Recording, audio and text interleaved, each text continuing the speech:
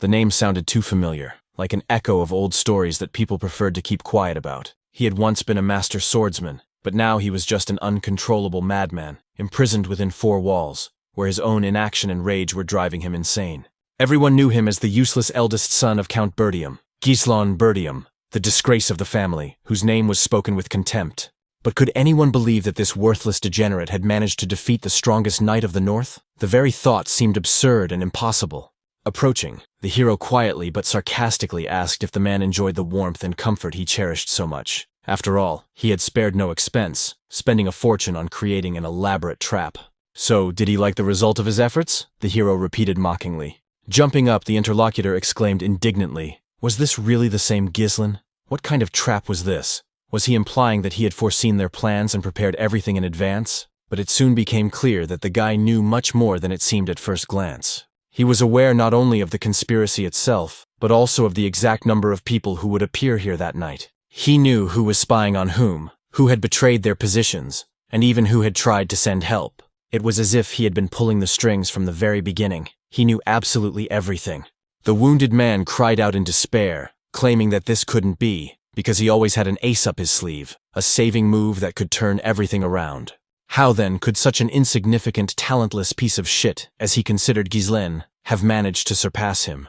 But the hero wouldn't listen to him. With cold determination, he kicked him with all his might, interrupting his pathetic excuses. The hero coldly ordered him to shut his mouth immediately, otherwise he would silence him forever. Let the enemy try 1,000 times to raise their weapons again and launch a raid. Ghislain would still emerge victorious, in this battle, the next, and all that would follow. For him, war itself was like a game decided in advance. But has anyone ever wondered why this is so? The answer is simple. Ghislain knows all their plans in advance, every step and every word before they even have a chance to utter them. It all began a year ago in the kingdom of Ludania, not far from the majestic mansion of the Perdium family, where the fateful events unfolded. Waking up after the fall, the main character was confused. His consciousness slowly returned, but he did not understand what had happened and why he was still alive. Was it really true? He was still breathing, even though a second ago he was sure that his end had come. It seemed impossible. Death had just reached out to him, and he had almost resigned himself to its cold touch. On the battlefield, his weapon had been knocked out of his hands and flew away with a clatter, leaving him defenseless against the blow. His body was so badly wounded that he could barely stand, blood running down his armor and burning his wounds.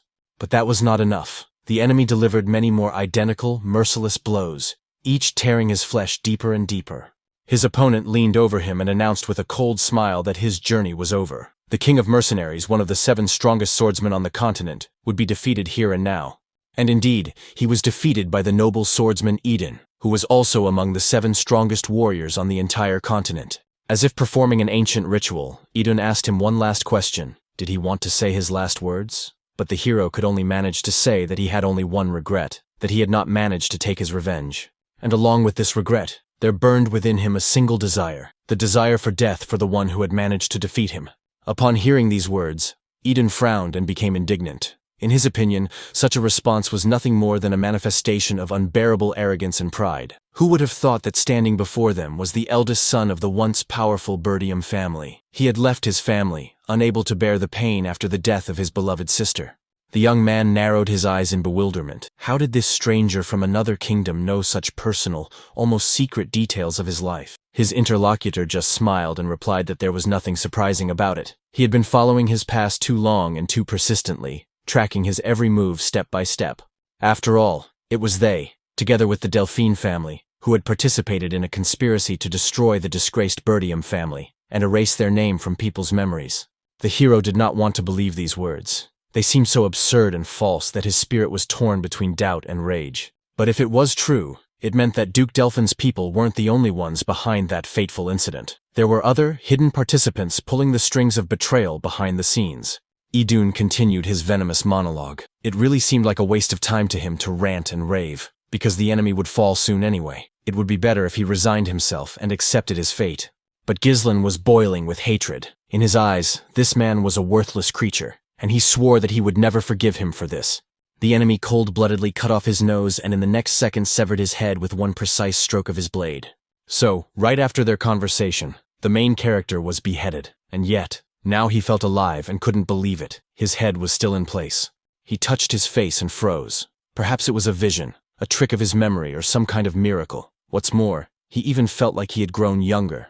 A thought flashed through his mind. What if his body had fallen into the hands of magicians as material for experiments? But if that was the case, they would regret it bitterly. Someday they would cry and regret leaving him alive. At that moment he heard a voice. Someone was addressing him, calling him young sir. It turned out to be a knight from the Perdium family named Ricardo. He entered the room and insistently asked the young master to come out, knowing that he was already awake. But as soon as the knight crossed the threshold, he felt the cold blade against his neck. The blade was held by the main character himself. He whispered for him to be quiet. If Ricardo answered his questions obediently, he might live. Or maybe not. It all depended on what he said. Ricardo couldn't believe his eyes. He couldn't understand what the young gentleman was doing and why he was threatening him. Hadn't he gone too far? But since the gentleman had decided so, then so be it. The hero himself was also surprised by his own actions. How did it happen that he was threatening his loyal knight as if by someone else's hands? To figure it out, he asked directly, what was his subordinate talking about? Ricardo abruptly broke free and remarked irritably that his master had finally worn everyone's nerves thin with his hysterics, after which he simply collapsed into bed as if nothing had happened. And most incredibly, after sleeping, he seemed to have forgotten everything. His tantrum began when he insisted on leading the squad to wipe out the orcs, ignoring both advice and persuasion. Ghislain looked at him with complete incomprehension. To him it all sounded like ridiculous nonsense that made no sense. He tried to figure out, what orcs? What was all the fuss about? And who had staged this circus? But Ricardo just shook his head and asked his master to pull himself together, because people had been waiting for his orders for a long time. Seizing on these words, Ghislain concluded that they were clearly going somewhere. And in response, he heard something unexpected. Their destination was the Perdium family mansion. These words instantly made him wary and tense, as if his heart had fallen into an abyss. He stopped the knight and demanded that he repeat himself to make sure he had heard correctly. Could it really be the very same Perdium mansion, destroyed and forgotten? After a while, climbing the hillside, he froze. Before him stood the mansion, intact and unharmed, shining in the sun with the grandeur of the past. It simply couldn't be. He had seen the ruins with his own eyes, where emptiness and desolation reigned, but now before him stood the same house, without a single crack or trace of decay. Ricardo, seeing his confusion, cautiously asked if the gentleman had been tormented by nightmares. After all, calling one's own house destroyed was strange, to say the least, and if the Count found out about such words, trouble would be inevitable. Ghislain didn't know what to believe. What was happening before his eyes defied all logic. Was he still asleep? But as soon as he felt the cold wind on his face, heard the gravel crunching under his boots, and breathed in the scent of pine needles, he realized, no, this was too real. And then he began to piece together the mosaic pattern of what was happening in his mind. His body had become young again, his face was free of scars, and the mansion shone as it had in the old days. Did this mean that he had returned to the past? After all, he remembered himself during those years. Young, passionate, full of irritation at everything around him. He was plagued by feelings of inferiority caused by his own immaturity, and it was this that pushed him to reckless actions that created new problems. Gradually, even those who lived in the mansion began to turn away from him. Then he couldn't take the criticism anymore, and one day simply ran away from home, leaving his family and everything connected with his past behind. Soon he became a mercenary, survived dozens of bloody battles, grew stronger and harder in combat, gradually earning a name and respect even among his enemies. And then fate brought him back to the land of Perdium, the place he had once fled from. He returned to atone for the mistakes of the past and, perhaps, to rewrite his own history. But in his past life, he found only ruins, the remains of his family mansion, razed to the ground. He lost literally everything that was dear to his heart. And now, as if by a twist of fate, the mansion stood intact and unharmed, rising proudly above the ground. Moreover, the people he had once lost forever were also here, alive and unharmed. He couldn't help but laugh quietly, not believing his eyes. His heart was beating so joyfully that it seemed he was ready to start dancing right there on the spot. But deep down he knew it was too early to rejoice. A new tragedy could be hiding behind this wonderful reunion. Ricardo reminded him of the upcoming campaign to wipe out the orcs. These words made Ghislain shiver. The day of that battle was etched in his memory, and he could never forget it. Because it was on that day that most of the participants in the campaign had died, the very people whose faces still haunted him in his nightmares. In his past life, he had joined this detachment for the sake of glory. Intelligence reported that there were only 3 orcs, and Ghislain, who had no experience in command, decided that this was his chance to prove himself. But the reality turned out to be worse. Once there, it became clear that there were at least 20 enemies, and it was his stubborn desire to command that cost many people their lives. The battle was not hopeless. The orcs were savage and knew little about tactics. The problem lay elsewhere. None of the warriors trusted Ghislain, considering him an insufferable fool, which meant there was little chance of coordinated action. His gloomy thoughts were suddenly interrupted by a strange sight. A huge piece of a building flew through the sky, as if torn from the ground by a monstrous force. It was a fragment so massive that no human could have thrown it so easily. One of the knights shouted, alerting the others, "It's the orcs!" And indeed, they had already arrived and launched a fierce attack. Ghislain froze in disbelief. Had they really appeared so early? In his previous life, enemies did not attack so suddenly. Everything happened differently. The creatures that attacked the people were ferocious and merciless. They tore and killed without hesitation, as if thirsty for blood. Amidst the chaos, an authoritative voice rang out, drowning out the noise of battle. The man ordered everyone to take up their positions. It was the commander of the mop-up squad, Skovan. His voice was firm and decisive. There was no room for panic. Everyone had to take up defensive positions immediately. But no sooner had he shouted these words than one of the orcs struck him. The commander instantly realized how bad things were. They had let their guard down, and the sudden attack had thrown the squad off balance. There were far more orcs than the scouts had reported. At this rate, none of them would survive. Suddenly, he heard someone shout his name. The call sounded sharp and alarming. Turning around, Ghislain realized that a huge orc was already raising his weapon behind him, ready to deliver a fatal blow. Commander Skovan did not have time to react, and at that moment, the main character rushed to his aid. He abruptly pushed the commander aside and rushed toward the monster himself, engaging in combat. Skovan watched in amazement. He couldn't believe his eyes. The young gentleman, who was considered arrogant and useless, did not stand aside, but rushed into battle without hesitation. Not only that, but he acted with astonishing dexterity. His blade cut through the air, and in an instant the orc lost his arm, and then his leg. The knights who witnessed this were amazed. The huge monster collapsed to the ground, defeated by their young master, whom they had never believed in.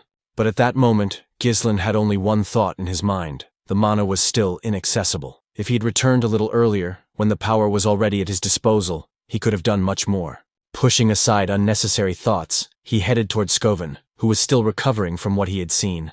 Ghislain calmly but firmly asked him for one thing. The commander frowned, not understanding what exactly the young gentleman wanted. And then the unexpected happened. Ghislain demanded that he be given command of the detachment. These words made Skovan freeze in thought. In his memory, the young gentleman was an insufferable fool, devoid of common sense. And now he was demanding command at a moment when the lives of soldiers were at stake. Therefore, Skovan firmly refused. He could not allow himself to risk the lives of the men entrusted to him by the Lord. It seemed as if the young lord took it all as a game. But even if he was the son of the head of the clan, Skovan was not going to give up power just for the sake of his whim. Ghislain was beginning to get annoyed. However, he understood that if he were in the commander's place, he would probably have done the same. But there was no time for arguments. While they were exchanging words, another orc was already approaching them. Skovan sharply shouted at the young gentleman to step back and make way. He would take care of the monster himself, because Ghislain did not yet have the experience to lead knights. Then the hero coldly remarked that the commander would have no choice anyway. He swung his sword and threw it with incredible force to the side, right next to the commander. Skovan cried out in indignation, grabbed his weapon and barked, demanding an explanation for what he was doing. But his attention was instantly distracted by the sight of where the blade had flown. Ghislain's blade had pierced the skull of a huge orc, passing right through it. The monster let out a hoarse roar and immediately collapsed to the ground, dead. The commander was stunned. How could this boy have hit such a vulnerable spot so accurately? It was like a miracle. Ghislain, turning to him, reminded him, Skovan must understand what is most important in battle. Soldiers will never win if they tremble with fear and doubt. That is why now, more than ever, they need motivation. They need a role model. With these words, the boy rushed forward without hesitation. He threw himself into the thick of battle, where orcs clashed with humans, where steel clanged and blood flowed. Without a trace of fear, he brought his blade down on his enemies, sending the monsters to their graves one by one. The other warriors stood in confusion while Ghislain loudly challenged the orcs to fight, as if he himself wanted them to come to him. He shouted that he was going to kill them all, so let them come one by one, 10 at a time. Their end would be the same anyway. Indeed, the scene resembled a bloody meat grinder. The orcs' bodies were torn to pieces, their arms and legs severed and falling into the mud. Captain Skovan watched in shock. unable to believe his eyes. Everything that was happening seemed like a dream to him. Even he, with his mana and battle-hardened experience, could not always act so effectively in such a situation, and this skinny youngster was doing the impossible right before their eyes. At the same time, it was obvious that he wasn't even out of breath. His breathing remained steady, and his movements precise.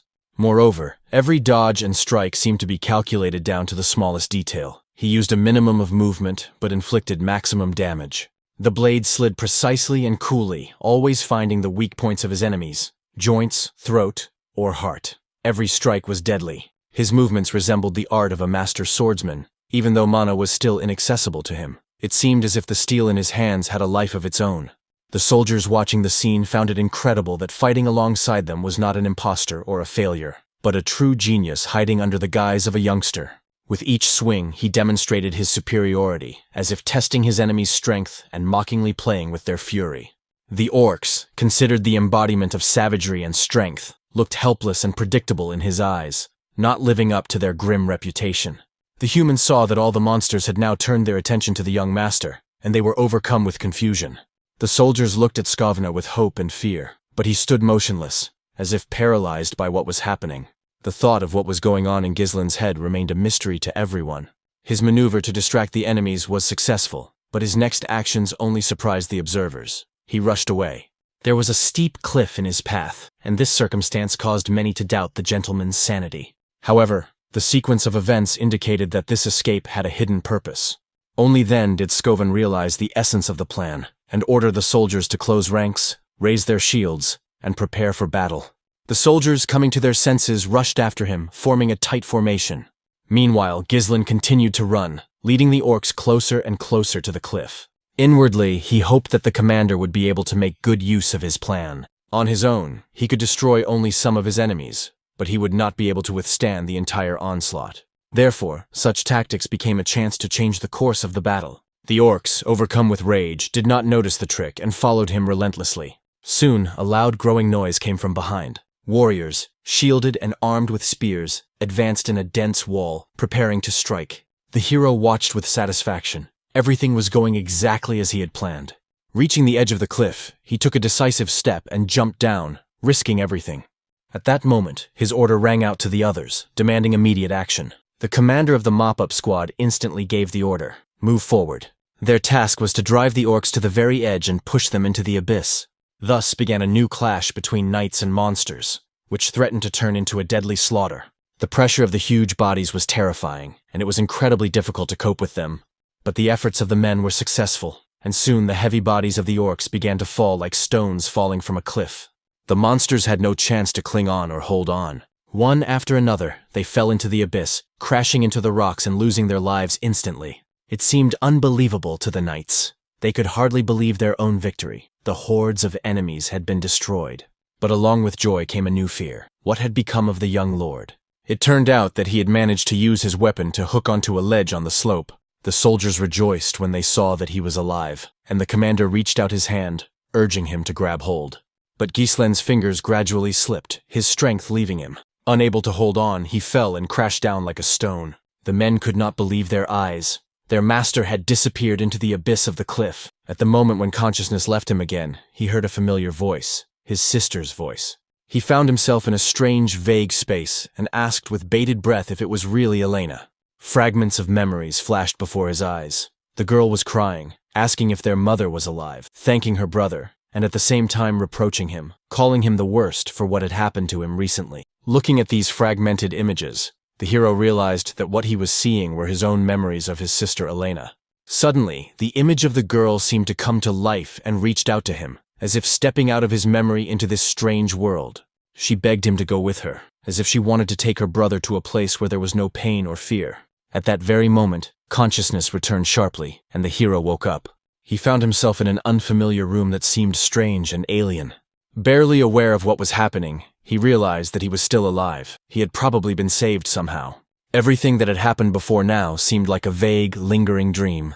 As soon as he tried to get up, a sharp pain pierced his body, immobilizing him. His whole body burned, as if every muscle remembered the recent battle. These were the consequences of his desperate jumps and fights, but the very fact that he had survived was already worth being grateful to fate.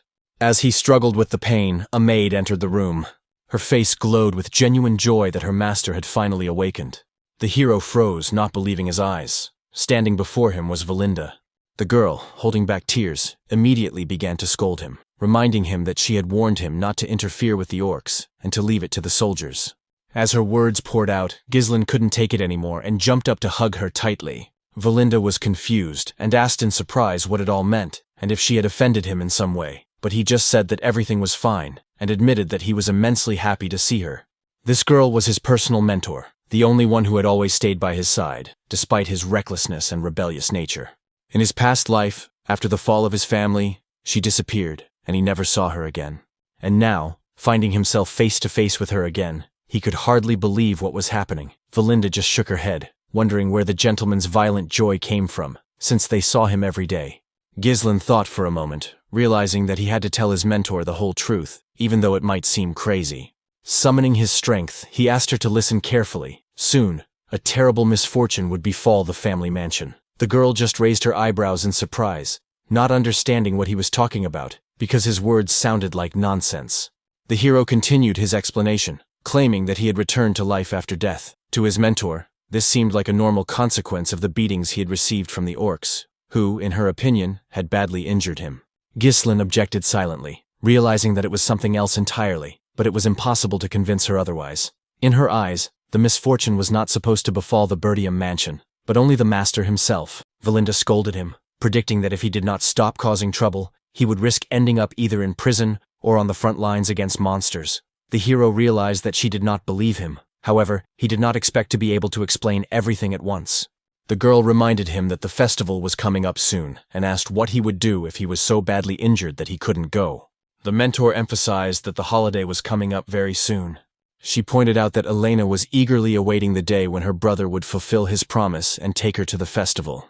This event seemed like a wonderful opportunity for the brother and sister to grow closer again. For the hero, the thought of the festival seemed like a real chance. He clearly remembered that it was held during this period in his past life. Back then, immersed in pain and disappointment, he had been unable to enjoy the holiday with his sister. Now he wanted to make amends. The hero wondered how much time was left and learned that the festival would take place next week. Anxiety stirred in his heart. The coming week would be the turning point that would change his fate forever. At that moment, the door to the room opened slightly, and Elena appeared, cautiously asking if her brother was inside. Her appearance brought back memories that still tormented him, because he knew that in a week, his sister would be gone. The thought struck him with renewed force. Seeing Elena alive and unharmed, he immediately ran up and hugged her so tightly, as if afraid of losing her again. Neither Elena nor Valinda expected such a reaction.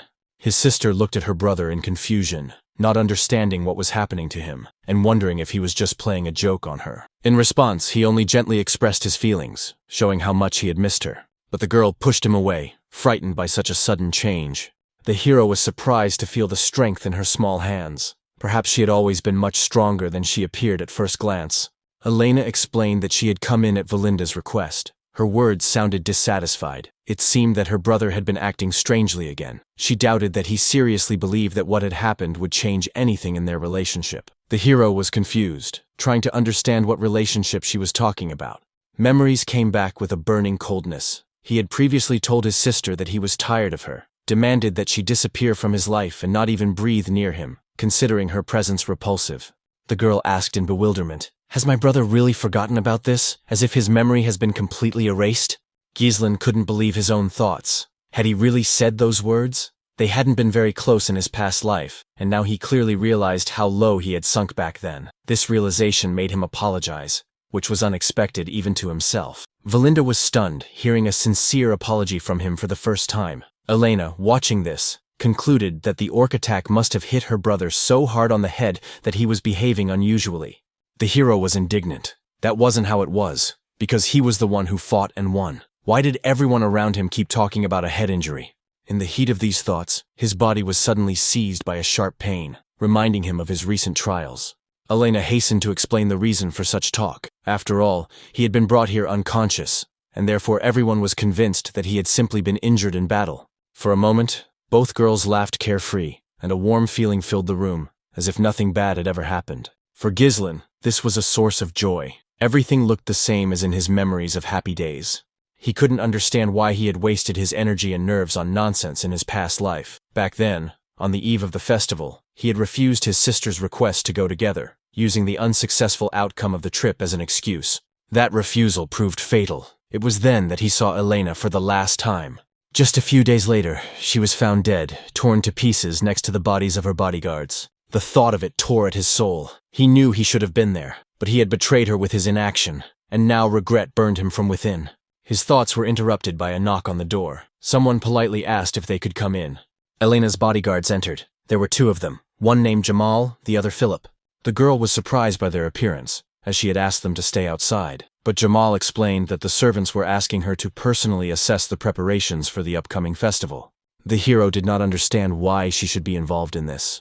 The explanation was simple and bitter. Due to the Lord's constant inaction, there was a shortage of workers in the Perdium mansion, and even the ladies were forced to help with the management.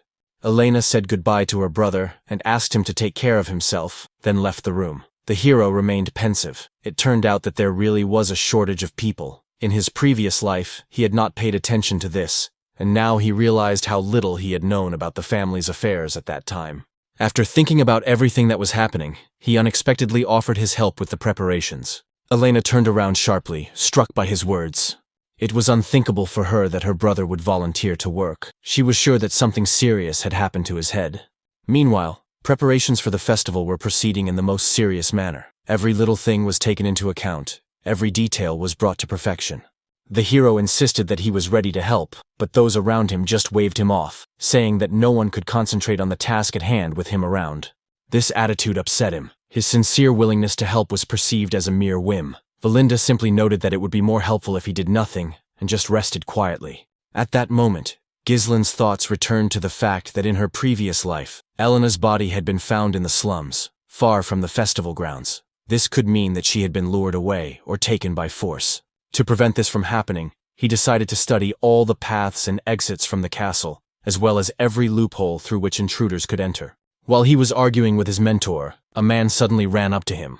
This person turned out to be painfully familiar. Before him stood Fergus, his old servant, loyal and devoted, breathless from his haste, but immensely glad that his master was alive. Fergus said that he had rushed to him as soon as he heard the news from the squad that had been clearing out the orcs. The hero simply asked to postpone their conversation until later. At that moment, Elena appeared, noting that the old man's arrival was very timely. She was sure that her brother was behaving strangely after waking up, and that it would be better to put him back to bed, entrusting this task to Fergus. The old servant agreed, and Gislin once again felt that his reputation as an idiot was preventing him from carrying out his plan. There was nothing left to do but act cautiously. He decided to gradually gather information about the castle over the course of a week. First, he asked Fergus if there was an abandoned training ground on their property, and if so, to take him there. The old man was surprised and asked why his master needed it. Gislin considered the question unnecessary. He needed the ground for training, that was obvious. For a personal knight, such a desire sounded incredible because his master had never shown such zeal before. However, once the request had been made, he was ready to fulfill it, so he led his young master to the desired location. Upon arriving there, Gislin was amazed by what he saw. The grounds were in much better condition than he had ever imagined. This place turned out to be the perfect spot for training. In all his years as a mercenary, he'd never seen anything this convenient and well-designed. Fergus explained that the equipment was always carefully maintained in case his master suddenly decided to use it. The old servant sincerely believed that his young master's difficulties would be overcome sooner or later. The hero realized that in his past life, it was this man who had tirelessly taken care of everything, while he himself was unaware. Now it became clear to him how much had been happening before his eyes, but had gone unnoticed because of his own blindness. This time, he firmly told himself that he wanted to live a long life. Death was not for him, although the thought that he had already experienced it never left his mind. Deep down, he knew the truth. He had indeed died and been given a new lease on life. But when the knight heard these words, he didn't believe them, and dismissed them as a silly joke. The hero told the old man to leave and said that he intended to stay here to train. Fergus bowed respectfully and promised to wait for him outside. Left alone, Gislin thought about how he had treated those around him with hostility and coldness in his past life. Now everything looked different. Before he had been blind, not noticing the sincerity and devotion of those around him. There was only a week left. He remembered that in his past life, he had managed to find out that one of the neighboring lords was behind Elena's death. This marked the beginning of a great war in which the Perdium family was drawn in, and that war ended in defeat. Elena's death was the starting point for the family's downfall, a tragedy that destroyed everything. It was at this moment that the hero decided to rewrite history and start all over again. The first step was to strengthen his own body. There was very little time, but he had no intention of backing down. In this short period of time, he must at least discover the paths of mana within himself. Mana is a force that gives people the ability to go beyond their limits, to overcome boundaries that previously seemed insurmountable. Many believed that mastering it was an almost impossible task, requiring years of persistent training. But he knew that even amid the chaos of battle, he was capable of feeling and directing this energy. Now he had to focus and capture the particles of mana floating freely in the air around him. The hero concentrated, trying to catch the particles of mana in the air and carefully pull them inside, as if winding the finest threads onto a spool. For a warrior who had fought thousands, perhaps tens of thousands of battles, creating a mana core seemed like a trivial matter. But it was precisely this combination of experience and special knowledge that allowed him to become one of the 7 strongest swordsmen on the continent. At one time, he was lucky enough to come across a half-burnt book, and the method he found there became a real breakthrough. With its help, he was able to create not 1 natural mana core in his body, like the others, but 3. These cores were connected to each other in a single network, thanks to which their power was greatly increased and turned into a destructive force. However, each step in this process caused intense pain. His body resisted, as if it did not want to accommodate such a thing. Now, 3 cores were the limit, whereas in his previous life, he had managed to increase their number to 5. This method did indeed grant incredible power in a short time, but the price was a colossal expenditure of mana. This was the reason for his defeat by Eden. His opponent attacked at the moment when his strength was running out, and if the fight had been fair one-on-one, the victory would have gone to Ghislain. The technique, despite its effectiveness, remained unstable. But now it was the best option, because time was still on his side, and his body was still young. This time, he was not going to give in. His goal was to take Idun's head, and then to deal with the Dolphin clan and their allies. After all, they were the ones who had contributed to the fall of the Perdium clan, and now he intended to destroy them all, down to the last one. The days flew by unnoticed, and then the 7th day arrived, the day of the festival. Ghislain was fully prepared for it. For him, it was not just a holiday, but the beginning of the battle for his sister's life. When Elena saw her brother, she was stunned. She did not expect him to actually keep his promise and go with her to the festival. This was something new. He had never been interested in such entertainment before. Now he explained his presence by saying that he was obliged to appear at the Perdium clan celebrations at least occasionally. Her sister smiled and admitted that her brother had changed a lot. She had heard rumors that he had not left the training hall all last week. For him, this was not surprising. The heir to a great family was obliged to train, but in the past he had indeed neglected this, and therefore the change seemed extraordinary to those around him. His relationship with his father remained strained. The thought that he could become a lord without endless ceremonies and moralizing never left him. However, Elena was pleased with the changes in her brother. To her, it seemed as if the Ghislain she wanted to see was returning. The hero himself had realized a lot over the past week. His new actions changed not only his behavior, but also the very course of his destiny. Realizing this, Valinda instructed Jamal and Philip to keep a close eye on the young lord so that he would not cause any commotion on the day of the festival. The knights assured her that she could rely on them completely. The hero thought that the main events would probably remain unchanged, but the details could change, and he had to use his knowledge of the future to turn them to his advantage. Therefore, he needed to think through the most effective steps in advance for each possible situation. This time he was ready for the unexpected. Together with his sister, he strolled through the bustling market, where crowds of people were enjoying the festive atmosphere. Elena laughed, rejoiced in the little things, and enjoyed a carefree day, while her brother kept his eyes on those around him, noticing every little detail. At one point, the girl admitted that she was really having fun, but at the same time, she complained about the monotony. The festival was the same every year, and she wanted something new. The hero noted that the holiday was coming to an end, and nothing unusual had happened. Perhaps it was because this time he had not left Elena's side for a moment. Suddenly, one of the accompanying knights asked if they had already visited all the places. He mentioned that a new attraction had appeared nearby, and offered to accompany the lady there. Elena was excited by the idea and agreed, hoping that it would indeed be interesting. However, this aroused Ghislain's suspicion. A disturbing thought flashed through his mind. Could there really be traitors hiding among his sister's bodyguards? Jamal and Philip were trusted unconditionally, for they had guarded Elena since her birth. In their previous life, they had fallen defending her to the last. Without taking any action, the hero decided to follow them, ready to intervene at any moment. His companions announced their arrival, and their journey ended in an abandoned square where there was nothing but silence and desolation. Elena looked around in bewilderment and noted that the place looked strange and shabby. She couldn't understand how entertainment could be arranged here. Jamal suggested that the preparations were not yet complete. He assured her that the performance would begin soon, but the young lady was only indignant, considering his words to be mockery. It seemed impossible to her that anyone would put on a show in such a depressing and empty place. Everything happened exactly as Ghislain had predicted. At first glance, it was an ordinary wasteland, unremarkable and boring. But a closer look revealed barriers and partitions blocking the escape routes. Everything here looked prearranged. While the hero was thinking, Elena took him by the hand and pulled him forward. Jamal, trying to hide his tension, suggested waiting, because that was why they had come here. However, Elena objected, not wanting to stay in such a strange place. Ghislain noted to himself how stubborn and strong-willed his sister was, and wondered if her own training or preparation was behind it. But the second bodyguard, Philip, blocked her way. With unexpected force, he demanded that she wait. For the first time, Elena noticed an unusual insistence and predatory notes in his gaze. The bodyguard's behavior seemed strange and unfamiliar to her, as if the people standing in front of her were not the ones who had protected her since childhood. Jamal tried to ease the tension by saying that he didn't want to scare her, but soon the truth came out. They had an order. While Elena couldn't believe what was happening, new figures approached them. Several men in wide-brimmed hats emerged from the shadows and approached the group. The leader, who called himself Frank, praised the bodyguards for their excellent work and noted that everything had gone exactly as expected. Philip confirmed his words, saying that the plan had succeeded. The young lady had been brought in, and now they were waiting for the deal to be completed.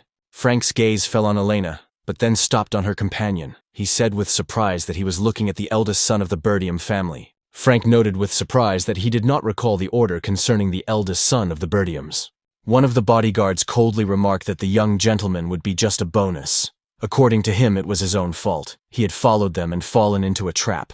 Ghislain was boiling inside. The thought that his own sister was being traded like a commodity filled him with rage. How could they think that such a thing would go unpunished?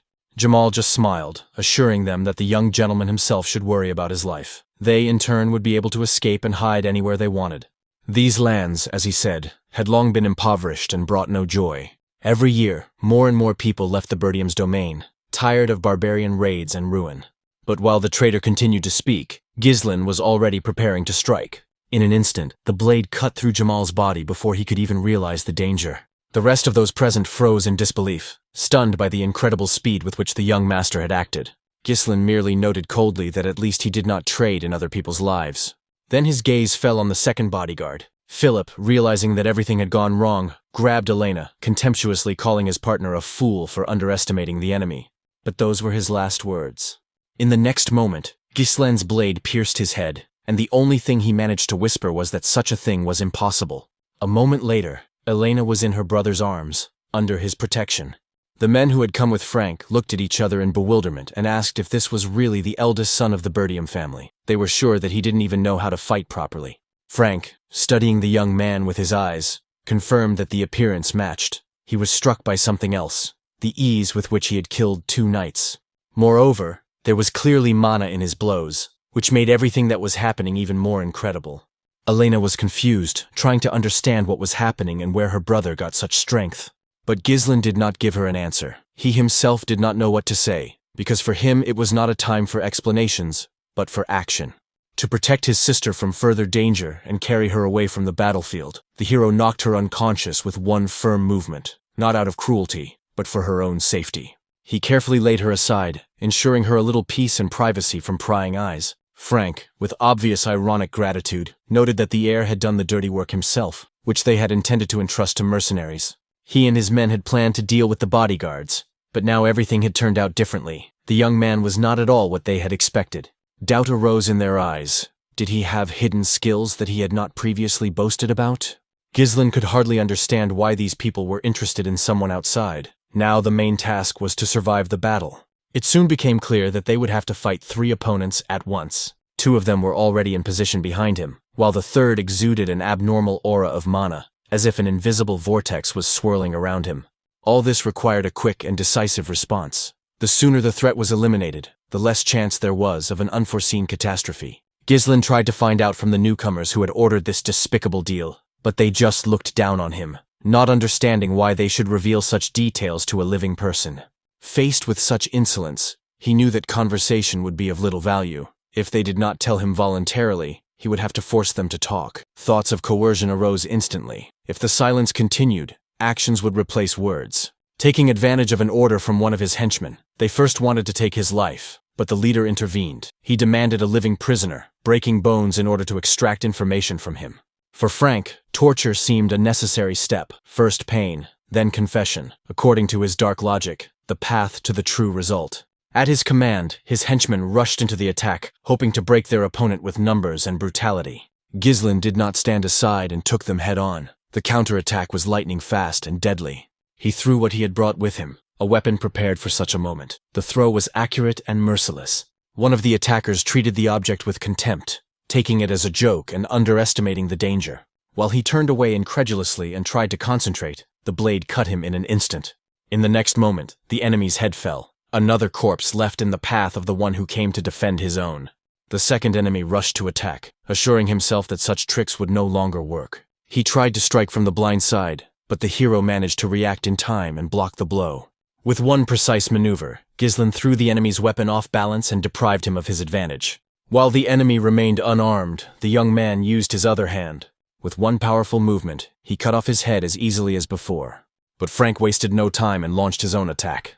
It also came from a blind spot, but Ghislain parried it with his dagger, moving with incredible precision. Frank did not understand how the young man managed to parry the blow from such a disadvantageous position. It would have been impossible for a simple swordsman. While the enemy was thinking, the hero turned and went on the counterattack. His blade struck with such speed that it was almost impossible to dodge. Frank got away with only a minor wound, but his favorite smoking pipe was smashed to smithereens. The man, without losing his composure, continued the fight, moving with the same aggression as before. At that moment, he directed mana into the wound, healing the damage, and admitted that he was impressed. Without this power, he would have lost his head long ago. The hero watched with cold interest. Only mana concentrated in the right place could soften his blow. Frank wondered in confusion where the young heir had acquired such skills at such an early age, but he immediately dismissed his doubts. None of that mattered, because he intended to kill him here. According to him, with such a meager supply of mana, his opponent would not be able to withstand him. However, Ghislain only smiled in response. With his next move, he made an unexpected maneuver, breaking the rhythm of the fight. And finally, he delivered a crushing blow with his foot right to the enemy's head. The blow increased the distance between the opponents again, leaving enough space between them for the next move. Frank reminded him with a cold smile that he had already said this. With such a pitiful amount of mana, the enemy would not be able to win anyway. But as soon as the words left his lips, a sharp pain pierced his body. It was so strong that he had to drop to his knees and spit out blood. The man couldn't understand what had happened. The young master's blow didn't look fatal. How could this be? Could he have broken through his spell even with such a low level of power? Ghislain clenched his teeth and realized that there was a real conspiracy behind Elena's death. And now everything became clear. It was Frank and his men who were behind this shadow. In response, he concentrated his strength and unleashed the power of the third core. The explosion of energy struck the enemy. Where did this guy get such a sharp and strong increase in mana? The young man leapt forward, attacking with two blades at once, his movements resembling a stream of lightning. Frank merely noted his incredible speed, after which they clashed again in a fierce battle. Even under such pressure, the man managed to put up a defense. But each blocked blow echoed in his hands with paralyzing pain, causing his limbs to stiffen. No matter how strong mana was, its capabilities always had limits. However, Frank had never before encountered a way to release it in such powerful and erratic bursts. It seemed as if it was no longer the same young man fighting in front of him, but a completely different person. His weapon couldn't withstand the force of the blow and shattered. Frank's body was cut open, and the wound was critically deep. It did not kill him immediately, but threatened to weaken him to the point of exhaustion. Ghislain did not stop and continued his attack. Another blow from the blade pierced the enemy's defense, sinking into his flesh. The man screamed, and the pain robbed him of his remaining composure, and the young man grabbed him by the throat. At that moment, he forced him to return to the conversation interrupted by the fight. The main character needed to find out the name of the person behind the order, but Frank did not want to give up. He pulled a dagger from his secret sleeve. His plan was simple: kill at least the girl and take her with him to the grave. However, the moment he swung, his movements stopped abruptly. Ghislain became the restraining force. He held back his opponent and offered a deal. Give up your foolishness and answer questions in exchange for your life. He promised to remove the blade and let him live if he told the truth. Frank noticed with horror that his body was entangled in threads of mana. He couldn't even move. But when had the young man mastered such a technique? Ghislain was sure that his opponent, hardened in battle and accustomed to licking his wounds, would be able to survive normal injuries. But if his mana core was destroyed, the enemy's entire support would collapse, and the outcome would be a foregone conclusion. Frank was stunned. He couldn't immediately comprehend what he had heard and seen. At that moment, Ghislain concentrated his power and began to destroy the core, directing a cold stream of energy directly at the source of its power. The man felt something inside begin to crack and crumble, as if the foundation beneath his feet were cracking. Confusion overwhelmed him. How could this be happening? As if his very support was dissipating before his eyes. The thought of losing control made him lose his composure. One wrong move, and the escaped mana could destroy everything around him. Ghislain calmly dismissed these fears, considering such concerns to be the lot of amateurs, and assured himself that he would cope. Seeing the young man's unwavering determination, Frank realized that this was no bluff or empty threat. Realizing this, he understood with fear that if he did not surrender, he would die. In the end, the words slipped out. Faced with inevitable defeat, Frank admitted that Count Desmond was behind everything. He was the one who had ordered Elena's murder, seeking to create a precedent that would unleash a war between the Perdiums and the neighboring house. Putting the facts together, Ghislain realized that the conspiracy did indeed lead to Desmond's hand. In his former life, dirty work was often entrusted to executors from the Duke's entourage. Now it was becoming clear how the Dauphin had orchestrated it all from behind the scenes. Ghislain demanded to understand the motives. Why Elena was needed specifically. The answer confirmed his guess. Her death was part of the plan. Hearing the confirmation, he struck again to speed up the process and end the resistance. Frank desperately reminded him that he had asked for mercy, but his words no longer had any power. Ghislain, watching the suffering, only smiled with cold bitterness. Many murders had been committed before. Now it was time for answers. Frank, clutching at his last excuses, insisted that his death would change nothing, that the matter with the degrades had already been decided, and people would believe any version of events. But Ghislain knew that this would be followed by a new round of war, and that the Perdiums were about to be drawn into it again. He pulled his opponent closer and let him hear the explanation that he now had to accept. The confession of rebirth after death, clenched in his chest, sounded without sentimentality. In this cycle, everything would be different. And at that moment, the final blow destroyed the last core. Frank's source of mana ceased to exist. While the city celebrated amid revelry and music, Ghislain exterminated the conspirators in the shadows. After examining the bodies of the fallen, he made sure that the threat had been eliminated, and his sister was unharmed. Then he threw his weapon aside and allowed himself a brief sigh of relief. But his joy was short-lived. A sharp pain flared up in his chest again, and blood poured from his mouth. He had to bend over and spit it out, feeling his strength melt away under the pressure of losing 3 cores. Once, such a loss would have been insignificant for the Mercenary King, but now the price was different. His young body did not allow him to recover so quickly. Nevertheless, he was not going to give up. Gathering the last of his willpower, Ghislain stood up and headed for the door. There were things ahead that could not be put off. The door was locked, so Ghislain took a running start and kicked it open, throwing the heavy door to the side. Pieces of evidence swirled in his head. Besides Elena, another body had indeed been found at the scene. Based on Frank's confession, the situation began to take shape as a grim chain of cause and effect. Logic suggested that the victim was most likely the son of Count de Grade. Apparently, he and all those accompanying him had been killed, after which these events had been distorted in order to place the blame on the Perdium family. This was how those who knew too much were silenced. When the truth came out, it would inevitably lead to war. That was the conspirators' bet. Therefore, Ghislain made the only decision that was right for him, to remove any traces and evidence that could reveal their dirty plans. He was determined to prevent these people's insidious plans from coming to fruition. Meanwhile, someone was watching him from behind, hiding their silhouette in the shadows of the street arches. The stranger did not linger in one place. He dissolved into the crowd, trying not to attract attention. At a secret meeting, the failure of the operation was discussed with concern. Someone noted that it was not ordinary people who had been sent on this mission, but the best knights, and yet they had failed to keep track of even a little girl. The observer told those gathered a simplified version of what had happened. Cecil Perdium had unexpectedly appeared at the scene. The hall was filled with confusion. How could this man intervene when he had long been considered a weakling and a windbag? Many still took the rumors. The image of Ghislain as an inept, foolish heir, at face value, which is why they decided to use him as a trump card. But the narrator claimed the opposite. The reality was different, and the young man was not at all what he was made out to be. He described in detail how Ghislain dealt with his attackers one by one in the square. His blows were quick, cold-blooded, and deadly. It seemed as if a different person was inside the young man's body, not the fool from the rumors, but a warrior with willpower and skills, revealed at the most crucial moment. Despite the fact that the Regressed case had been practically brought to the desired result, the messenger asked for just one more chance. But those around him impatiently demanded silence and ordered him to shut up. Whoever the conspirators encountered next, this failure could turn into a chain of troubles. Simple mistakes were severely punished here, and second chances were usually not given. In the midst of the argument, the eldest of those present, the most influential voice, sharply remarked that the room was too noisy and that the conversation should be conducted with caution.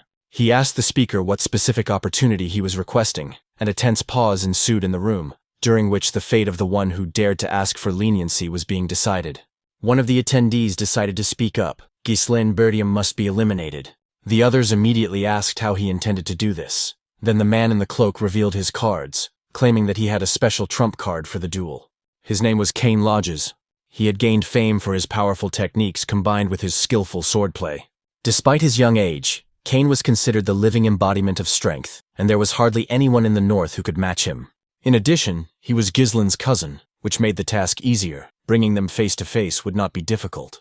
This news aroused considerable interest among those present. Even the chief, who was watching the conversation, perked up slightly.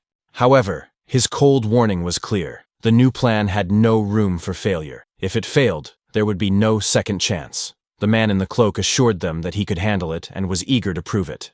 Meanwhile, at the Perdium mansion, events were unfolding in the training hall. Old Fergus came to invite the young master to dinner.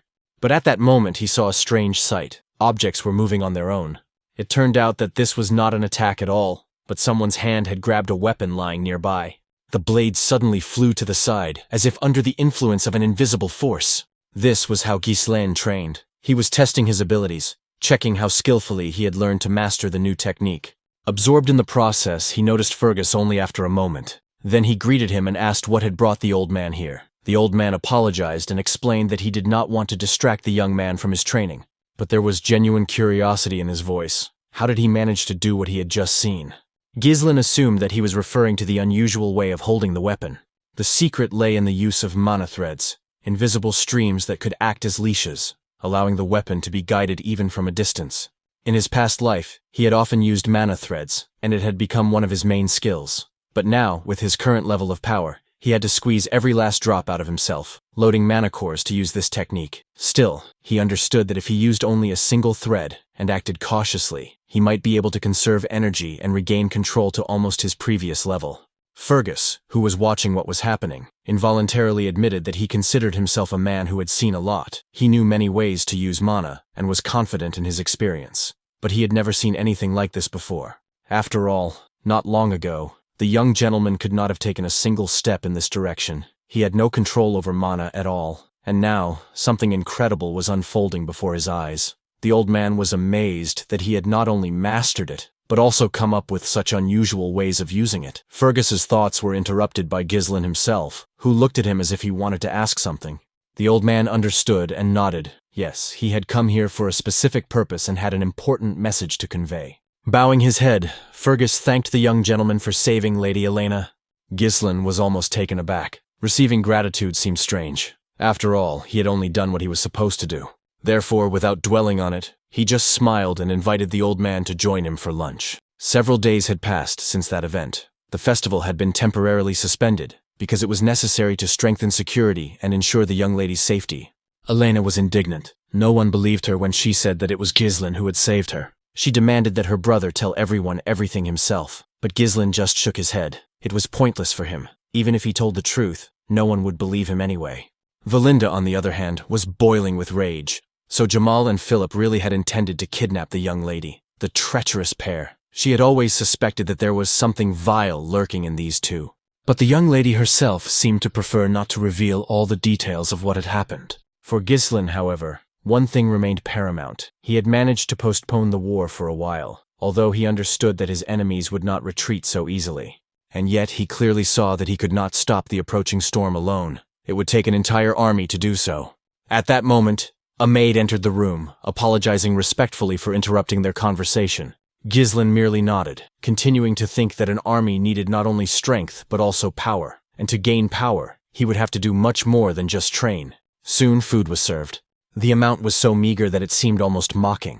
Then he asked Valinda ironically if this was already dessert. She frowned in surprise. What dessert? Had he forgotten the situation their house was in? Suddenly, a loud cry came from the street. Someone was demanding compensation at the top of his voice. It was a merchant, waving his arms angrily. He claimed that he had suffered losses due to the cancellation of the festival, and was now demanding compensation. The man was not alone. Behind him was a crowd of people indignantly booing and agreeing with his every word. The people demanded that those hiding in the castle come out to them. It seemed to them that the Perdiums were rolling in gold, while ordinary townspeople had to endure hardship. Ghislain was stunned. Had the crowd really decided to take such open action? What the hell was going on here? Valinda, on the other hand, seemed almost calm. She had anticipated something like this. She reminded him that their country depended on merchants. For many, the only source of income was the revenue from festivals. Last year, the profits had been huge, and people hoped for a repeat of that success. But this time, the festival closed the very next day. That's why they rebelled. Disappointment turned to anger. After learning the details, Ghislain asked if the situation was really that bad. Thoughts swirled anxiously in his head. Everything was going extremely badly, and if nothing was done, the crowd could go from shouting to a real riot. The young man turned to Fergus and asked sharply what the soldiers were doing. It seemed obvious to him. Troops needed to be deployed to quell the crowd. But the old man's answer was unexpected. There were no soldiers available at the moment. Ghislain couldn't believe his ears. How could that be? Not a single one left. Fergus explained that most of them had been sent to clear the forest, where orcs and other monsters had been appearing more and more often lately. Such were the lands of Perdium. Barbarians pressed from the north, and on the other side was a dense forest teeming with monsters ready to attack at any moment. There were no soldiers or money in the castle, only ruin and disorder. Then Ghislain approached Valinda and quietly said that they needed to talk. He clarified. After all, she was the one who managed his funds, wasn't she? She should give the merchants some of the money to appease them. But the governess shook her head. There was simply no money. Ghislain couldn't believe what he was hearing. What do you mean there isn't any? But Valinda reminded him that the Count himself had ordered that he not be given any money. The young lord had spent it too recklessly in the past. The young man was stunned. Could all this be true? He, the heir to the family, didn't even have a penny to his name, and now he looked almost like a beggar. Out of desperation, he even asked the maid to lend him some money, but the girl just smiled guiltily and admitted that she had nothing either. At that moment, Ghislain finally realized that the situation was much worse than he had thought. He had no army, no gold, and no idea what else could be considered a resource. Without a single coin in his pocket, he felt helpless. Even his knowledge of the future was of little use. Without resources, it became a heavy burden. He urgently needed to find some way to get money, because without it, everything was falling apart. Thoughts raced through his head. Maybe there was something valuable stored on the estate after all. There had to be at least one way out. But his thoughts were interrupted by the sound of footsteps. One of the knights rushed in, clearly agitated. It was Ricardo. The young gentleman immediately asked him what had happened and why he was in such a hurry. Ricardo was almost shouting. They had a serious problem, and Lord Cain himself demanded to see Ghislain. The name confused the young man. Why did Cain need him? Meanwhile, it became clear that Scoven had been involved in a fight. Someone had attacked him and beaten him severely. Even with serious injuries, the squad leader was still holding on, but the stranger kept hitting him again and again, as if he wanted to break not only his body but also his spirit. When Ghislain arrived at the scene, he saw the warrior being lifted into the air by another blow and thrown to the ground. For a moment he was confused, not understanding what was happening. But soon everything became clear. The attacker turned around and, noticing him, smiled. It was as if he had been waiting for this moment. Standing before Ghislain was his cousin. Finally, the source of all the trouble had appeared, and now there was no point in hiding. The boy looked closely at the familiar features and remembered that insolent face. Before him stood the heir to the Lodges family, allies of the Perdiums. His name was Cain Lodges. Once, in a past life, he was considered Ghislain's only friend. But in reality, he had never been a friend. Rather, he was a rival, and at times an enemy, hidden behind a mask of friendship. And now it was he who had beaten Scoven and, without hiding his malice, was heading towards Ghislain himself. Ghislain glanced quickly at Ricardo, demanding an explanation. What the hell was going on here? The knight hesitated, unable to find the words. Only after a moment did he admit that they had been informed of disturbances in one of the local taverns. When they arrived, they found Cain surrounded by his escort knights. He clearly had no intention of hiding his curiosity and began to ask questions. Were the rumors about the young Lord Perdium true? Skoven seemed to want to be honest and began to recount everything he had heard in detail. But before he could finish, Cain grabbed him sharply by the head, squeezing his fingers like a vice. His voice sounded defiant. How dare this soldier lie so brazenly to the heir of the Lodge's family? And that was exactly what led to the scene Ghislain was now witnessing, a beaten commander and a smug cousin basking in power. Cain, not hiding his irritation, shouted that if Skoven had decided to speak, he should tell the truth. After all, there were amazing rumors going around, that Ghislain, who had barely completed a couple of training sessions, had managed to deal with the orcs with his bare hands, and then expose the traitors. That's why he decided to bring the poor guy to his senses, with a blow to knock some sense into him. In his opinion, none of this would have happened if the man hadn't spread ridiculous tales. For Ghislain, however, none of this came as a surprise. He knew perfectly well that this was how Cain had always been. Since childhood, his cousin had treated him like his lackey. Every time Cain came to the Perdium lands, it turned into a real mess. And even when he went too far, no one dared to object. Even Ghislain used to bow his head submissively. No one dared to look down on Cain, especially the former Ghislain, consumed by his own inferiority complex. His cousin's confidence and brazen arrogance were perceived as the innate right of an heir. It was precisely because of these comparisons that criticism of the young master only grew stronger. Now, seeing him in front of him, Cain frowned. Usually just one glance from him was enough to make Ghislain tremble and give in before the conflict even began. But now, for the first time, a shadow of doubt flashed in his cousin's eyes. Shortly before these events, something curious happened at the Lodge's estate. A mysterious man in a mask appeared before Cain and whispered an offer to kill Ghislain. The mask hid his features, but his words sounded confident. If Cain succeeded, a certain influential person would provide his family with enormous support. Cain noted that the task was certainly not difficult. But still, Ghislain was also the heir to his lands. How could he simply be removed from the picture? The masked man calmly explained how to pull it off. All he had to do was provoke his cousin into a duel and then make it look like an accident. From the outside, it would look like a typical quarrel between young heirs. The masked man promised to accompany Cain under the guise of a knight and control the course of events, so there was no cause for concern. For Cain, it seemed like a pretty convenient opportunity. He was even surprised at how easily he was offered to get rid of his own relative. Who would have thought that one day he would be asked to kill his own cousin? And yet he agreed. The decision was easy. They could get started right away.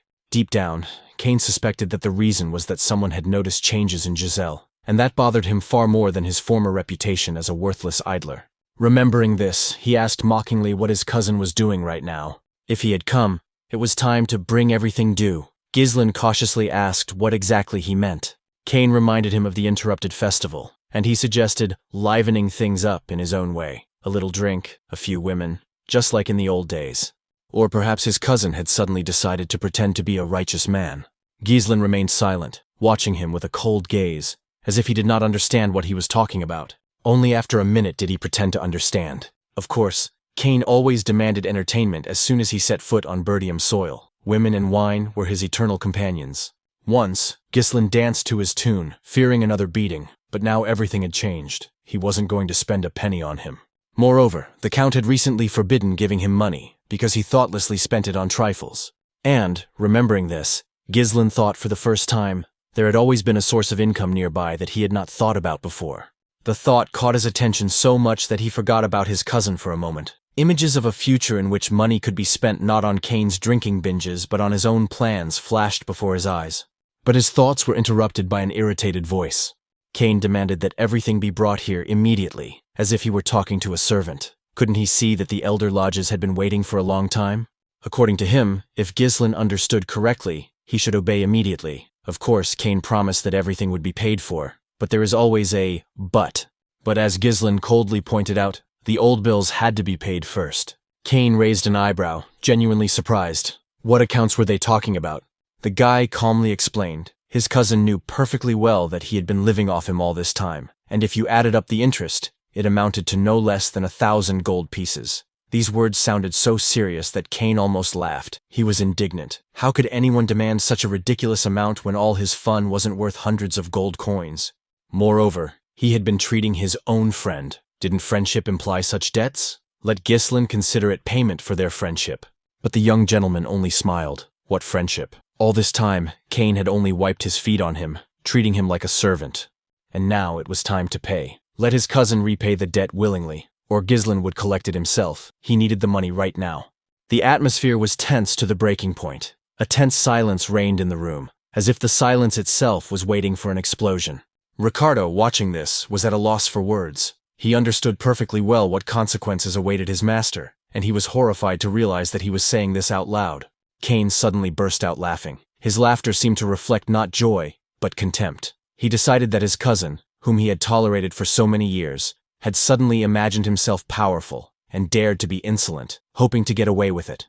Or perhaps he believed his own false rumors of victory. In Cain's eyes, he remained nothing more than a plague, a disgrace to these lands. That's why they consider him a piece of shit in the north. After all he does as an heir is laze around and engage in idleness. Therefore, for such words, he deserved a blow. Cain raised his fist, heavy as a hammer, and swung it forward with force. But Ghislain unexpectedly dodged to the side with ease, as if he had anticipated the attack. Those who watched what was happening were stunned. After all, the Ghislain they knew before would never have dodged like that. Cain felt his irritation turn to rage. This boy was beginning to annoy him more than ever. He attacked again, but once more, his target slipped to the side. The next moment, Ghislain struck back. Cain couldn't believe his senses. The force of the blow was too great. While he was trying to recover, another powerful blow followed, knocking the wind out of him. This time, the heir to lodges managed to react and put his huge arm in the way of the blow, taking some of the force. But instead of the expected steadiness, his body betrayed him and faltered. Cain staggered, collapsed to the ground, and with a muffled cry, spat out blood. One of the accompanying knights immediately rushed to Cain, asking anxiously if his master was all right. But Ghislain coldly told him to stop whining and get up. After all, everyone had seen that Cain had managed to block the blow. The accompanying knight turned pale and shouted for the young master to step aside, indignant. What was he doing?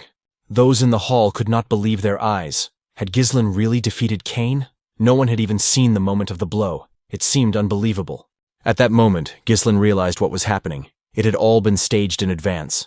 Cain leaned over to his companion and whispered, "Was I convincing enough?" His companion replied just as quietly that everything had gone perfectly. It looked as if Ghislain had started the fight. That would be enough to justify a challenge to a duel. Cain rejoiced inwardly. The opportunity to enlist the support of an influential person did not come along every day. He had to make an impression and seize the chance. He remembered the mysterious man's words. If he succeeded, the lodges would gain a powerful patron. This was an opportunity to get rid of not only his cousin, but the entire Perdium family. Cain took a blue glove out of his pocket. Standing up to his full height, he proclaimed loudly, "How dare this man, who disgraces the honor of the aristocracy with his tall tales, attack him for merely attempting to establish the truth?" With these words, he was about to challenge Ghislain to a duel. But before he could finish, the glove had already struck him in the face. It was Ghislain. He himself had challenged Cain. His cousin was momentarily speechless, unable to understand where the brat got such confidence in his own abilities. Ghislain calmly explained. Cain had unjustly insulted the heir to Perdium right in front of his men. Moreover, he had cowardly attacked his subordinates, thereby disgracing his own name and aristocratic dignity. And it was unlikely that Cain would dare to deny the obvious. A tense silence hung in the hall. Cain remained silent. Then a crooked smile touched his lips. He muttered that he had always known that Ghislain was a fool, but to voluntarily dig his own grave was truly astonishing. However, so much the better. He accepts the challenge. Let him not regret it, even if he dies. The main character turned to Ricardo. He asked him to bring all the protesters from the merchant's castle gate here. Tell them that Ghislain will get them their money very soon. The festival was cancelled too suddenly. As a result, the festive atmosphere, which had been reaching its peak, suddenly subsided, leaving behind dissatisfied people who were unable to let go of their regrets. They remained in a state of agitation because they were unable to celebrate and spend their money. In such a situation, a good show would help them let off steam. That is why the crowd was now cheering in anticipation of the duel. The duel between young Mr. Cain and young Mr. Ghislain was declared open. Some bet on Cain, because it was high time to teach that fool Ghislain a lesson. And the merchants were happy because the duel had once again attracted people to watch, and thus goods began to sell more readily. The leader of the protesters was also pleased. He said that everyone should be quiet and line up. Most people bet on Mr. Cain, because they were sure that the bet would pay off without fail. In fact, Cain was outraged. How dare this scoundrel Ghislaine turn an honest duel into a cheap show? Let him say it straight before they start fighting. His sword will not stop even if he begs for mercy. The main character understood this perfectly well, because this man's main goal was to kill him. Ghislaine suggested they begin, since quite a crowd had already gathered, but a friend in a hood shouted for them to stop. Personally, he thought the bet wasn't entirely fair. The men present also thought about this. The one who was taking bets noted that this was true. After all, no one was betting on Mr. Ghislaine. To be honest, everyone thought the outcome was too obvious. The boy didn't stand a chance against Mr. Kane. Everyone needed at least one fool who would bet on the opposite side. Kane laughed at this. Even at the market, no one valued Ghislaine. Someone suggested changing the bet. They suggested betting on how long he would last against Mr. Kane. Suddenly, someone came up to the bookie and threw a whole bag of gold coins on the table. It turned out to be the wounded Scovan. He bet on Ghislaine's heir. The main character was glad that at least someone still supported him. But that wasn't the only bet. After one bag of gold coins, another arrived. It was the young lady Elena, who also wanted to bet on her brother. Even Ghislaine did not expect this, and the other men present also did not understand why she was so confident in her brother's victory. The girl asked if this was enough for the bets. It turned out that it was not enough. Valinda repeated that she should remember that she had tried to dissuade her from this venture. Kane was indignant that he was being forced to give up without any good reason. But in the end, the participants were asked to get ready. The hero noted that he was older than his opponent, so it was a little unfair for him to go first. That's how he felt. That's why the guy immediately took his weapon out of its sheath. Then he suggested that his cousin attack. At first, the latter was in no hurry to do so, thinking that this was some kind of trick. Then he asked if the guy thought he was late in acting like the elder, and after these words, he immediately rushed into the attack. Although his blow was quite strong, the main character blocked it well. It was really hard for him though, because his opponent was much bigger than him. Kane shouted that he had sunk too low to try to save face. After these words, he managed to push the main character away. He then tried to attack him with the blunt end of his weapon. Ghislaine handled this without any problems. And then his opponent still did not stop, trying to attack with his foot. The crowd cheered, as expected of the young Lord Kane. This weakling, who is his rival, won't even withstand a single blow. The hero thought that someone would just look at that face. She was very pleased and confident. Valinda and the others were worried, asking the young lady what they should do. Should they stop this fight? The masked man thought it was already too late. Anyone who decided to cross swords with Kane was doomed. Such an enormous advantage in strength made a counterattack impossible, so all they could do was dodge. And as soon as the opponent ran out of steam from endless turns and opened up, he would meet his end. Kane has always won in exactly this way, and now everything was going according to plan. Cousin noted that Ghislaine was as nimble as ever, but it still seemed that he had improved his skills a little. In principle, it was understandable, because he always runs well. Once again, Kane managed to catch the main character with his attack, hooking him with his sword. And thanks to this, the big guy was able to send the guy flying. Those present froze, not understanding what might happen next. At that moment, the man in the mask was pleased because he thought that Ghislaine was finished. In fact, many thought so because the guy was hanging in the air and was an easy target. Kane was already prepared to attack. Suddenly, the hero used his mana to coordinate himself in the air. Because of this, he controlled the situation and noted that he had been lenient with the enemy until now, but the enemy had already crossed the line. With these words, Ghislaine attacked, rapidly closing in on the enemy. He managed to deliver a powerful blow directly to the side. The masked man was confused. It seemed that this guy had managed to regain his balance by concentrating his mana in his legs. Ghislaine said that Kane was quite poor at swordplay. He probably imagined himself to be the strongest simply because he intimidated his opponents with his own strength. Let him allow the guy to open his eyes to everything. The big guy was indignant. What did he think he was, and how was he going to do that? He tried to strike again, but the protagonist blocked his blow. Then, thanks to his unusual maneuver, he was able to move upward, and from there, he counterattacked his opponent. Kane was very angry that he couldn't hit this guy. So, without thinking twice, he continued to attack with his sword. Suddenly, Ghislaine made another maneuver and grabbed his enemy's weapon, stepping on it with his foot. Then he immediately attacked his unarmed opponent. At that point, he had already suffered quite a few serious wounds. The crowd froze, watching the situation unfold in Ghislaine's favor. Some did not understand what had just happened. The heir to the Perdium family had made such progress. What was this? Had he really won? Many had bet on Kane, hadn't they? Elena was pleased. This was definitely her little brother. But the man in the mask was, of course, very unhappy with this turn of events. The big guy saw that the wounds were deep, even though Ghislaine had the opportunity to strike harder. Was he doing all this on purpose? But when did this idiot learn to wield a sword so well? The main character continued to stare coldly at his enemy. Suddenly, he took his weapon and threw it aside. It fell and landed on the floor. At that moment, he said that such a big difference in strength didn't look very spectacular. That's why he was now going to fight with his bare hands. Kane was furious at what he was saying. It turned out that Gillen had to take advantage of this opportunity to teach him a lesson, and his fists would be enough for that. The big guy asked in surprise what he meant by teaching a lesson. The hero explained that Kane was no match for him in fencing, so he was going to give him a head start. He suggested fighting with their fists, as that was where his opponent would have the advantage. Also, if he leaves another 2,000 zlotus, which is twice the initial bet, he will win. The crowd was confused by this turn of events. It was supposed to be a fair duel. The man in the mask also did not understand what was going on.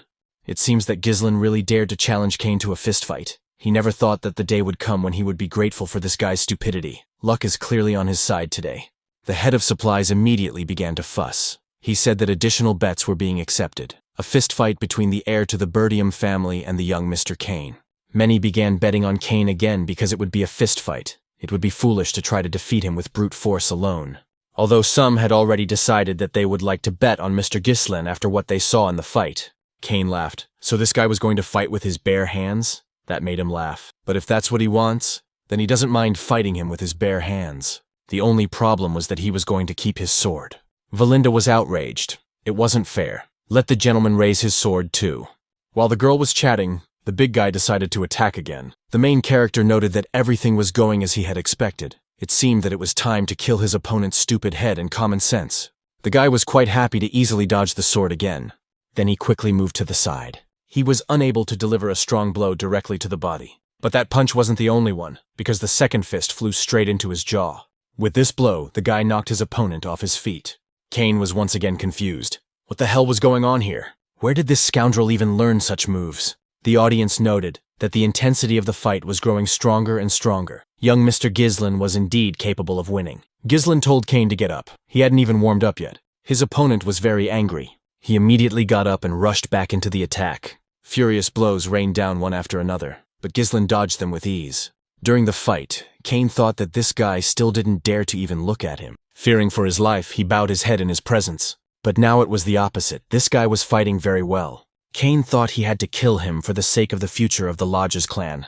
But he was getting hit harder and harder. Each blow the main character delivered was quite powerful, and there were more and more of these blows. The strong man could not resist. In the end, badly beaten, he didn't understand why this was happening. The main character approached him and grabbed him by the head. Then he said that he felt sorry for this guy's father. Count Lodges helped the Perdiums when they were on the brink of ruin only because he and their father were friends. It was a pity that his son had turned out to be alien to his father's ideals. Kane thought about this. It happened several years ago.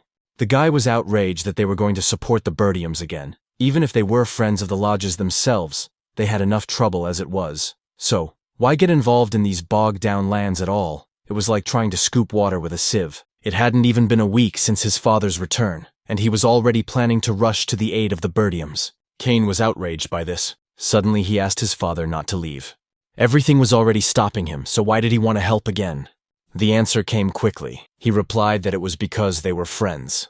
There was no other reason for it at that time. Kane braced himself for another blow to the face, but it didn't happen. After all, Ghislain thought that this guy had already learned his lesson. He simply held out his hand and offered to help the big guy up.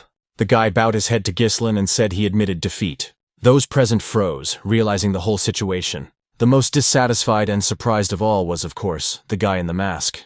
Wonderful. The winner was young Mr. Ghislain. Those who had bet on him were very happy because they had won big. Those who had not bet were disappointed at the money they had lost. Elena, like everyone else, was happy about her older brother's victory.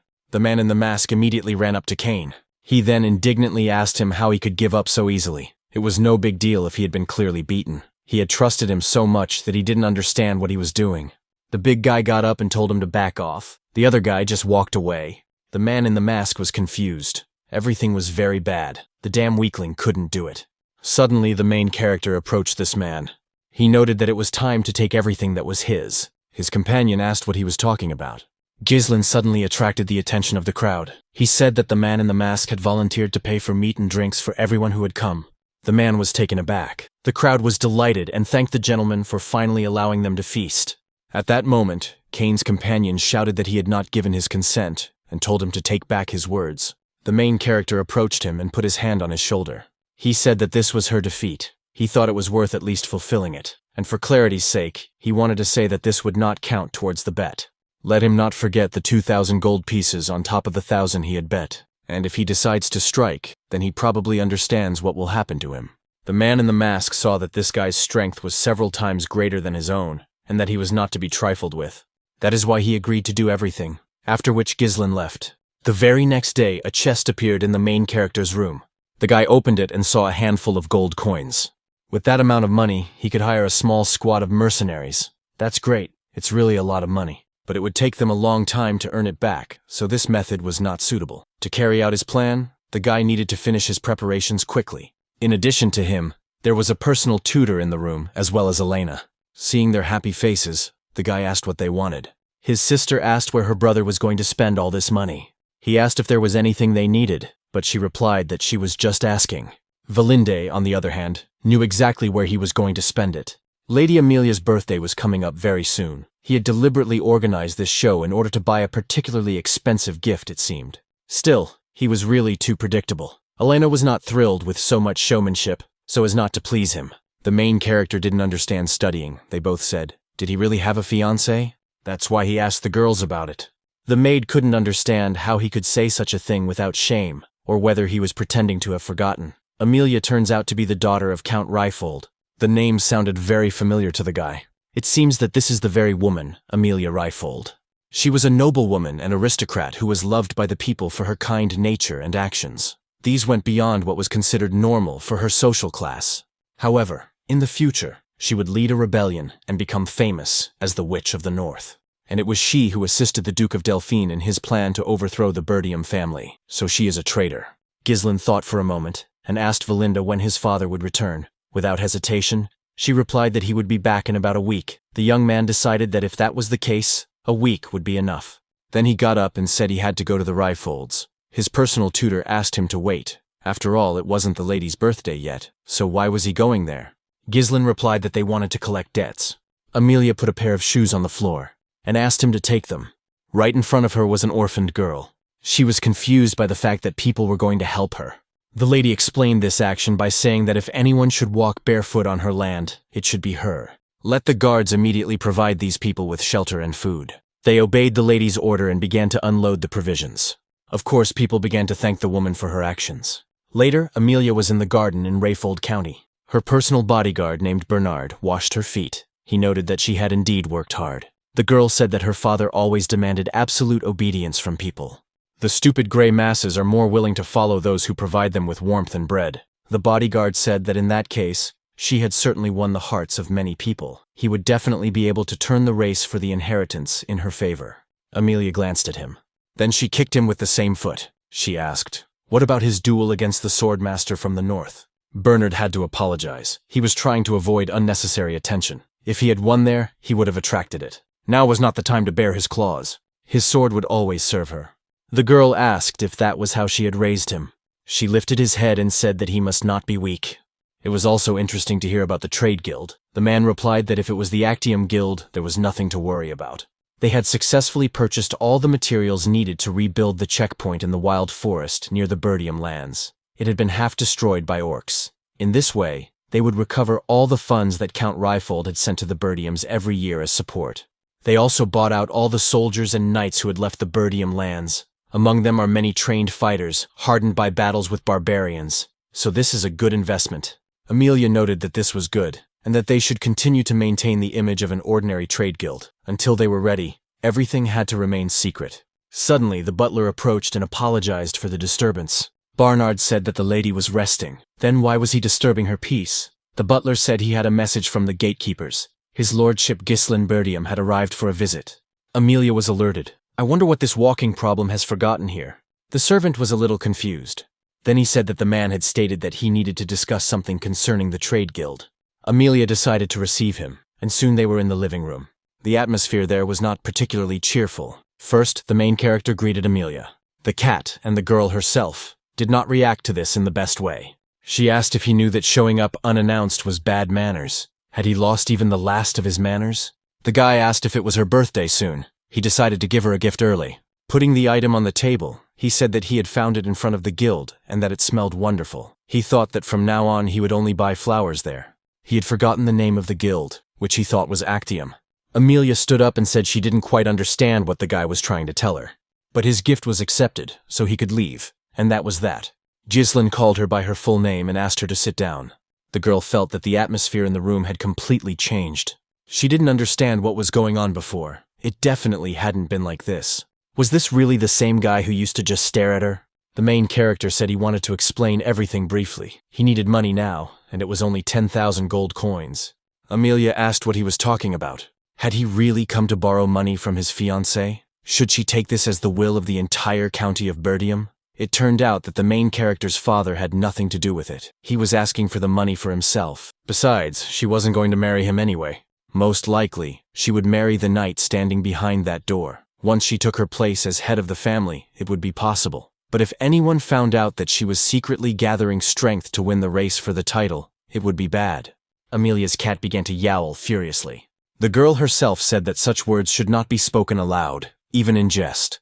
Ghislain said she shouldn't worry. She would keep her secret, unless she left him empty-handed, of course. Amelia replied that this would not happen. Then she called Bernard, who entered the room. The girl's personal bodyguard greeted the main character. The main character knew that Bernard was Amelia's powerful support at all times. At this stage, he already possessed strength comparable to that of the swordmasters of the north. Ghislain said that if he died here, a land war would begin. I wonder if they can handle it. The girl replied that it goes without saying. The walking nuisance was killed by a bodyguard for unexpectedly disturbing the lady's peace. That's what the headlines would say. Therefore, Amelia ordered him to be disposed of. Bernard obeyed her order. He would do whatever she commanded. Ghislain realized that she was going to go that far. In that case, he also needed to become more serious. Both rivals grabbed their weapons, but Bernard did not attack. He stood still and smiled.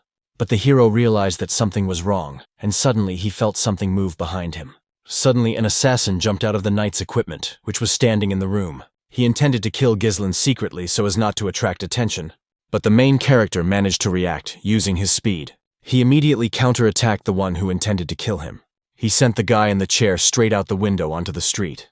Bernard and Amelia did not expect him to react to this attack. The guy noticed that they even used an assassin's surprise attack under the guise of politeness. What terrible hospitality they had.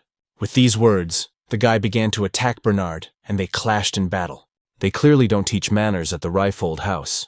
The bodyguard apologized to the lord, but he was the one who was rude in the first place. He barged in here without warning and upset the lady. And for that, a warm welcome is not appropriate, is it not? Following this, the man attempted to deliver a serious blow. As usual, Ghislain used his speed and agility to dodge. He was also able to counterattack with his foot. This widened the distance between the duelists. Bernard thought that his opponent was known as an arrogant fool with no abilities. However, judging by their fight, he was clearly not an amateur now. Amelia wondered what Bernard was doing. He needed to be more serious. He needed to get moving and bring her the head of this scoundrel. Of course, if his sword was still intact, it would serve her well. The bodyguard immediately replied that he would not let her down. So it was time for him to start being more serious. Ghislain was surprised. How dare an ordinary knight give him orders? His opponent noted that it was only an invitation, but if he wished, he could think so. Bernard immediately closed the distance to strike. He was much faster than before, so the guy had to try hard to dodge. He was really fast, so the guy even got a small wound.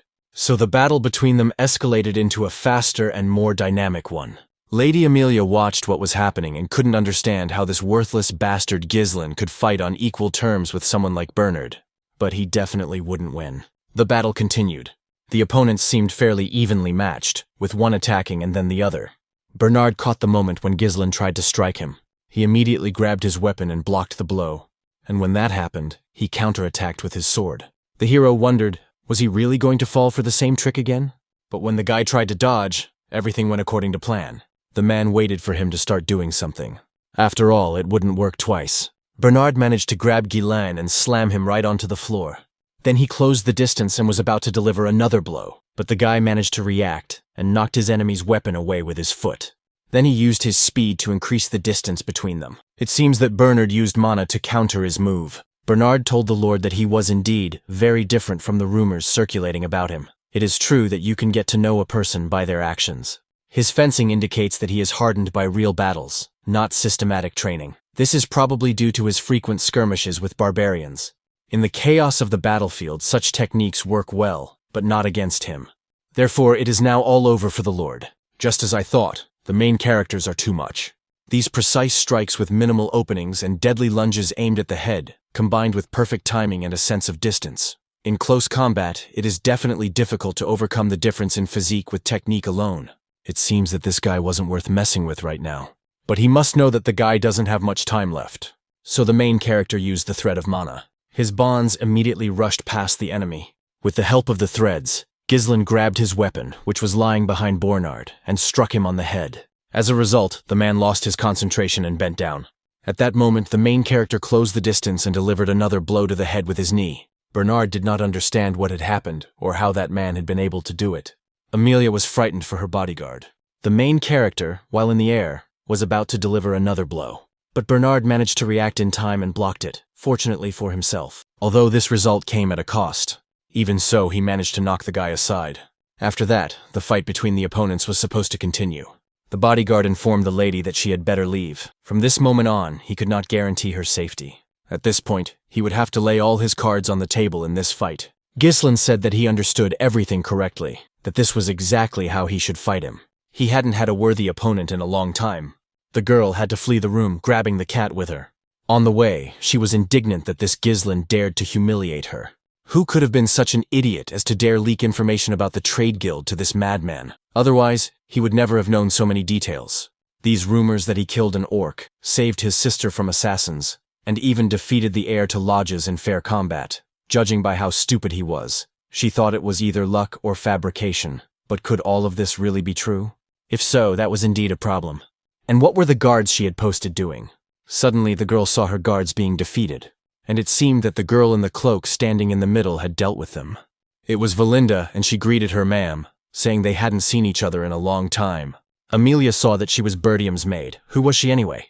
Valinda quickly closed the distance between herself and Amelia and held a blade to her throat. She told her to be quiet. It seemed that she was still carrying that creature on her lips. The girl thought it was all because of the engagement. She recalled overhearing a conversation between Count Ryfold and their lord. Her brothers constantly teased her for the creepy spiders that constantly followed her around. So she took it upon herself to raise a brood of twisted spiders to get revenge. Valinda doesn't even know if it's because of trauma or for self-affirmation.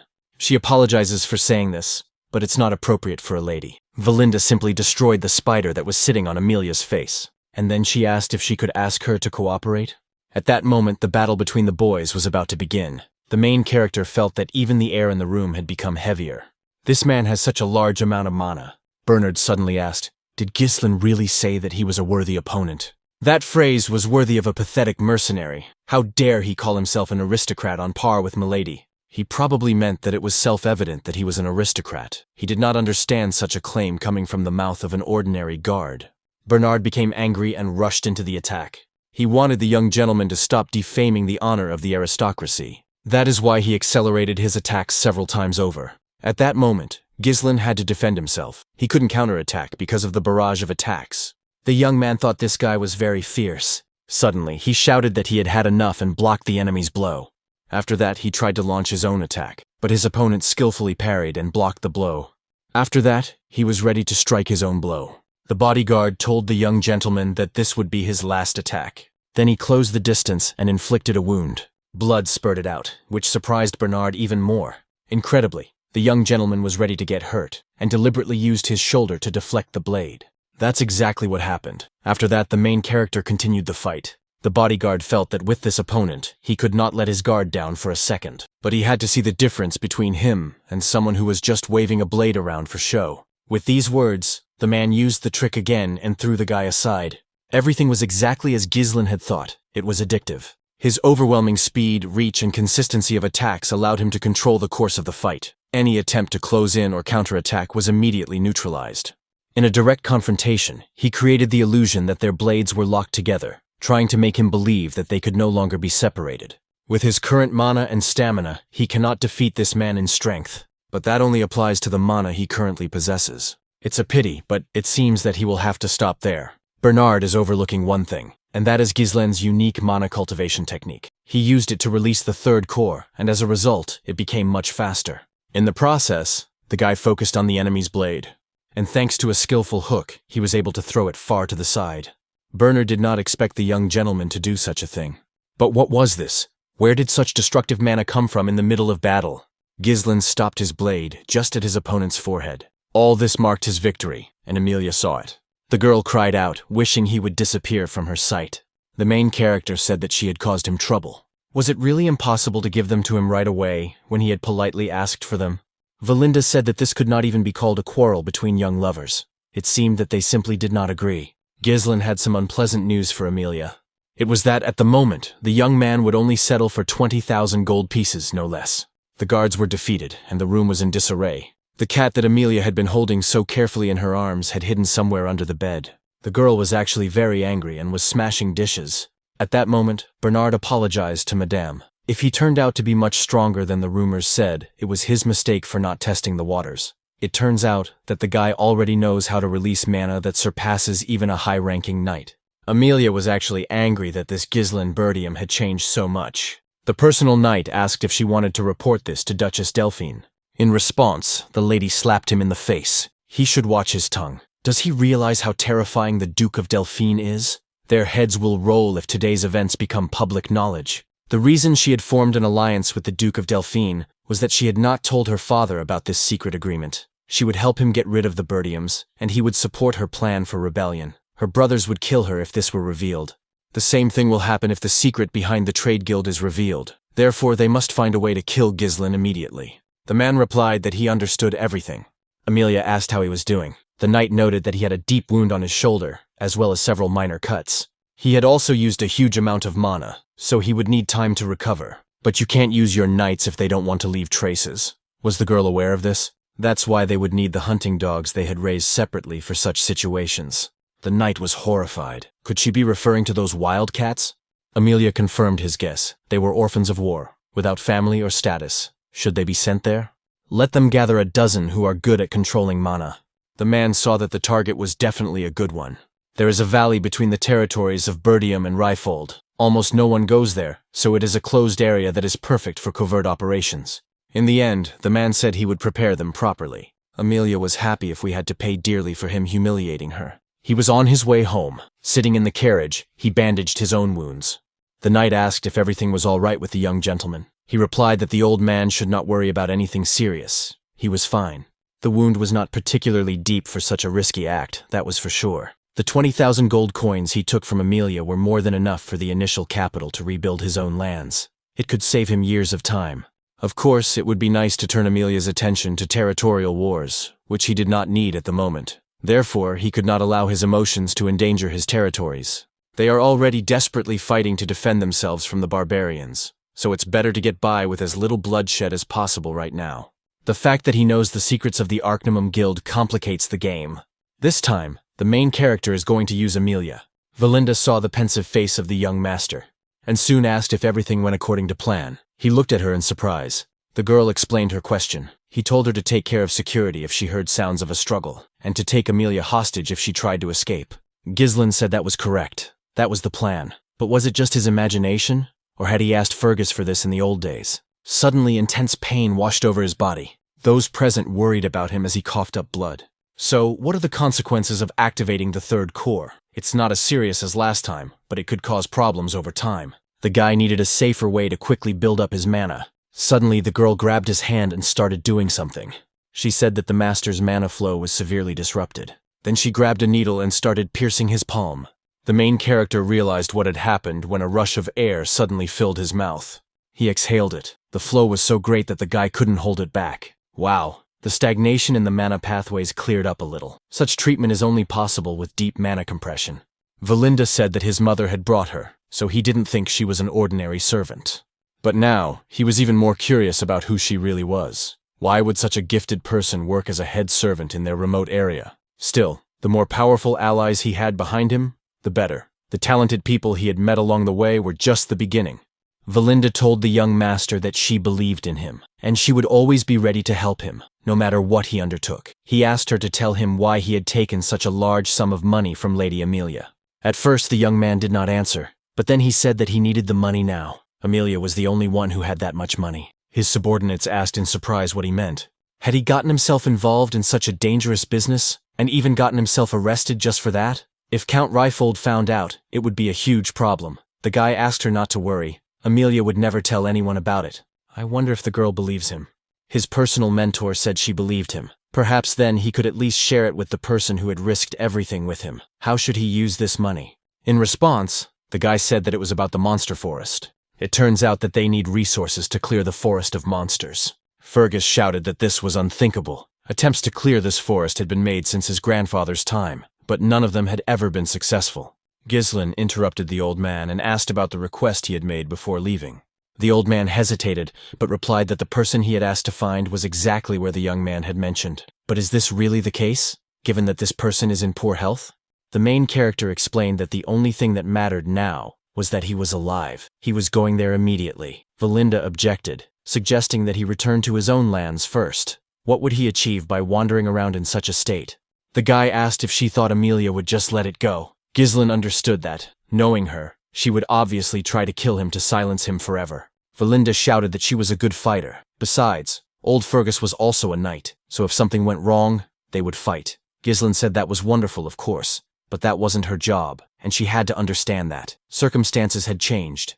At the moment, they needed a responsible commander, and very soon they would get one. After a short time, the main character and the others arrived at the location. The knight knocked on the door for someone to open it.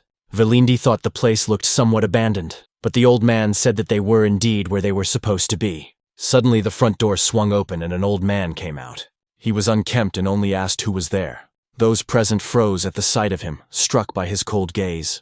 The personal mentor asked the young gentleman if he was really looking for this man, and in what position was he a responsible commander, looking rather shabby. What could he possibly do in battle like this? Ghislain replied that it was him. The old man turned his attention to Ghislain. He did not understand what had brought the young aristocrat here. He should not waste his time and go away. Just as the man was about to leave, the hero introduced him to the captain of the mercenary group, Ratatosk Jillian. He noted that he had been looking for just such a man. The knights couldn't believe it. Was he really the mercenary captain? Ratatosk is a well-known group of mercenaries that only true masters skilled in all kinds of weapons can join. This group broke up a long time ago, but it was so famous that even foreign knights knew about it. And Jillian was the leader of this group. The main character came here to see him. After the guy spoke, a small hatchet immediately flew in his direction. Of course, he dodged it, and the weapon only slightly scratched his clothes. The old man, who did not want to communicate, noted that the young man seemed to know him. The knights immediately came to the gentleman's defense because they saw that this man was dangerous. Jillian asked the young aristocrat what he wanted from him. Valinda told the main character to step back. She didn't think this man was in his right mind. Suddenly, the young man uttered the phrase, "endless punishment." This immediately caught the old man's attention. It turned out that Ghislain knew how to cure his daughter's incurable disease, so he asked if the young man wanted to talk about it. Fever, coughing up blood, and red rashes on the skin, similar to petals. It is an incurable disease, and those who are afflicted with it will writhe in agony like a tortured criminal. Such is endless punishment. The hero and his men went inside and saw the wounded girl. She was writhing in pain, and Jillian was very worried about her. Noticing the girl, Ghislain realized that it was not too late. He had tried to hire Jillian in his previous life, but Jillian had left this world. After his daughter's death, he gave up everything and took his own life. The state of his house. It was obvious that he was spending all his strength and savings on his daughter's treatment. The only thing left here was weapons. The girl kept screaming to her father that she was in a lot of pain, that she just wanted to die, and begged him to let her. The guy understood that he had no time to hesitate, and so he declared that he would begin treatment immediately. But Valinda stopped him, taking him by the shoulder. She suggested they just leave. The girl didn't know what the young man was up to, but how could they help her if even the priests had failed? They say it's some kind of divine curse. The young man objected that he could help, but Valinda still did not believe him. Then the young gentleman looked at her and asked if she really didn't believe him. The girl understood everything from his gaze. After that, the gentleman handed her a piece of paper and asked her to take it. She should buy and bring him all the medicines listed on it. The ingredients surprised Valinda. For a mercenary who is not tied to any particular place, knowledge is the basis of survival. The endless map is considered incurable, but in the near future a cure will be found. It was such a hot topic that the guy remembered all the details of how the medicine was made. After all, the method turned out to be pretty simple. The only problem is that the ingredients are incredibly expensive. For example, there is an ingredient called fairy blessing. It needs to be ground up and mixed with other herbs. Transfer to a bottle and pour in alcohol. Shake well to mix everything together and let it steep. Then add the remaining herbs and mix again. And soon, a bottle of medicine appeared before Jillian's eyes. The guy said the girl should drink it. The old man clung to the small hope of curing his daughter, so he did everything as Ghislain said. And then, to everyone's surprise, after just a minute, the wounds began to heal gradually, and soon they seemed to have disappeared completely. Those present simply could not believe what they saw with their own eyes. It seemed impossible. The marks literally faded away. Jillian also saw that Rachel was fine. Could the medicine have really helped? The main character said that she could see that it was really working. The old man did not understand how this was possible. Even healers with sacred powers could not help him. The guy noted that their power was limitless. The defect greatly depends on the health of the body itself and the will to live, which can break the disease. This is not the same as real treatment. Jillian fell to his knees before his savior and asked if his daughter would really be healed. Ghislain said that it would take 1 or 2 months. During that time, she would definitely recover. The old man was truly grateful to his savior. He bowed before him. Then he asked the young gentleman to tell him what he wanted. Surely he had come all this way because he wanted something from him. He could say right away that the only thing he had left at the moment was this useless body. If the gentleman ordered him to become a dog, he would become his slave without hesitation. If he objected, he didn't need a slave. He needed Jillian, the true leader of the Ratatosk mercenary squad. Jillian immediately looked into Ghislain's eyes and became curious about what they were looking for. Suddenly he stood up and cut off his thick hair with a sharp hatchet. After that, a large bunch of his hair fell to the ground. Those present found what they saw before them incredible. After all, he no longer looked like the man they had seen before. After what had happened to him, Jillian went to get his weapon. And then he asked the gentleman if there was anyone else with him. Perhaps there were enemies outside. Ghislain replied that everyone he had brought with him was here in this room. Then the leader of the mercenaries asked if he had any enemies. The guy confirmed this, and also said that there would only be more of them in the future. Jillian understood everything and decided to take action.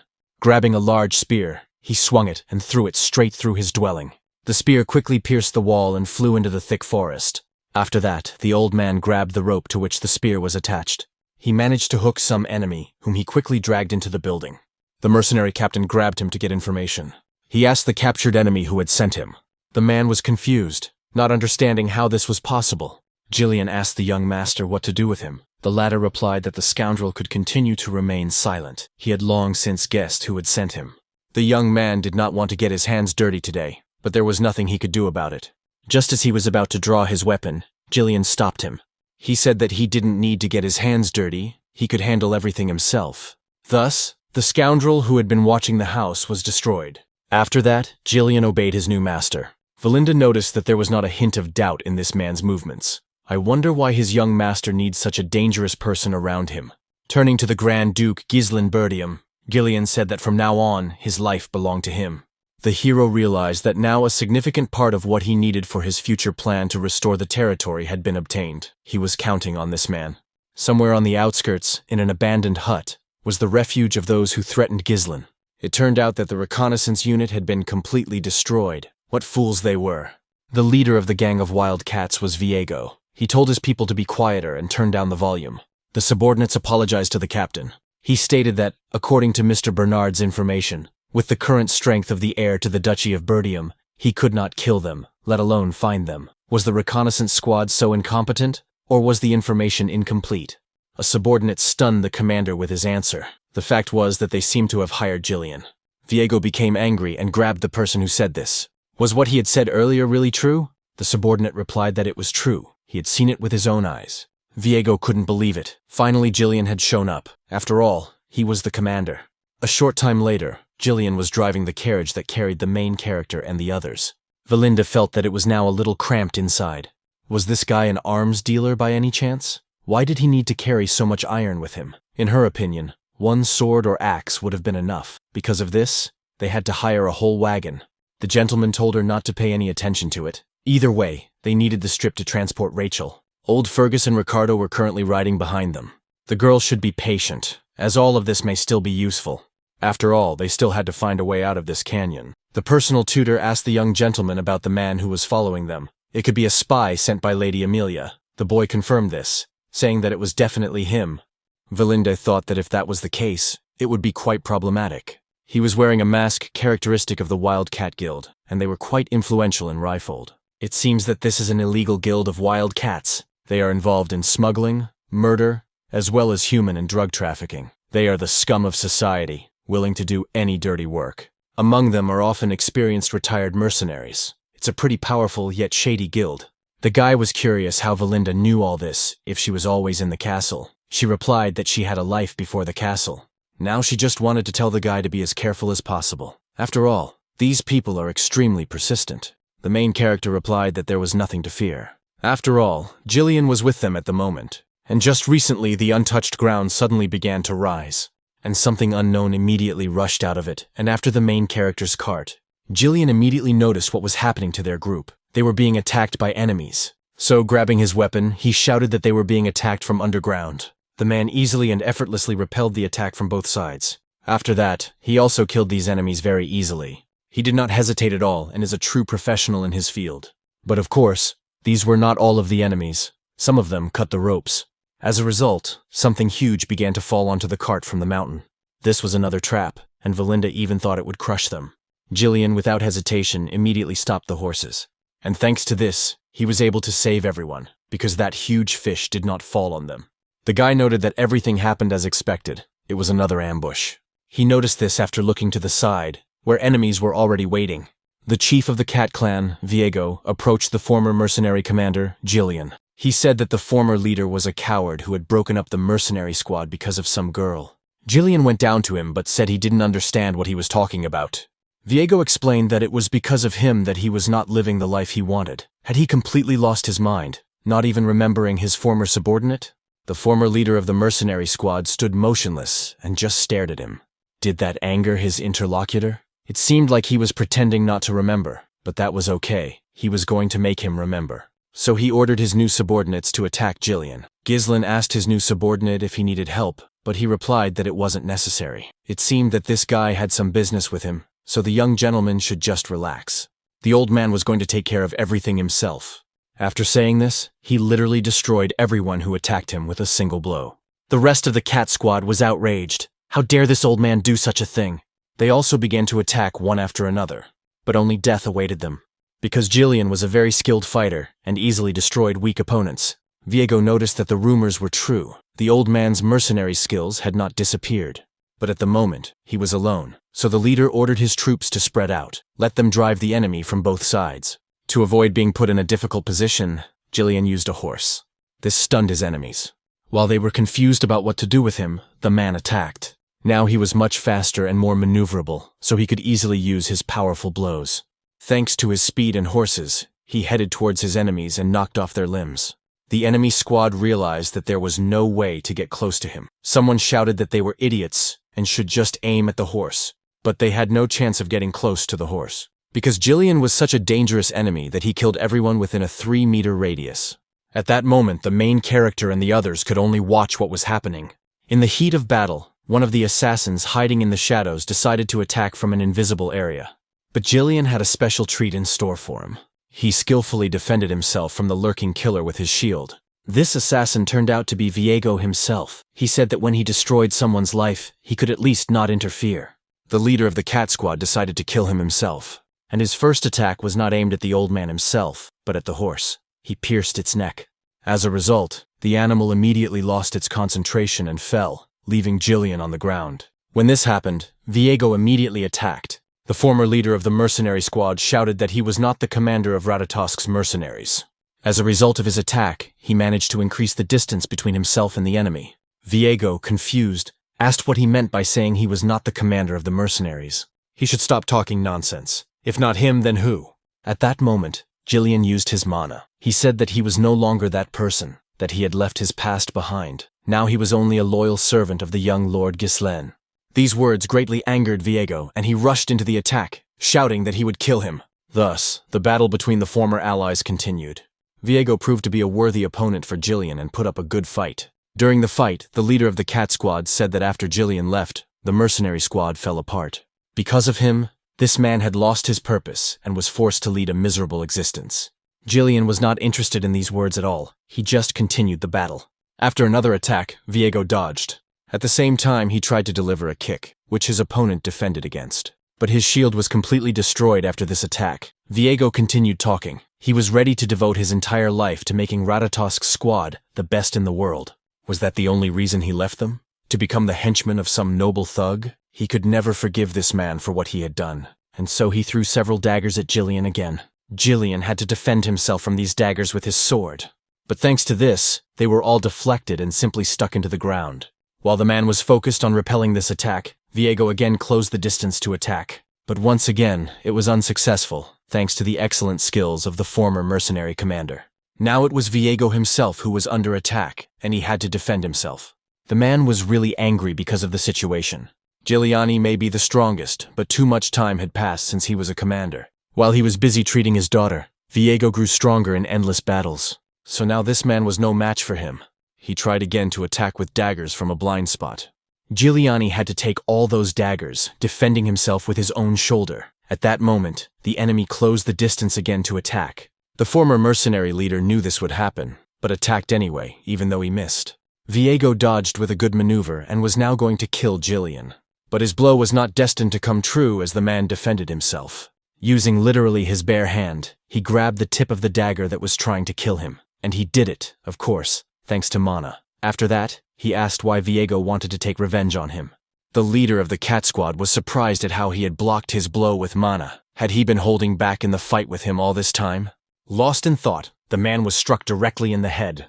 As a result of this powerful blow, he was simply knocked away. He hit a tree and fell to the ground, but he was still alive. Jillian approached him and said that he didn't quite understand him. If he had also been working together, then the opportunity was there. That's why he didn't understand why he hadn't come for him earlier. He smiled and said that there was something he didn't know. He had already visited him once, but had not found the commander. There was only a worthless old man who didn't even deserve to die. Where was the Jillian he admired so much? The former leader of the mercenary squad asked him to listen carefully. At the moment, he was serving someone else, but now he was going to pay his former comrade the highest honors as commander of the Ratatosk squad. Viego rejoiced and suggested starting the real fight. The opponent's swords clashed once again. Viego smiled. This was exactly what he wanted. The newly minted enemies exchanged a long series of blows. They attacked each other simultaneously, one defending, then the other. During this fight, Jillian managed to strike his enemy directly in the body with his blade. But even though he was in great pain, he continued to attack. Continuing the battle, Jillian asked him to remember something. He named his former comrade as the commander of the 5th unit of the Ratatosk squad. His name was Viego Villanos. The man was very happy to hear that the commander still remembered him. That smile was his last. He was killed in the end. Jillian picked up the blade the man had been fighting with. Then he said goodbye to his former comrade. At that moment, the main character arrived. He said that his subordinates had done an excellent job, and with the sale of trophies from this battle, they would be able to earn some extra money. Jillian apologized to his master. They had stayed longer than they should have, but he replied that everything was fine. The young man reflected on how Jillian had exceeded all his expectations. When he was just starting his career as a mercenary in his past life, the stories of his older comrades from Jillian helped him lay the foundation for becoming king. It was good that they had hurried and found a reliable ally. After thinking for a moment, the young man asked if Jillian remembered who he had fought against. He confirmed that it was Viego, his old comrade. The words about his former comrade made Ghislain think again. I wonder what his former comrades are doing now. Before meeting him, each of them had their own life. Was he planning to bring them all together again someday? Then the young gentleman asked what they would do next. Would they really look for something valuable, as Valinda had suggested? The girl was in favor of her idea, letting Jillian lead them further. And so, 2 days later, they were already in the lands of Perdium. Valinda was happy that they would soon be there. Jillian had never been to this place before, and wondered if this was really Perdium. The main character confirmed it. It was great to have a place to return to. When he left home, he thought he could come back here at any time. The guy asked his new subordinate how he liked their lands. The latter replied that they were quite good. But Ghislain could see everything perfectly well, and it seemed to him that it was complete crap, and the man casually confirmed this. The guy said that all the houses here were old, and there was no question of renovating them. And if you looked at the fields, no one was working them. Everyone who could do it had been taken into the army, so the land was lying fallow. This fallow period allowed the land to rest before the next sowing. Jillian had heard that Perdium was constantly at war with the northern barbarians. But the situation seemed to be worse than he had thought. Valinda wondered why the young gentleman had not been so well informed about the state of affairs in the domain before. The young man stunned her by saying that he was going to solve all these problems, and to do that, he needed their strength. Still, it would be a long battle, a struggle to destroy everything connected with the Duchy of Delphin, and to secure what was taken for granted. The young man believed that he would raise these lands, no matter what it took. When the carriage with the young master and the others drove inside, Valinda drew the guy's attention forward. He looked there and froze. The silhouette in front seemed painfully familiar to him. Could it be his father? The events then moved to Perdium Castle. A meeting was held there, at which it was announced that the troops would have to be reduced. Not everyone was thrilled about this. One brother pointed out to another that if they reduced the size of the army, it would be difficult to hold the front line. In that case, perhaps they should ask the Reifold family for help. The old man said that they had reduced their support. He had heard that they were gathering soldiers and stockpiling food. His interlocutor found this unbelievable. There was nothing to be done. Perdium still needed to rebuild the outpost in the Forest of Monsters, which had been partially destroyed during the last purge of the oracles. Only by reducing the Night Corps would they be able to hold out a little longer. But wasn't cutting back on troops too risky? The main character sat and calmly watched what was happening. It seemed to him that everything was as usual. The commander of the Knights, Randolph, was present at the meeting. Treasurer Albert was also there. And the administrator, Homer. Take off the main character, I haven't seen him in quite a while. Several months as heir apparent. And also several decades as the king of mercenaries. The guy asked his father if the campaign had been difficult. His father confirmed this. The main character's father's name is Walter Perdium, and he is the current count. As a child, the main character hated his father for his strictness and indifference. But now he sees everything, and everything has become clear to him. It is the endless fatigue on his shoulders that is the burden of a ruler.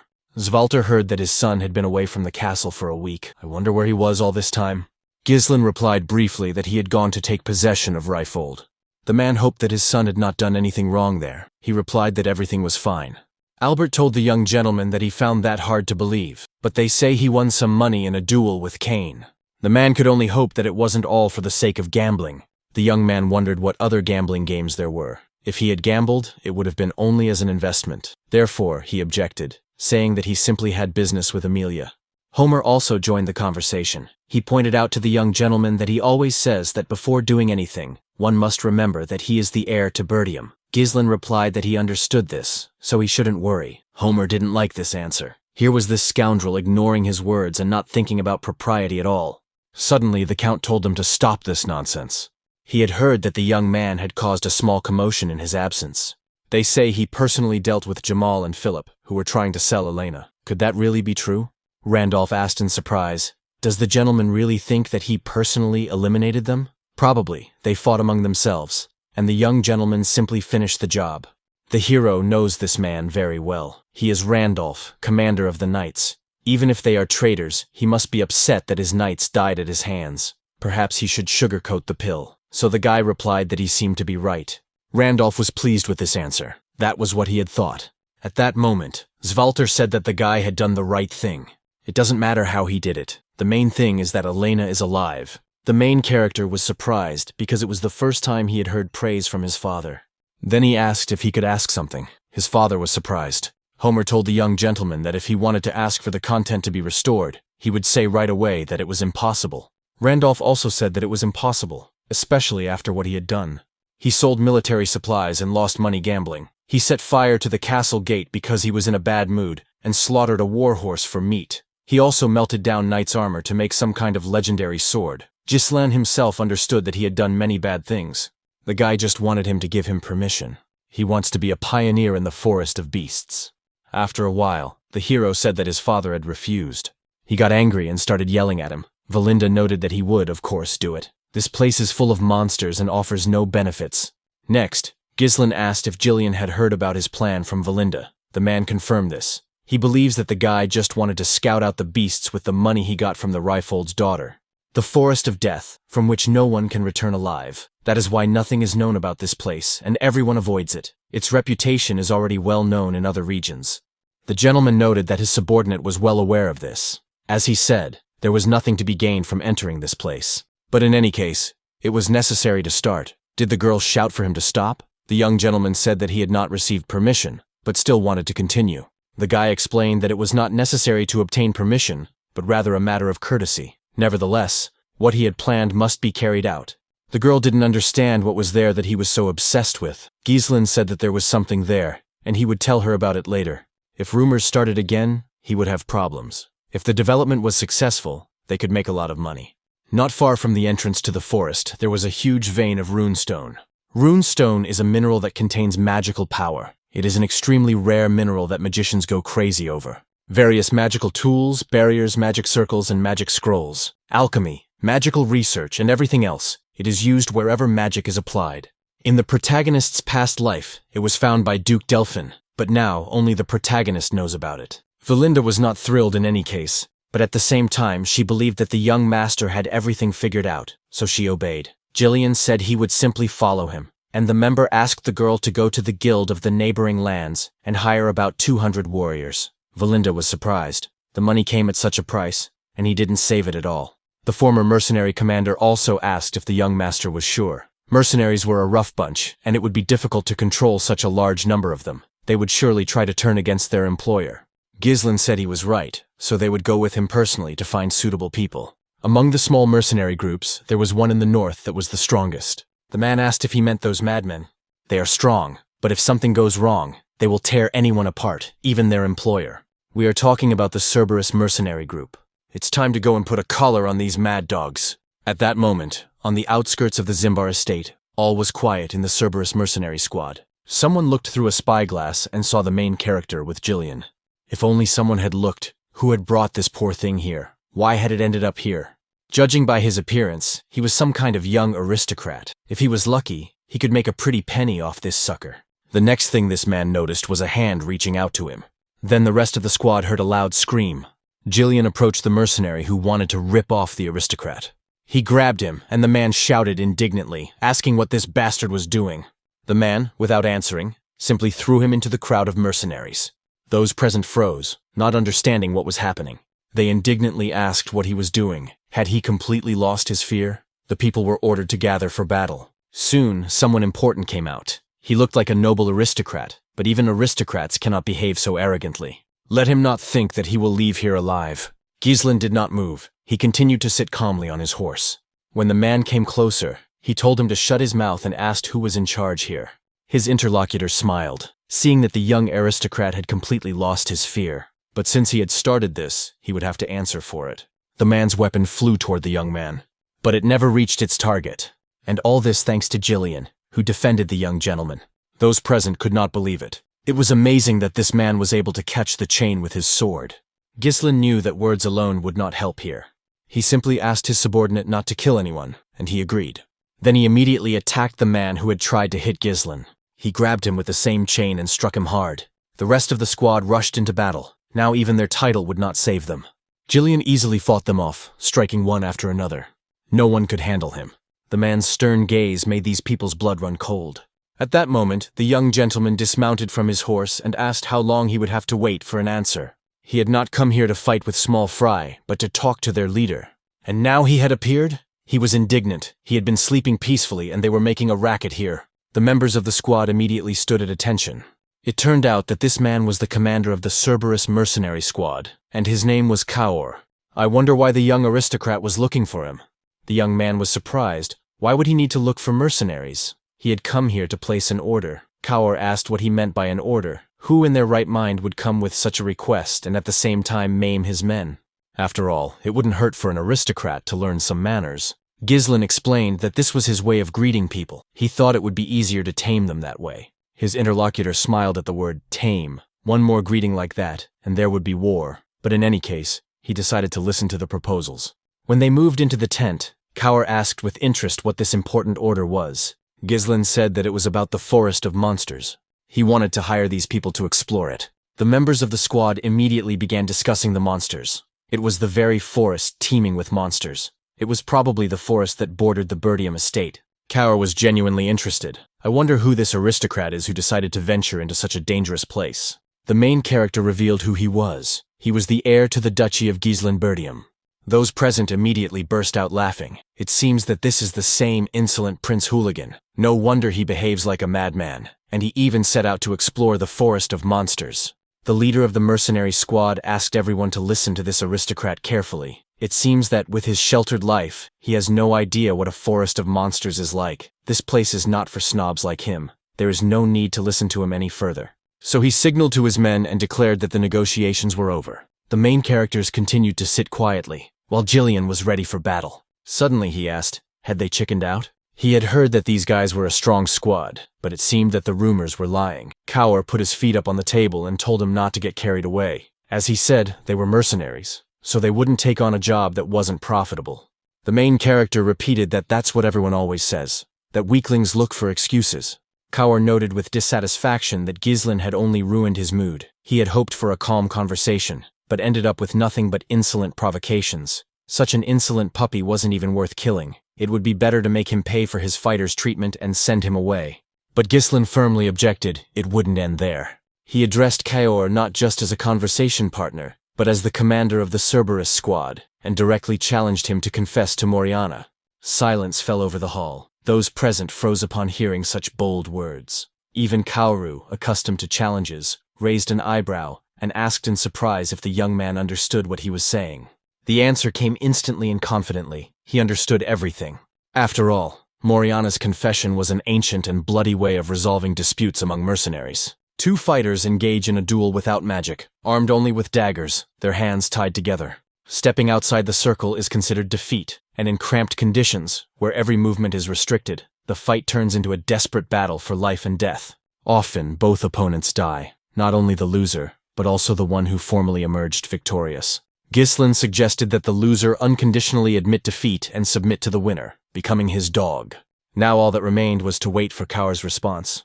Jillian couldn't believe what he was hearing. Was the noble young man, heir to a ducal family, really willing to stoop to such dirty mercenary tactics? In their world, refusing a challenge was tantamount to admitting weakness. It could not be rejected. Kaur suddenly burst out laughing, anticipating the fight. He turned to his men and told them to listen carefully. It seemed that the noble gentleman had decided to earn recognition in earnest, and they would, of course, help him in this. Minutes later, the fighters' hands were tightly bound, and the ritual began. Now they stood face to face, each with a dagger in his hand, ready for a deadly duel. The mercenaries from Cerberus, of course, supported their commander. They wanted him to teach this cocky aristocrat a lesson and finish him off. Kaur assumed that the young man had picked up some superficial knowledge and jumped in without fear, not understanding what he was getting himself into. But it was too late for him to back out. Before starting, Kaur abruptly pulled Ghislain toward him. Looking him straight in the eye, he said with a cold smile that he had already participated in this deadly ritual 5 times. In response, Ghislain jerked his opponent toward him, looking him straight in the eyes. His voice sounded slightly mocking. Only 5 times? For him, such duels were a habit. He had gone through more than 100 of them in his past life. These words and gestures marked the beginning of a real battle. The blades flew through the air simultaneously, but both fighters moved aside in unison, avoiding the blow. This immediately showed that they were not novices. Each had participated in such deadly rituals more than once. Their movements became mirror images of each other. Lunges, dodges, stabbing blows. Everything was repeated with frightening precision. And precisely because their actions were so similar, not a single blow reached its target. Ghislain was the first to try to gain the upper hand, fighting aggressively. But Kaur proved to be no pushover. He confidently took the blows and responded skillfully. Experience and cunning allowed him to use tricks, forcing Ghislain into awkward positions, after which he attacked sharply. However, the young gentleman did not give up either, confidently dodging and responding with counterattacks.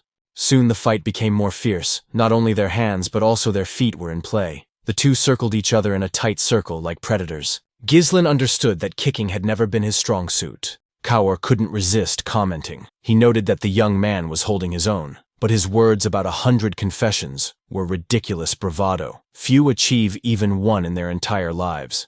If you're going to brag, at least lie convincingly. Shouts came from the crowd of mercenaries. The aristocrat was clearly inferior to the captain in strength. Let him be killed for his insolence. But under Jillian's gaze, full of cold malice, the voices gradually subsided. He understood perfectly well that in these conditions, it was extremely disadvantageous for Ghislain to fight. The circle could barely fit one fighter, which meant there was almost no room for maneuvering. In addition, the rules prohibited the use of mana. Only raw physical strength was allowed. Kaur was heavier and stronger, and his bound hands further restricted the young gentleman's movements. Everything was going against him. The young master barely managed to dodge, simultaneously raising his blade to block the blows. Every movement was difficult for him, but he continued to hold on. Kaur, an experienced mercenary captain, felt much freer. He completely controlled the rhythm of the fight, imposing his own rules. Jillian, watching from the sidelines, clenched his fists. If Ghislain was on the verge of defeat, he was ready to intervene, even if it meant breaking with tradition. But for now, he remained a spectator, watching every move the fighters made. Kaur seized the moment and, with a deft move, threw Ghislain over himself. However, the young gentleman did not lose his composure. He had anticipated such a maneuver, and, rolling over, landed skillfully on his feet. But at the same time, a sharp pain pierced his knee. It was the result of a blow he had recently blocked. As expected, without mana protection, even blocked attacks left their mark. The pain accumulated, gradually weakening the body. Kaur laughed loudly, enjoying the spectacle. The guy looked unimportant. Had his strength begun to wane? From his point of view, watching Ghislain's pathetic attempts to resist was even amusing. However, he admitted that compared to the other aristocrats, this one was holding out much longer. But that was all he had. Kaur confidently read his opponent like an open book. His attacks were deflected by the blade or went wide. Ghislain took the weaker blows to his body, trying to distribute the load. That was his strategy. But in Moriana's confession, such tricks were almost meaningless. Without mana, even a block turned into a wound. The damage accumulated slowly but inevitably.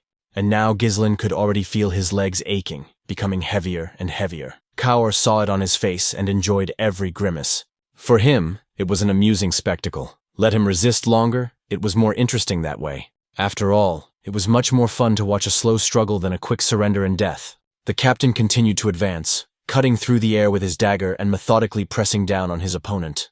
Ghislain still adhered to his previous tactics. He intensified his evasions, trying to avoid direct collisions at all costs. He continued to take weak blows, trying to save his strength for the decisive moment. But the tactic failed. Kaur managed to deceive his opponent and caught him with another trick. The mercenary captain lunged upward, intending to strike him directly in the head with his knee. Ghislain noticed the danger and met the blow with his own knee. But this defense resulted in a new wave of pain. His limb felt as if it were being broken from the inside. Kaur, seeing the expression on his opponent's face, was sure that it was all over. He raised his dagger, preparing to deliver the fatal blow. His subordinates froze in anticipation of their captain's imminent victory. Even Jillian tensed, her hand already reaching for her weapon to defend her master. Suddenly, Ghislain smiled unexpectedly. In the next moment, he twisted his whole body and masterfully dodged the blade that was about to pierce him. Despite his disadvantageous position, he was still able to continue fighting. Kaur was confused. How the hell did this pup manage to dodge in such a situation? But the truth was simple. Ghislain had a better grasp of the situation than it appeared from the outside. It was a premeditated trick. In an instant, his dagger sliced through the air, leaving a deep wound on his enemy's body. Kaur's right side flared with pain, and blood gushed from the cut flesh. Those present froze, stunned by how the situation had turned around in an instant. Rage overwhelmed the captain. He began swinging his blade, trying to tear his opponent to pieces. But Ghislain, as if gliding between the blows, evaded every attack. Moreover, he managed to deliver precise counterattacks at moments when his enemy lost concentration. The mercenaries began to look at each other in confusion. Their captain had missed another blow. The very same aristocrat, whom they considered a weakling, was unexpectedly putting up a worthy fight. They shouted at the captain to stop playing around and finally give the insolent man a taste of his own medicine. The battle continued without the slightest pause, each new exchange of blows becoming more and more fierce. Now Ghislain used not only his dagger, but also his own body, putting his whole self into the fight. He delivered a series of quick, precise blows with the blunt edge of the dagger, depriving his enemy of breath and rhythm. Suddenly, the boy flipped his weapon, and the blade flashed in the dim light. The next movement, and the blade dug into Kaur's arm, which was tied together with his own. The captain roared in pain but did not stop. His attacks became even more furious, filled with a mixture of rage and despair. The leader of Cerberus was confused. How could this be? Just a moment ago, this aristocrat could barely stand, and now he was forcing him to retreat. What he saw contradicted all his expectations. It became clear to Jillian what the secret was. His opponent relied on brute force, tensing every muscle and losing flexibility. Ghislain, on the other hand, relaxed, allowing his enemy's movements to work against him. Using this principle, the young gentleman skillfully compensated for the difference in weight and strength. Jillian, realizing the significance of what was happening, even took his hand off his weapon. He wanted to watch the fight to the end. His subordinates were puzzled. What were these strange movements? It seemed to them that the captain was deliberately prolonging the fight, because it had become uninteresting. But Ghislain firmly noted that Kaur really did have an iron will. Many, finding themselves in a hopeless situation, broke the rules and resorted to cheating. A flicker of doubt crossed the captain's eyes. His opponent's words began to sound true. Perhaps he had indeed survived 100 such fights. After all, even his own position had been obtained through Moriana's recognition, and he knew that if you broke the rules, you would be erased from this world. Ghislain, sensing the moment, calmly remarked, "That's really impressive." Kaur reluctantly admitted that in a direct confrontation, he was beginning to lose. But he grinned and added that there was one more condition for victory. Kaur decided to take his last chance. His sudden maneuver was to yank his opponent's arm sharply and pull him along.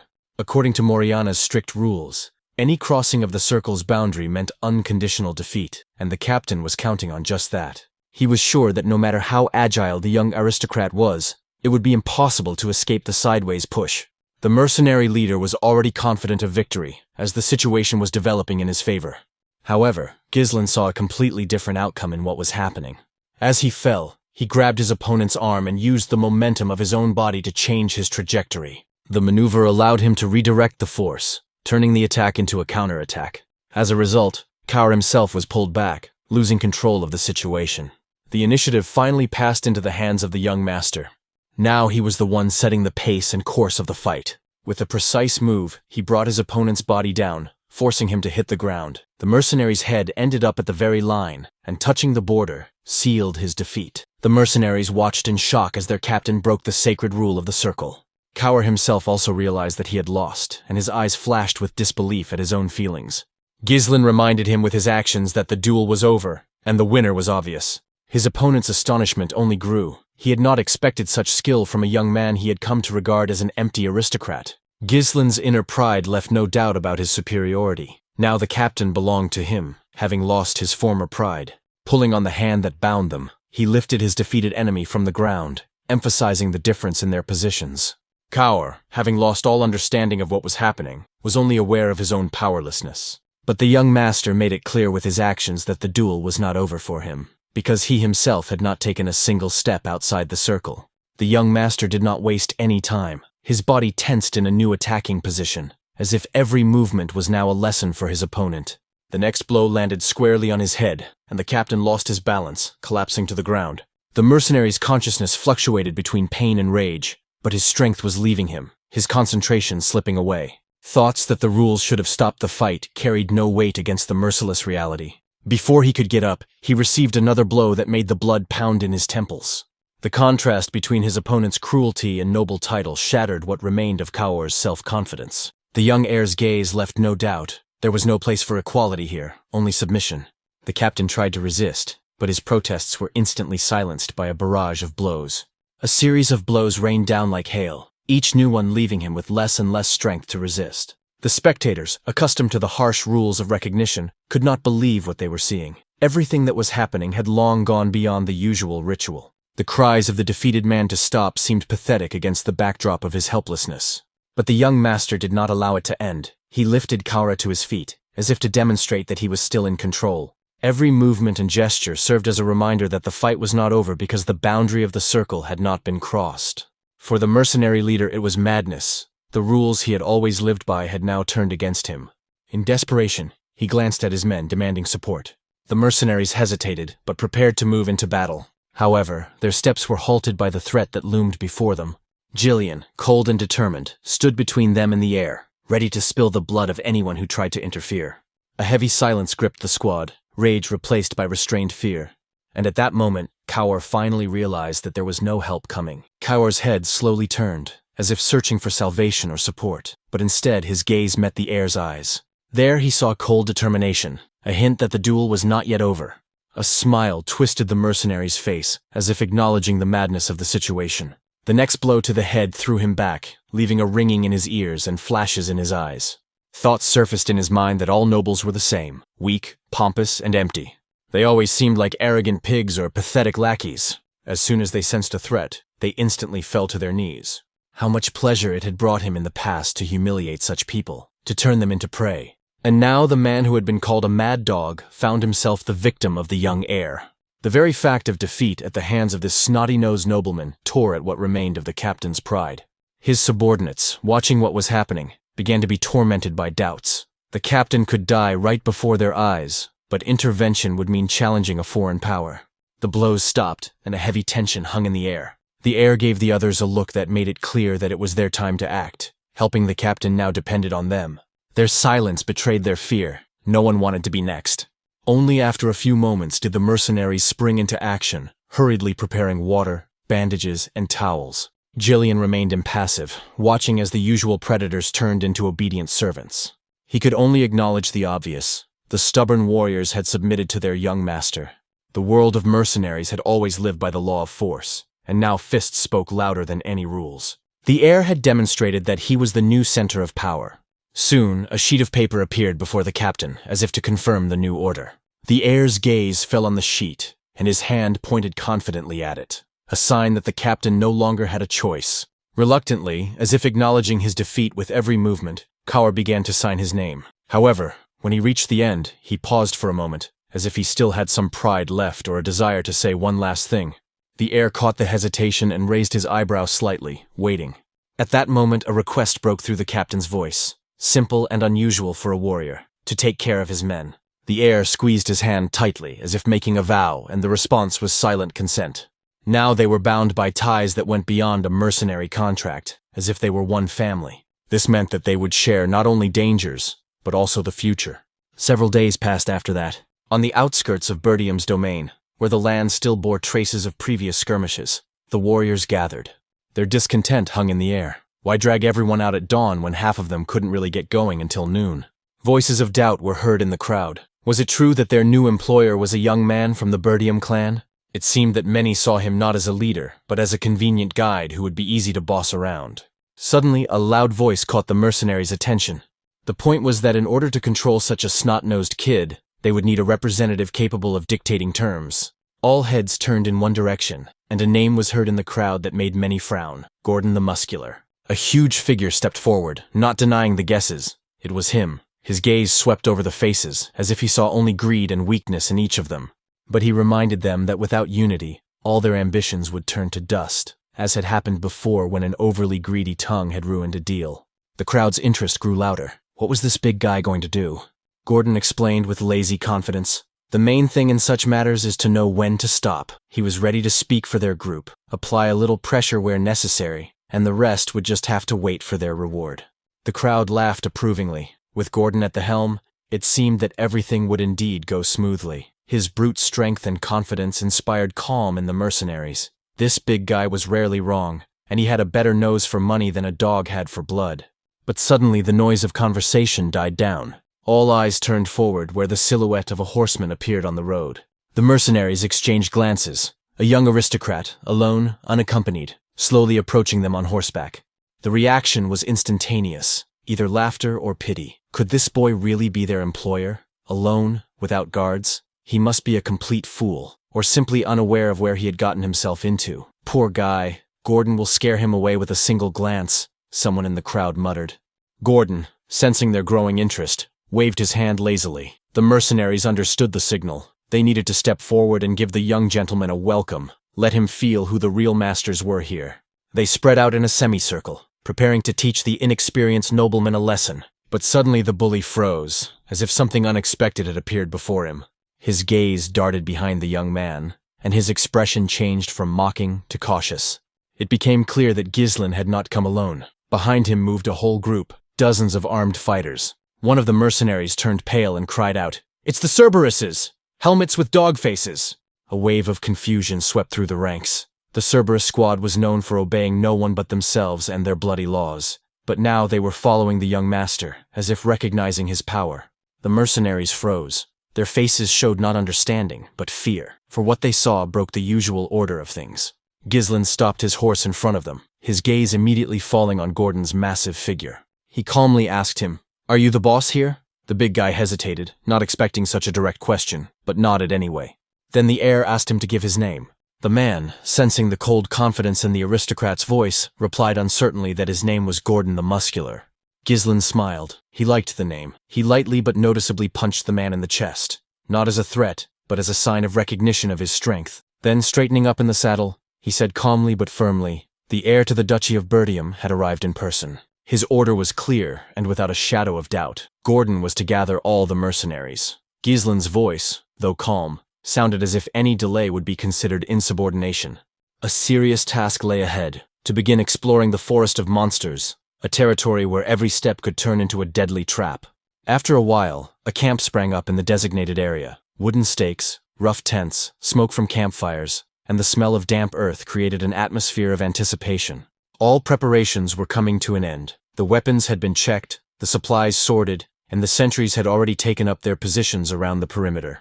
The camp was alive with the buzz of voices and the clanking of armor. It seemed as if even the air was thick with anxiety and tension, foreshadowing an imminent clash.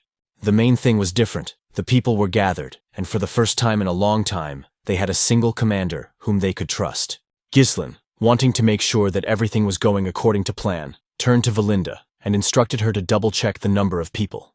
After a while, the girl returned with her report. According to her, 148 mercenaries had been hired through the agency, most of whom already had combat experience. They were joined by 41 warriors from Cerberus's squad, who now followed the young master without hesitation. As a result, Gislin had 192 fighters under his command.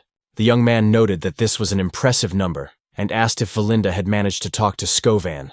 She confirmed that the conversation had taken place. The garrison commander himself volunteered to cover their advance from the forest, which greatly increased their chances. Satisfied with the answer, Gislin ordered all the mercenaries to line up before setting out on the march. His gaze was cold and focused, as if he could already see the coming battle. Behind him lay a fortified camp, and ahead lay a dark, almost lifeless forest of monsters, from which few ever returned alive. Anxious whispers ran through the ranks. There were too many legends about this place. Some said that creatures from the ancient world lived there, others that the land itself was cursed. Excitement quickly spread through the ranks, and even the most seasoned fighters exchanged doubtful glances. Noticing their hesitation, Valinda could barely contain her irritation. Each glance from her silenced the mercenaries and brought them back into line. Gislin paused briefly, then declared that no one was being held there by force. Anyone who was not prepared to risk their life was free to leave, but he promised a triple reward to those who stayed and saw the task through to the end. These words instantly changed the atmosphere. Whispers gave way to a murmur of approval. For such a reward, one could even risk entering the jaws of a monster. Valinda was amazed to hear such a generous promise. After all, the treasury was almost empty, and such a bet could turn out to be a disaster. However, Gislin remained unperturbed. He understood that what they needed now was not caution, but determination. If they succeeded, the reward would be 100-fold. The girl thought for a moment, but then nodded. The decision was made, and now all they had to do was follow the man whose confidence could inspire an entire army. Valinda reluctantly agreed, though her gaze clearly expressed doubt. She understood that it was useless to argue with the young master's decision, even if it seemed reckless.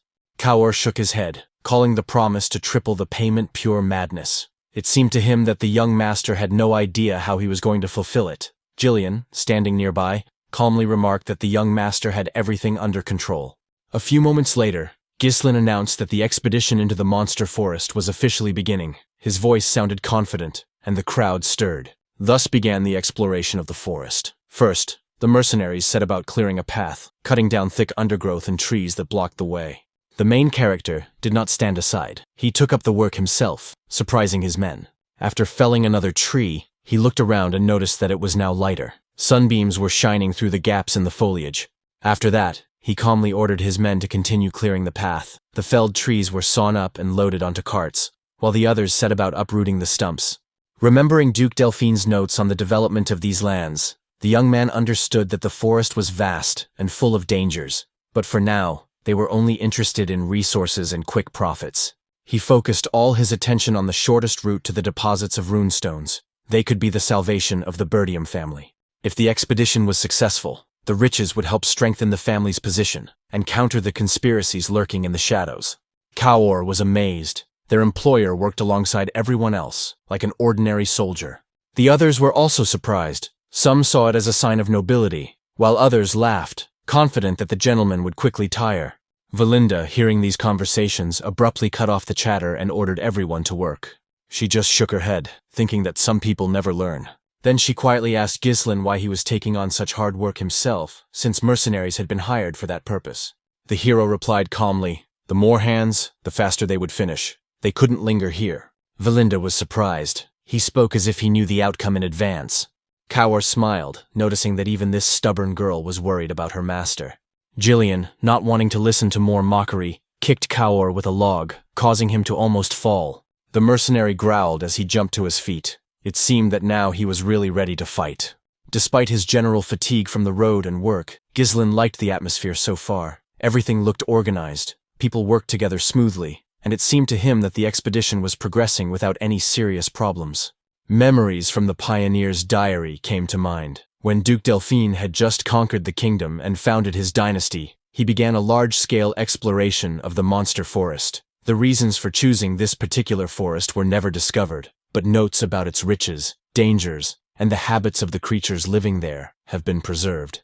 This knowledge helped them prepare, but the situation remained tense. Some mercenaries whispered among themselves, wondering why their employer needed hundreds of expensive lanterns. In their opinion, torches would be much cheaper and more familiar at night. Ghislain, on the contrary, felt a strange anxiety that nothing was happening. The forest seemed to have fallen silent, and this silence seemed suspicious to him. He was used to reading about such places only in diaries, but seeing everything with his own eyes was quite different. Therefore, he reminded the people once again not to relax. With each step, the forest grew denser. The sun barely penetrated the overhanging branches, and the air gradually became heavier. The mercenaries, though wary, continued to make their way, feeling no obvious threat. Someone, looking back at the surrounding darkness, noticed that it was not yet night, but the darkness was already thickening. Not a sound, not a movement, not even small animals were visible. Jokes began to circulate that all the rumors about monsters were lies. Gordon was lucky, they said. For triple pay, they were just cutting down trees. One of the fighters even nudged the big man on the shoulder, suggesting they return the money. Gordon did not respond to the joke, his gaze fixed on what lay ahead. Confused, he turned to those closest to him. Hadn't they just cut down a bunch of trees on the way here? They exchanged glances and confirmed that yes, that was correct. Gordon then asked where their trail was, because there was another wall of thickets ahead. Several people exchanged glances, and it was clear from their faces that there was indeed no trail, as if it had never existed. Ghislain immediately gave the order for everyone to get ready. The mercenaries and their escorts quickly grabbed their weapons, sensing that something was wrong. Some did not understand what was happening. A minute ago, everything had been calm, and suddenly there was such a tense atmosphere. The young master looked at Gordon with cold concentration. He warned him that staying where he was deadly dangerous. If he wanted to live, he should slowly back away, step by step, without making any sudden movements. Gordon nodded briefly, showing that he understood the warning, and without wasting a second, began to carefully back away, trying to take each step as quietly as possible.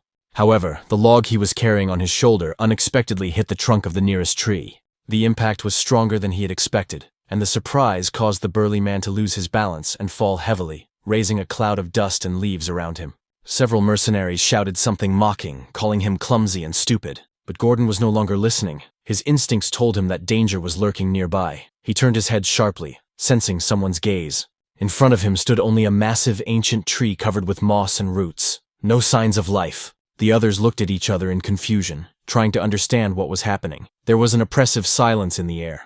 Only Ghislain remained calm. He remembered the notes of a researcher who had once described similar anomalies in this forest. Everything that was happening matched his words too closely. One of the mercenaries, unable to withstand the tension, snorted and said loudly that their employer was simply a coward. He pointed to the trees ahead and said that there was nothing unusual there, just thick undergrowth and the same landscape. In his opinion, the fool Gordon had scared himself. Ghislain, without losing his composure, said that if he didn't move and leave immediately, he wouldn't live another minute. But the mercenary only snorted, assuring him that his master was trying to demonstrate his power by scaring them with his fantasies. His words were cut short. In the next moment, something powerful and cold grabbed his leg. The man's body jerked, then was quickly pulled deep into the thicket. He screamed, but the scream was cut off almost immediately, as if his voice had been swallowed by the earth itself. A terrifying creature emerged from the darkness. Its tree-like skin shimmered, and instead of a face, it had a huge mouth studded with sharp, uneven teeth. It moved silently, as if nature itself had come to life and decided to get rid of the intruders. Even a warning would not have saved anyone who encountered such creatures. Their attacks were lightning fast. These creatures from legends were called Ent horrors. monsters born of the forest itself. And now, from the trees, as if out of thin air, dozens of similar silhouettes began to appear, slowly closing in on the mercenaries. The crowd of mercenaries scattered in panic, screams of terror piercing the silence of the forest. It seemed as if the earth itself was shaking beneath their feet as these monstrous silhouettes crawled out of the darkness. Fear gripped everyone. It seemed to them that the monsters were about to devour them all. Those who were closer to the thickets ran without looking back, losing their weapons and comrades. Their fears were instantly confirmed. Long, rope-like shoots stretched out from under the roots and branches, living vines trying to grab anyone who was nearby. Several people were caught, including Gordon. He struggled desperately, trying to break free from the sticky tree grips, but to no avail. Panic gripped the squad. People rushed between the trees, losing all coordination, and many fell straight into the open mouths of the monsters. Those who had already been caught were beyond saving. The giant jaws closed instantly, grinding their bodies as if they were made of clay. Even Gordon, who had been so confident just a moment ago, was now flailing, clinging to a branch as if it were a lifeline. His face was frozen in horror and despair. One of the mercenaries, noticing him, rushed to his aid without thinking about his own safety. Gripping the axe with both hands, the man struck the vine with all his might, hoping to cut it and free his comrade. But the steel blade only left a superficial scratch. Like living armor, the woody tissue did not yield, blow after blow, and not the slightest effect. The next second the vine jerked, and Gordon's body was pulled upward, straight toward the monster's huge, writhing trunk. His desperate cry echoed through the forest as he rapidly disappeared into the creature's mouth. It was at that moment that Ghislain arrived. He moved quickly and decisively, his eyes flashing with cold determination. With one powerful swing of his sword, he cut through the very vine that was already reaching for its next victim. Sticky tree sap splattered onto the ground, hissing like acid. Without wasting a second, the young man lunged forward and struck the monster's large, red glowing eye. A piercing howl rang out, and the tree jerked, settling on its roots. The mercenaries froze, stunned by what they saw. They finally realized that the eyes were the weak spot of these monsters. But would they have time to use this knowledge? Ghislain took a deep breath, and straining his voice, drowned out the general chaos, ordering everyone to focus. His words echoed across the clearing, bringing the people to their senses. He demanded that they immediately regroup, raise their shields, close ranks, and form a tight circle. If they stood together as one, no monster would be able to pull them out one by one. The command was passed from person to person, and soon the fighters were clutching their shields, covering each other. Panic slowly gave way to composure. However, fear still hung in the air. Someone whispered in a trembling voice that they would die here, but now that whisper was drowned out by the battle rhythm of footsteps and the clanging of weapons against shields. The main character rushed over to Kaoru, shouting over the noise of battle. Kaoru was already knee-deep in ash, clutching a bloodied axe. Ghislain demanded to know where the oil lamps were. The mercenary, breathing heavily, replied that everything had been gathered as previously ordered. The next order followed without delay. All the lamps must be lit immediately and thrown at the monsters. Ghislain understood that only fire could hold these creatures back. Now, Kaoru finally realized why the young master had insisted that they take lamps instead of torches. One of the fighters turned around and shouted that one of the Ent horrors was staring right at them, its burning eyes pulsing with scarlet light from behind a thick wall of branches. Ghislain ordered them to throw the lamps immediately. His voice, cold and confident, cut through the panicked noise, restoring the men's composure. The fighters hastily lit the wicks and began throwing the burning vessels at the tree-like creatures. The oil flared up in the air, leaving fiery arcs behind. Dozens, maybe even hundreds, of lamps flew toward the enemies. The fire lit up the entire forest, causing the monsters to flinch and stir. However, it soon became clear that the enemy was not so simple. Giant vines, like snakes, darted through the air, catching the burning lamps and throwing them aside. The ground around them was covered with oil and smoke, but the monsters themselves remained unharmed. The people looked at each other in despair. The lamps were breaking in the distance, but the flames did not cause any harm. If this continued, they would not be able to burn the monsters. While the fighters tried to figure out what to do next, the trees attacked again. Hundreds of roots and vines moved forward, sweeping away everything in their path. Jillian came to the rescue, bursting into the thick of the battle. His sword sliced through the tree tentacles with a crack, knocking them aside. Without hesitation, Valinda also joined the fight. Grabbing several oil-filled vessels, she deftly threw them directly at the nearest monster. One of the vessels hit its eye, and a bright flash erupted. Flames spread across the bark, causing the creature to howl wildly. Ghislain ordered Jillian and Valinda to keep formation and cover the people of Cerberus's squad. Both understood without words that now was not the time to argue. Then he raised his sword and stepped forward, approaching the very center of the clearing. It was clear that he was going to draw attention to himself, giving the others time to regroup. Seeing this, Valinda watched his every move with concern. Deep down, she hoped that the young lord knew what he was getting himself into. When he got closer, one of the Ent horrors raised its vines and threw them at the target with a dull thud. But Ghislain moved like lightning. His blade cut through the intertwined branches, not allowing a single one to touch his body. Other monsters, sensing the smell of fire and blood, joined the attack. Now the attacks came from all sides, and even he could not block everyone. He had to dodge, slide across the ground, and use every moment to avoid being hit. The young man's movements merged with the dance of light from the flashes of burning lamps. When he found himself directly in front of one of the monsters, the giant figure began to move. The tree-like giant slowly raised its massive limbs, and the ground beneath his feet shook. The mercenaries, watching from afar, froze in horror. Now they understood that these monsters could indeed walk. An entire forest had come to life, and was moving toward them, ready to crush everyone under its colossal feet. Everything went differently than observers expected. The monster's massive limb, raised for a blow, was instantly severed by Ghislain's blade. The swing of his sword left behind a scarlet arc of light, and the monster's wooden body shuddered, emitting a crackling sound like a scream.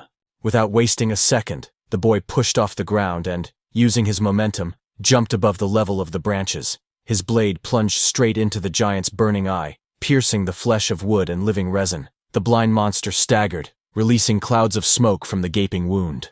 However, his actions did not go unnoticed. The other trees seemed to awaken with rage. All the eyes of these giants turned to Ghislain, and the forest groaned as if it were a single living organism. The mercenaries realized that now the attention of all the creatures was focused on one person, their employer. Valinda, instantly assessing the situation, gave the order to act. The people around her understood her gesture and began to rush about, preparing their lamps. Now was their chance. While the monsters were distracted, they had to strike all at once. The mercenaries threw the lit vessels one after another, turning the air into a rain of fire and oil. This time, the flames reached their target. The lamps shattered against the wooden bodies, dousing them with burning liquid. In a few moments, the first Ent horrors burst into flames like torches. Their wooden bodies hummed with heat, and sparks flew in all directions. Kaur and the other fighters could hardly believe their eyes. The fire was finally gaining the upper hand. People shouted with delight, feeling fear give way to determination. But Ghislain, seeing their joy, ordered them not to stop. The flames were the only thing that could give them an advantage, and they had to burn their enemies to the ground. At his command, the fighters lit the lamps again, throwing them into the smoke and crackling wood.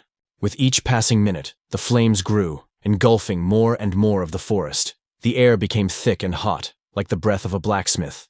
The mercenaries looked at each other in amazement. For the first time, they had managed to turn the battle against these monsters in their favor. But along with the joy in their hearts came anxiety. The flames were spreading too quickly, and now it seemed that the entire forest could turn into a giant sea of fire. Someone even whispered that the monsters weren't as scary as they had been described, but the illusion of safety did not last long.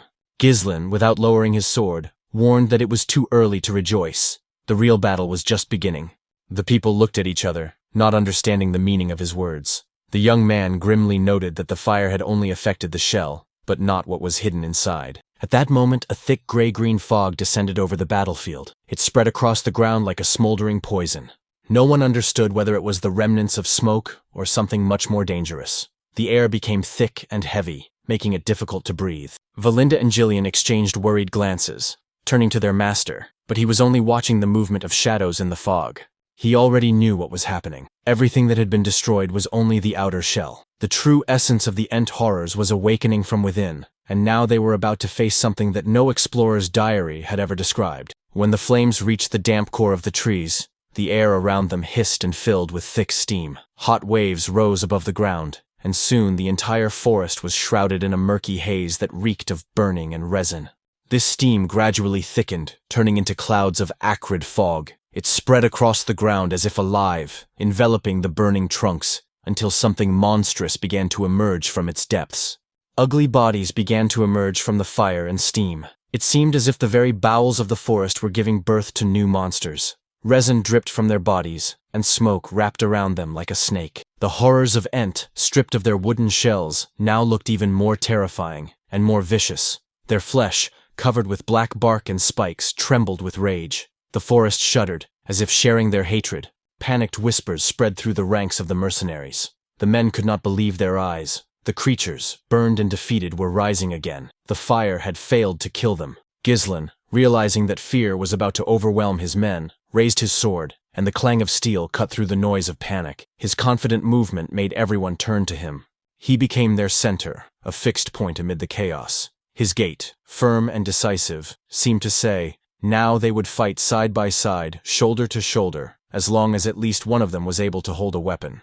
The young man moved forward, and those who were still hesitating followed him as if by invisible command. Step by step, the mercenaries began to take up their battle positions.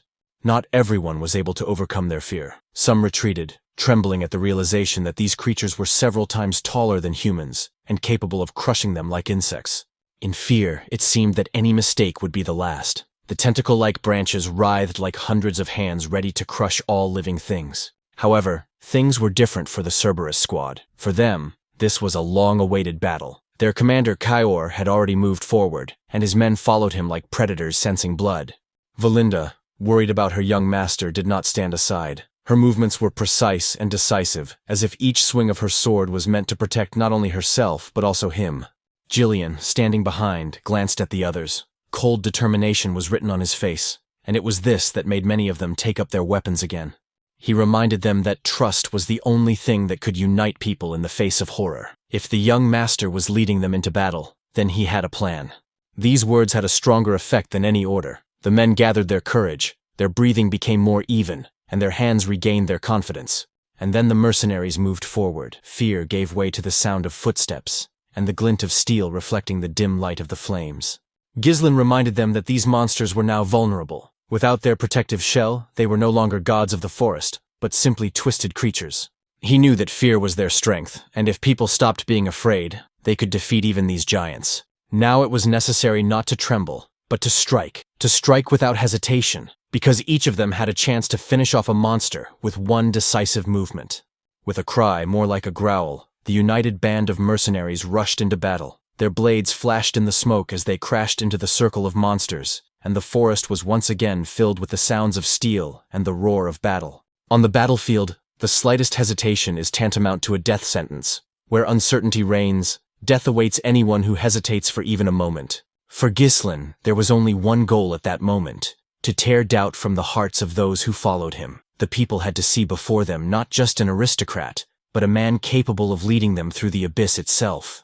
He rushed forward without hesitation, as if fire itself flowed through his veins. His blade cut through the air, severing the limbs of monsters. Each fallen tree monster became a silent reminder that fear loses its power in the face of determination.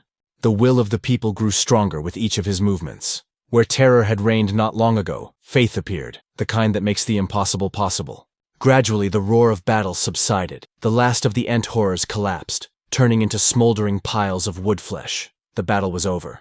The mercenaries stood, breathing heavily, unable to believe their own victory. Their eyes darted between the charred remains and the young master, as if they were trying to comprehend that all this had really happened. Ghislain raised his hand, ordering them to line up. His voice was firm, and even the exhausted men obeyed instantly. The forest they were in now seemed quieter, but the silence here was deceptive. This place breathed danger. Every root, every rustle could hide another monster. However, a strange calmness arose in the hearts of the warriors. They knew that with this man by their side they could walk through hell itself. Ghislain, standing at the front, seemed to become a guiding light in this gloomy thicket. His determination was contagious, and he made it clear that he would lead them on and not let any of his men perish. These words and actions gave the mercenaries confidence. Their eyes lit up, and the fire returned to them. Now no one was going to retreat. So the expedition moved on, deeper and deeper into the forest. Each new tree seemed like a living creature, and each step was a test. New monsters and traps appeared along the way, but the group moved in unison, dealing with threats faster than before. The men already knew the value of their own resilience. There were moments, however, when fear crept back in. When particularly menacing creatures appeared, courage began to melt away. Sometimes they simply lost themselves in exhaustion, not knowing how many more monsters lurked in the darkness, or if it would ever end. But at a time when many were losing their concentration, the Cerberus squad and Gillian acted without the slightest hesitation. They moved precisely and in unison, as if death itself were walking beside them. Every monster that approached the line of defense was met with their steel. They fought silently, turning the battle into cold-blooded work. At one point, one of the creatures, mortally wounded, staggered and began to fall directly onto the group of people. But Jillian managed to step forward and, putting all his strength into the blow, knocked the carcass aside, saving dozens of lives. Ghislain seized the moment and delivered the decisive blow. His sword cut through the monster's flesh, ending the fight and securing their victory. After the battle, Ghislain checked on his men, making sure no one was injured. Fatigue was evident on their faces, but they were all still standing. That meant only one thing: they were still in the fight. He noted to himself that if these people really wanted to return alive, they should stay close to him. Here, in the heart of the forest, weakness and confusion meant death. Let the monsters attack. The squad had already proven that it could withstand them. Jillian, watching their progress, noted to himself that their discipline had improved, and their fear had been replaced by excitement. Kaur, standing nearby, smiled, deciding that there was no better teacher than danger. It was what turned people into warriors. Ghislain agreed, but he understood that many trials still lay ahead. They had to keep moving while the sky remained clear. He gave the signal to continue cutting and widening the path, reminding them that delay was more dangerous here than the enemy. One of the mercenaries, young and inexperienced, looked on in amazement. Everything around him seemed insane. A deadly forest, burning monster trees, and in the midst of this chaos, their employer leading them all forward. He was beginning to think that everyone here had gone mad. Who in their right mind would go into such a thicket, where the earth itself seemed alive? But he couldn't help but admire those who fought alongside him. After several hours of travel, when the sun was already setting, the detachment came to the water. A large lake opened up before them, quiet, mirror-smooth, as if peaceful amid the wildness of the forest. The water in it seemed surprisingly clear. Several fighters bent down to drink and were surprised. It was cool, as if it came from a spring. For a moment, it seemed to everyone that the danger was behind them. But Valinda did not share their calm. Her gaze was wary. Such places often hide traps. She knew that nature that was too quiet often concealed something alive and hostile. Ghislain, however, perceived everything differently. For him, this lake was not just water. It served as a point on the map, marked in the ancient diary of the pioneers. From here, the path led to ore deposits and stone sources. He ordered the camp to be set up, a short rest before continuing onward. The warriors lowered their weapons with relief, lit fires, and began to prepare food. Conversations began again among the mercenaries. Some joked, some complained, but every voice sounded tired and anxious. They were still at the very edge of the forest, and uncertainty lay ahead. One of them, named Manus, spoke more quietly than the others. His voice sounded anxious as he suggested not tempting fate and turning back while there was still a chance. He spoke sensibly. Gold is not worth a life. What good is a reward if no one returns to spend it? But Gordon, sitting nearby, disagreed. According to him, the journey was almost over. The goal was close, and their efforts would be rewarded. He was not going to back down now that they had come so far. Manus just snorted, convinced that his comrade blindly believed the aristocrat's promises. For him, Ghislain remained nothing more than what they called behind his back, the thug from Perdium, someone who would not spare the lives of others for the sake of his own glory. The others listened to the argument in silence. One of the veterans reminded them that their employer had saved them all from death more than once. Wasn't that enough to earn their trust? After all, mercenaries lived off the money they earned with their blood. Manus did not give up. He argued that they had simply been lucky, and that luck would not last forever. One mistake, and they would all perish. There was bitterness in his words. He had seen aristocrats use mercenaries and then discard them when they became useless. For him, Ghislain was no exception, but merely part of the same cruel world. His words made many think. Silence fell over the camp, broken only by the crackling of the fires. Everyone understood that fear and doubt still lingered among them, even if they tried not to notice it. Manus was pleased with himself. He believed that everything was going according to plan. The more doubts there were among the people, the easier it would be to control the crowd. After all, rushing into a forest teeming with monsters was pure madness. Deep down, he was already preparing to use these mercenaries as a shield if things went wrong. However, not everyone shared his mood. One of the fighters said quietly but confidently that if it weren't for the employer, they would have been dead long ago. The man pointed to the young gentleman standing by the fire. At that moment, Ghislain was treating the wounded man, calmly and intently bandaging the wound as if he had been doing it all his life. The air was thick with the smell of smoke and blood, but his movements were confident. He reminded his subordinates not to go into the water with open cuts to prevent infection. The mercenary listened, nodding, a flash of respect in his eyes for someone who was not afraid to get his hands dirty for the sake of others. Valinda watched what was happening and looked dissatisfied. She was annoyed that her master was wasting rare medicines on simple mercenaries. After all, these potions cost a fortune. They couldn't even be found in the capital. Wouldn't it be wiser to save them for Gislan himself, in case something happened?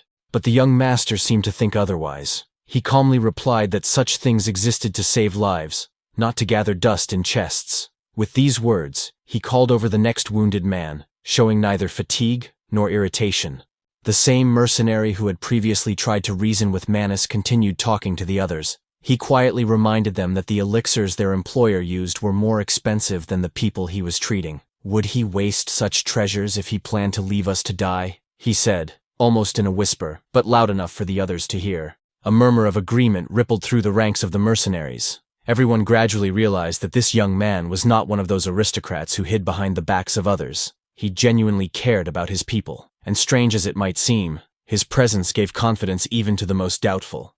Manus gritted his teeth in anger. His attempt to sow distrust had failed. Inside, he was seething with irritation. The old man had ruined his plan, and now Gislan's credibility had only grown stronger. He had to find another way, but time was running out. Soon, Gislan himself approached the camp. His steps were firm, his gaze focused. He briefly ordered everyone to stop idle talk and rest while there was still a respite. His voice sounded calm, but it conveyed an iron will. After that, the young lord called Jillian and Kaur over. Judging by the expression on his face, he was going to discuss something serious. Both subordinates immediately responded, dropping what they were doing. Kaur, straightforward as always, was the first to speak. In his opinion, the chatterbox should be punished by having his tongue cut out, for example. Gislan, however, replied calmly, "Let him live. The monsters themselves would teach him a lesson when the time came." Right now, they had more important things to do. All their attention had to be focused on preparation. According to their calculations, there were only 24 oil lamps left in the camp. This was less than expected, and Gislan clearly did not like this number. He ordered a recount to be done again, wanting to be sure. The count confirmed his fears. The supply was rapidly dwindling. With each passing day, as they advanced deeper into the forest, the monster attacks became more frequent. Day and night. It seemed they knew no rest. However, the last 2 nights had been suspiciously quiet, and this was alarming. Valinda and Kaur exchanged puzzled glances. They did not understand what their master was getting at. Jillian, however, understood before the others. He explained that they had crossed the border into the territory inhabited by night monsters. These creatures were far more dangerous than ordinary ones, stronger, faster, and more cunning. Gislan confirmed the guess with a short nod. Almost immediately after Gislan spoke, a strange rustling sound came from deep within the forest, as if someone was making their way through the branches, trying not to make a sound. The silence of the camp seemed to freeze for a moment. The young man quietly said that this was exactly what he had expected. Real danger was approaching, and everyone should be prepared for the worst. Night gradually took hold. The camp was bathed in the soft glow of the campfires, smoke curling above them. Outside, all was quiet, with only the occasional voices of the guards breaking the silence. Most of the mercenaries were already asleep or dozing, leaning against barrels and weapons. Others sat by the fires, staring into the flames, their eyes clouded with fatigue. Gordon was among those sleeping. His massive body barely fit under the blanket, and his loud breathing resembled the hum of a blacksmith's bellows. But suddenly, his peace was disturbed by a bright light that flashed nearby. The man struggled to open his eyes and saw a lamp slowly floating in the air right in front of him. He jumped up sharply, kicking it with his foot in confusion. The lamp flew to the side, and Gordon, looking around, could only squeeze out, "What the hell is this? Why is the lantern moving on its own?" The answer came instantly. Something appeared from behind the trees, a massive shadow with uneven contours. The light from the lamp momentarily illuminated someone's shining, unrealistically large eyes. Without hesitation, Gordon shouted that there was a monster in the camp and grabbed his axe. He waved his weapon in the air, as if trying to drive away an invisible enemy, but the more he swung, the more he panicked. It seemed to him that monstrous silhouettes were flashing around him, that the creature was about to pounce on him. The awakened mercenaries rushed to the source of the noise, but saw nothing suspicious around them. Gordon insisted with a tremor in his voice that he had seen a monster standing right in front of him. The men exchanged glances. Not a sound, not a trace, not a rustle, nothing. They began to think that the big guy had just imagined it. One of them grunted, saying that Gordon's nerves must have gotten the better of him after all these battles. Gordon himself looked around in confusion, feeling cold sweat running down his back. He was sure he wasn't dreaming. But if all this was real, then where had the creature gone? The mercenaries, deciding that it was just a nightmare, began to disperse. Someone threw a mocking remark at Gordon, saying that he had drunk too much before bed. But suddenly a voice rang out from the crowd. One of the Cerberus fighters claimed that Gordon was right. He said that he had woken up at almost the same moment, sensing someone's heavy presence nearby. And then, right before his eyes, the flame in the lamp suddenly went out, as if someone had blown it out with their invisible breath. Soon, others joined in. Many had felt the same thing, a strange presence rustling in the darkness, sometimes barely audible and ominous laughter. Those who had not felt it were puzzled, attributing it all to fatigue or sleepy visions. A member of the Cerberus squad admitted that he could not say for sure what the phenomenon was, but he was convinced that something was in the forest and watching them. At that moment, Ghislain approached the group. His appearance immediately brought order to the situation. Tasks and decisions began to take shape without unnecessary words. He was not alone. Jillian and Kaur stood nearby, ready to support any actions taken by their leader. The young man ordered everyone to gather in one place, around the fires and tents, so that it would be easier to control the situation. Those who were napping and those who were resting gathered at the meeting place. Footsteps and rustling sounds subsided, replaced by the sound of belts being thrown down and the sound of armor straps being tightened. Ghislain himself and his closest associates found themselves in the center of the circle, forming a kind of security cordon around him. Gordon, still alarmed, tried to understand whether they were really surrounded by invisible predators. One detail bothered him: the creatures did not show themselves in the light. For Ghislain, this was understandable. Such abilities were characteristic of those who hunted at night and used darkness as cover. The pursuit had probably begun at the lake, where invisible shadows had followed the group and now closed in on them. These creatures were called Failors, hunters of darkness. Their reputation was whispered, creatures of the night, blending into the gloom and infecting the space around them with their presence. Failors could not only blend into the darkness, but also make themselves practically invisible. Physical steel had little effect on them, and their hunting method consisted of drawing their prey into thick darkness, where they had a clear advantage. The mercenaries could hardly believe what they heard. It was difficult to imagine hundreds of such predators around them, and yet frighteningly probable. Valinda, finally realizing the reason for the disappearance of the lamps, understood that these creatures were playing with fire, extinguishing light and relishing fear. Kaur, being a man of action, suggested an immediate attack, to strike first and destroy the prey before it could gain the upper hand. Ghislain, having studied the situation, preferred a different course of action: to wait, gather strength, and set a trap in order to strike back at the opportune moment. The mentor reminded him that most of the lanterns were already gone, and she didn't understand how much longer they could hold out. The loss of resources made the strategy risky. But Ghislain's calculation was based on something else. A thoughtless wave of attack would only anger the night hunters, force them to disperse and change tactics. Then the chance to destroy them all at once would be lost. He wanted to wait for the moment when he could deliver the decisive blow. Jillian was somewhat surprised by the logic he heard, but quickly realized that it was about the possibility of crushing the enemy with a single powerful action. And indeed, Ghislain had a plan that would allow him to strike hundreds of invisible and seemingly invulnerable creatures at once. He knew how to lure them out of the shadows. This required preparation, primarily magical. Valinda confirmed that she had prepared the scrolls the young man had requested. Each mercenary had already been assigned one scroll, and now all that remained was to wait for the hour when everything would come together. After a short pause, Ghislain announced that it was time to explain exactly how they would fight. His voice sounded calm, but it conveyed the determination of a man who had already thought everything through. To make it easier for everyone to understand the plan, he lowered his sword and began to draw lines with it directly on the ground. In the soft light of the dying torches, the contours of the future battle appeared on the sand. The flock of fallows had already closed in around the camp on three sides. They were quietly stealing the light, one lantern after another, and with each passing moment, they were closing in, leaving the people with less and less air and confidence. Ghislain showed that it was impossible to hold the defense against such creatures across the entire line. Their numbers were too small, and the enemy was too omnipresent. If they tried to meet them head-on, they would be bypassed on the flanks, crushing their defenses. Jillian noted that the proximity of the lake played into their hands. They couldn't be completely surrounded on that side. Ghislain nodded. The light reflected off the water's surface, preventing the monsters from approaching from behind. The situation remained difficult, but not hopeless. The main character emphasized that despite the enemy's numerical superiority, the initiative still belonged to them, those who were able to think and act together. Some did not understand what he meant. How could he talk about initiative when they were standing in the middle of darkness, surrounded by invisible predators?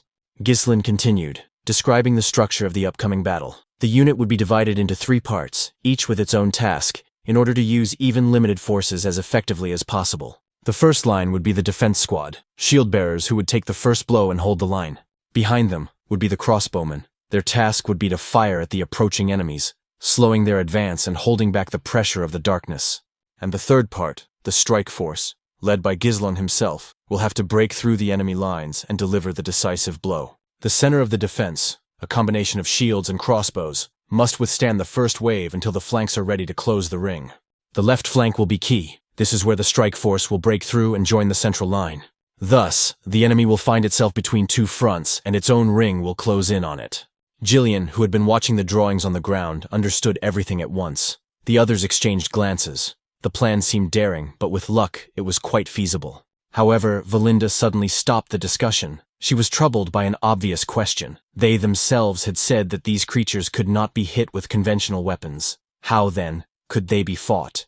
A tense silence hung over the camp. Several men exchanged glances, not knowing how to respond. Kaor suggested that there was only one solution, to use mana. Magic was the only way. But Ghislain had already thought of everything. He knew that brute force was powerless against the night shadows, so he had prepared another means in advance.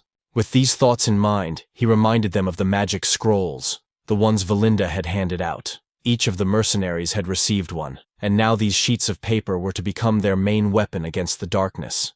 It wasn't long before the battle began. The silence of the night forest was broken by the heavy sound of footsteps and the clang of weapons. Everything indicated that battle was inevitable. The defensive unit was ordered to keep their formation as tight as possible. Any gap could cost lives because in the darkness, it was impossible to see where the attack would come from. The men clutched their shields, remembering the words of their employer. Under no circumstances should they split up.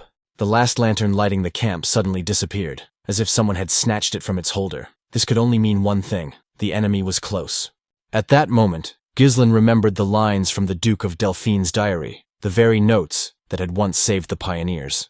They said that Phalors could not tolerate light. For creatures born of darkness, bright light was not just painful, but deadly. Following this thought, the young man activated the magic scroll. The symbols on the parchment flashed with golden patterns, and it became clear that something was about to happen. This action was a signal to everyone. Everyone holding a scroll understood that it was time to act together as one. On command, the mercenaries began to unfold their first circle scrolls. Thin strips of magical energy glided through the air, intertwining in a pattern of spells. From their center, a flame of light burst forth, rushing upward and tearing through the darkness of the night. For a moment, everything around was illuminated, as if a new day had dawned. For the Phallos, it was an invitation to death. The bright glare forced them out of the shadows, hissing and writhing in the dazzling light.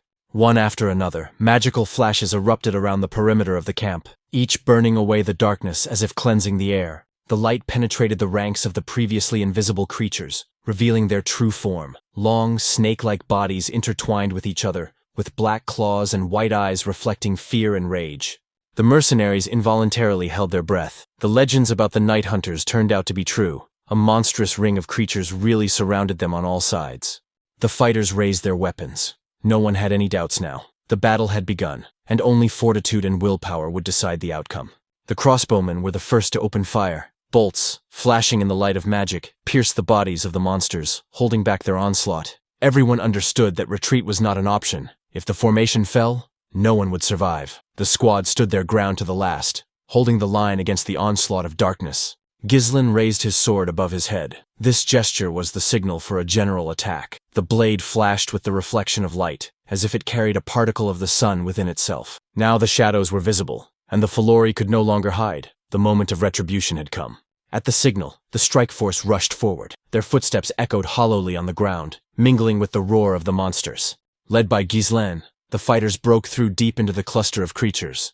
Each swing of the sword left a glowing trail, and the bodies of the creatures fell one after another.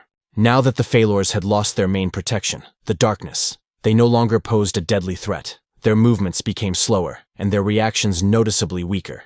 Watching them, Ghislain pondered the nature of these creatures. They were truly the embodiment of the night, shadows made flesh, but once deprived of darkness, they became as fragile as rotting wood. With such a group of battle-hardened fighters, victory seemed only a matter of time. Ghislain gave the order to reduce the number of monsters at any cost, and his men rushed to carry out the task without wasting a second. Jillian was the first to rush forward, taking the brunt of the attack. His blade flashed in the semi-darkness, distracting the enemies. At that moment, Kaur, taking advantage of the distraction, methodically finished off those who dared to come closer. His strength and accuracy were impressive. However, the pressure was so great that even he could not fend off the attacks. With each passing second, more and more creatures rushed towards him, surrounding him on all sides. Then Valinda appeared on the battlefield. Her figure flashed in the light of magic, and she entered the battle without hesitation.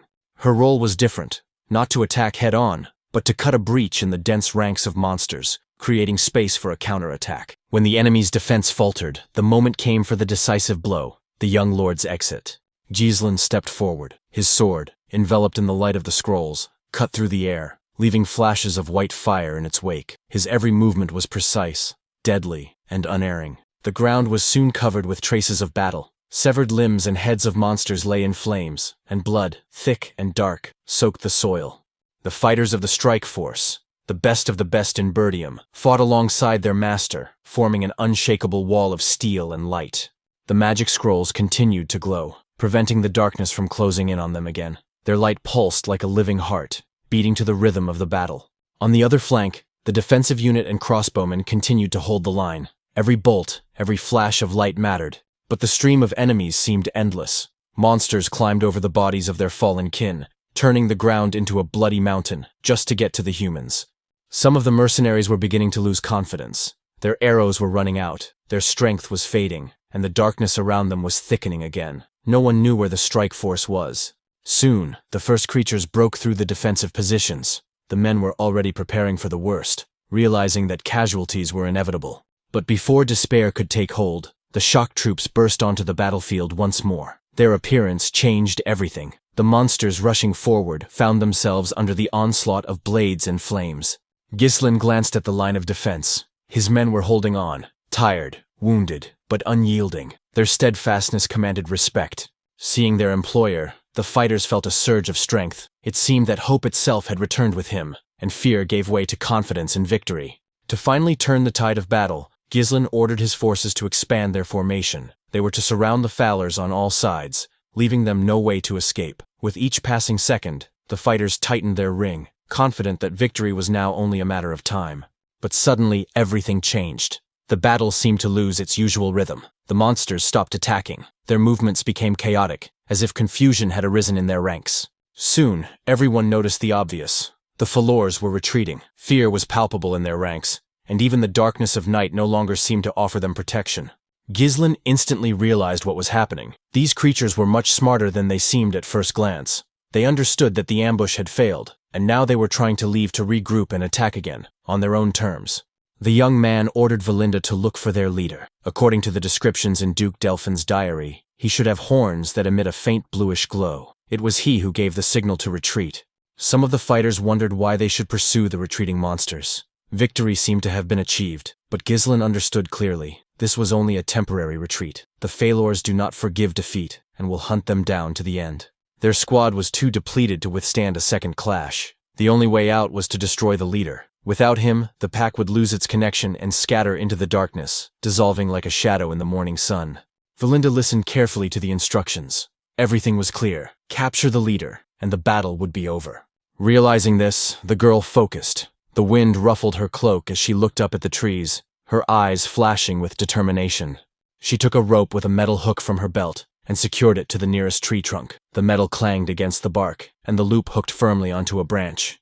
The next moment, Valinda deftly pushed off with her feet and soared upward like a bird, using the rope as support. From above, she surveyed the entire battlefield. The light from the scrolls still illuminated part of the field, and in this uneven glow, she could make out many creatures writhing amid the smoke and ashes.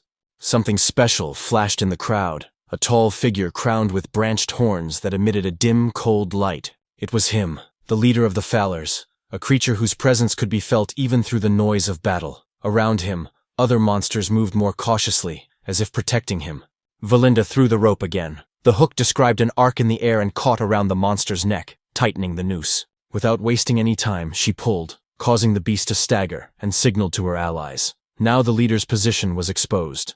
Ghislain instantly understood where to strike. His eyes flashed with determination, and his body lunged forward, pushing through the ranks of monsters.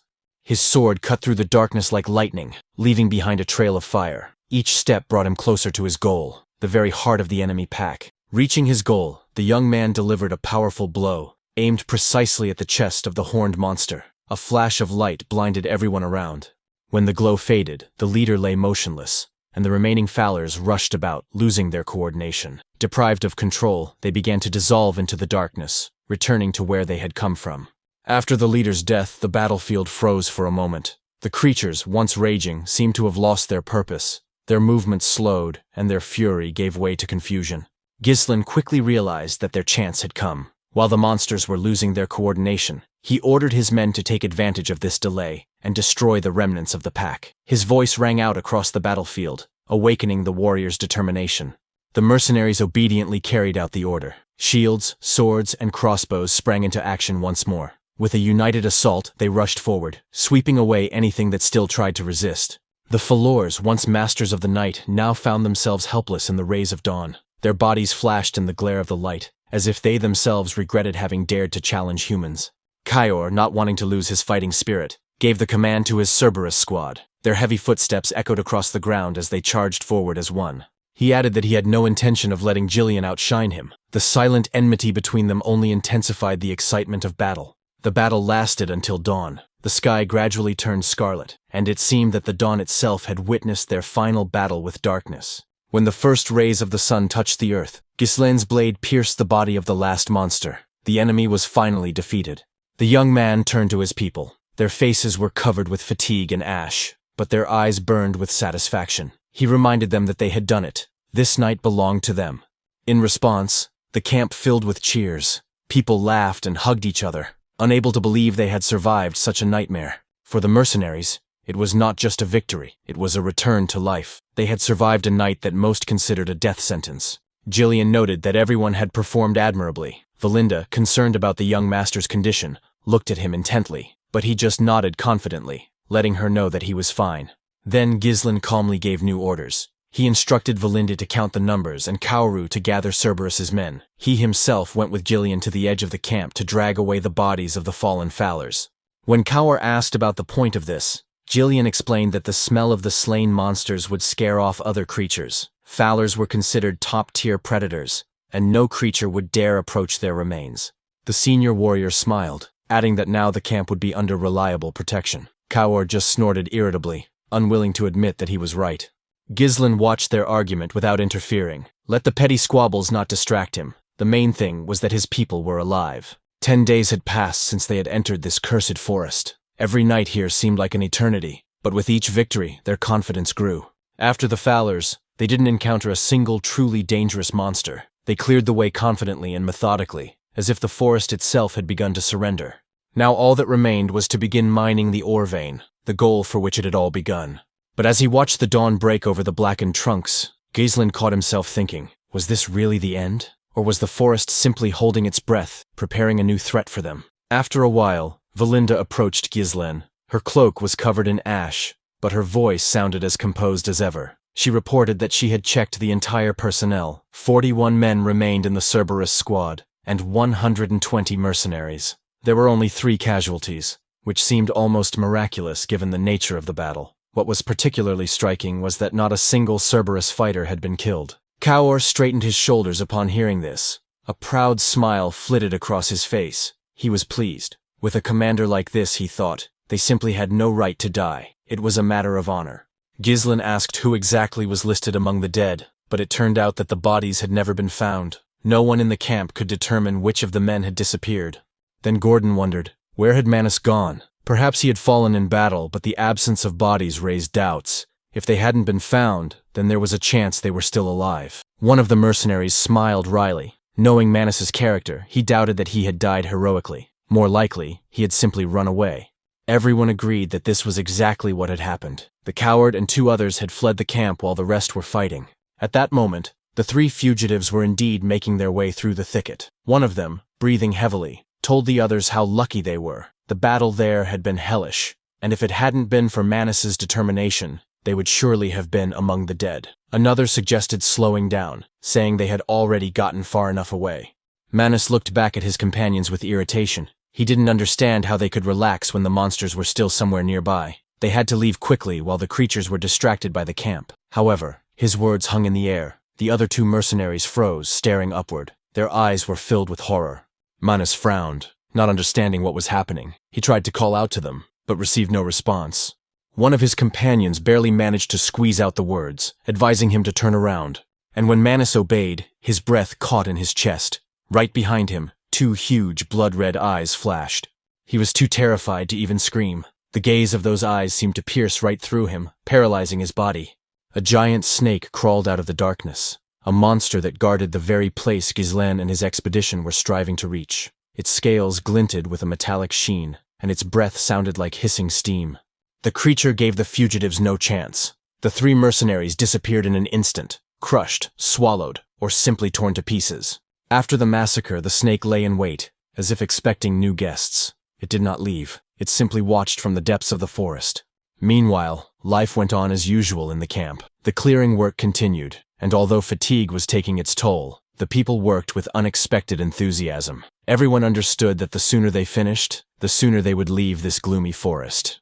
Kaur noted to himself that the situation was surprising. No one was complaining or arguing. Everyone was working as a single unit. He admitted that this was the first time he had seen these perpetually lazy mercenaries display such discipline. Apparently, fear and respect for their master worked wonders. Jillian smiled and remarked that, unlike some, these people really knew how to work. Kaur snorted, not hiding his irritation. Even after the victory, the old man found a reason to take a dig. After a brief discussion, Kaur asked the young master what would happen after the entire operation was completed. Would he really send such experienced fighters home? It would be a shame to lose people who had gone through hell and survived. Ghislain calmly replied that there was nothing to worry about. He intended to hire everyone who had proven themselves worthy into his personal guard. It was believed that mercenaries were rarely able to stand up to a regular army. Their ranks often fell apart at the first casualties, because everyone fought for their own benefit. But Ghislain saw something different in his men. After all the trials in this forest, they were no longer just mercenaries. They had been tempered by blood, fear, and victory. Now they were a cohesive force, ready to become the backbone of House Perdium and change the balance of power in the region. Soon, Cerberus's fighters approached the camp. Their armor was covered in dirt and ash, but their expressions were satisfied. They reported that they had carried out their orders. The bodies of the Fowlers were scattered along the trail as the commander had ordered. Ghislain praised Gazelle and the others. They had done an impeccable job. Kaur added that the method had indeed worked. From the moment they left the camp, not a single monster dared to approach. They didn't even encounter any lone creatures. It was as if the forest itself was now avoiding them. However, the young master remained wary. He couldn't shake the feeling that everything was too quiet. In places like this, silence was rarely a good sign. He tried to convince himself that his anxiety was unfounded, but somewhere deep down, he knew that his premonitions were rarely wrong. His thoughts were interrupted by Valinda's quiet but confident voice. The girl had returned from reconnaissance, her clothes covered in dust and her face showing signs of fatigue, but her eyes sparkled with satisfaction. Hearing her approach, Ghislain immediately asked if she had found anything ahead. Valinda confirmed that the target had been found. These words instantly transformed the atmosphere in the camp. The young gentleman felt a surge of strength. Finally, their journey was coming to an end. He stood up and ordered the workers to speed up. Now everyone had to work at maximum speed. The people responded enthusiastically, spurred on by the promise of a quick reward and pride in the journey they had completed. The goal was just a stone's throw away, and this proximity spurred everyone on to move forward.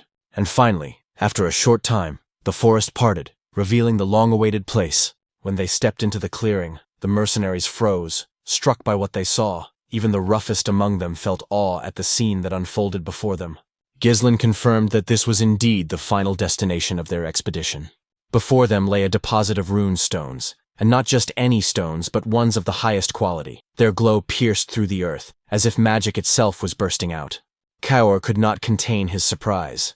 Everything Jillian had said turned out to be true. The expedition really did have a deeper meaning. Even he, who was used to everything, felt awe at such a discovery. Valinda did not hide her joy. She was delighted not only by the discovery itself, but also by how the young master had been able to predict the location of this place. It seemed as if he had known about it in advance, guided by some unknown intuition. The other mercenaries stood stunned, Before them lay riches that an ordinary person would never see in a lifetime. Everyone understood that if they managed to get these stones, they would become truly rich, and the name of Cecil Perdium would go down in history forever. Suddenly, a hoarse voice rang out from the thick haze ahead, as if the fog itself had spoken in human words. The stranger said with anguish, none of them would go any further. He added that it was all over, and after these words, his breath stopped. When the smoke cleared slightly, everyone saw who had spoken. It was Manus. Surprisingly, he was still alive, or rather, he had been just a moment ago. His body slowly sank to the ground, lifeless and contorted with horror. Several mercenaries, recognizing their former comrade, rushed to him. They did not understand how he had ended up here, so far from camp, or what had happened to him. However, Gislen stopped them abruptly. He ordered them to stay away, warning them that the place was unsafe. His voice was cold and confident, causing everyone to instinctively retreat. To prove the seriousness of his words, he swung his sword, and a powerful wave of air rose from the blade, scattering the clouds of gray smoke. When the veil cleared, the people saw what had been hidden beneath the fog. The ground was littered with bones. The white remains stretched into the distance, like a field of death. Among them were broken armor, charred blades, and claw marks on the stones. The people were stunned. The corpses belonged not only to monsters, but also to humans. It seemed that a terrible battle had once taken place here, but against whom? The mercenaries instinctively moved forward, covering their young master, but Gislen just shook his head. The simple search for runestones had turned into something much bigger. According to him, the number of remains indicated one thing. They were standing right on the nest of a high-ranking monster. There were fresh traces among the bones, and the light fog was saturated with poisonous fumes, which is why they did not notice the threat immediately. Gislen recalled Duke Delphine's notes with annoyance. They did not mention any danger near the veins themselves. Perhaps the explorers simply did not return to warn others. He ordered everyone to be on guard and prepare for battle, feeling the air grow thicker, as if the forest itself had held its breath. But before he could finish his command, the ground beneath their feet shook. Something gigantic rose from the clouds of smoke. A monstrous snake crawled out from behind the hill, its scales glinting with a metallic sheen.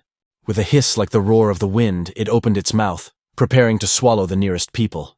Gislen didn't waste a second. With a loud order to spread out, he rushed forward, directing the fighters in different directions. When the monster lunged at him, he dodged with incredible agility, sliding along its body and ending up on top of its giant back. Taking advantage of the blind spot under its scales, he raised his blade and struck a powerful blow, aiming directly at the creature's head. The blow hit its target. The sword cut through the flesh, leaving a deep wound from which thick, black blood gushed. The snake roared, and the air was filled with a sound that made everyone's ears ring.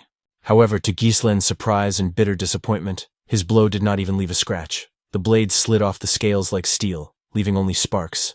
Jillian, who was watching, couldn't believe his eyes. Even a weapon reinforced with magic couldn't pierce this armor. "It's impossible," he gasped. "What are these scales made of?" The snake, sensing the attack, turned its head sharply toward its attacker. Its gaze fell on Giselle. Now all the monster's fury was focused on him alone. The monster opened its mouth, and this time it wasn't to swallow a human. A stream of poisonous liquid burst from the depths of its throat, sparkling with green flashes in the dim light.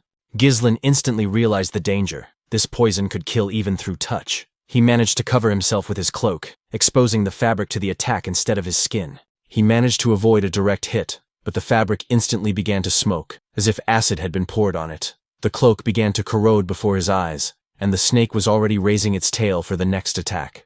The blow was swift, but Gislen grabbed his sword with both hands and tried to parry the massive tail. The collision reverberated through his body like he had stopped a stone boulder.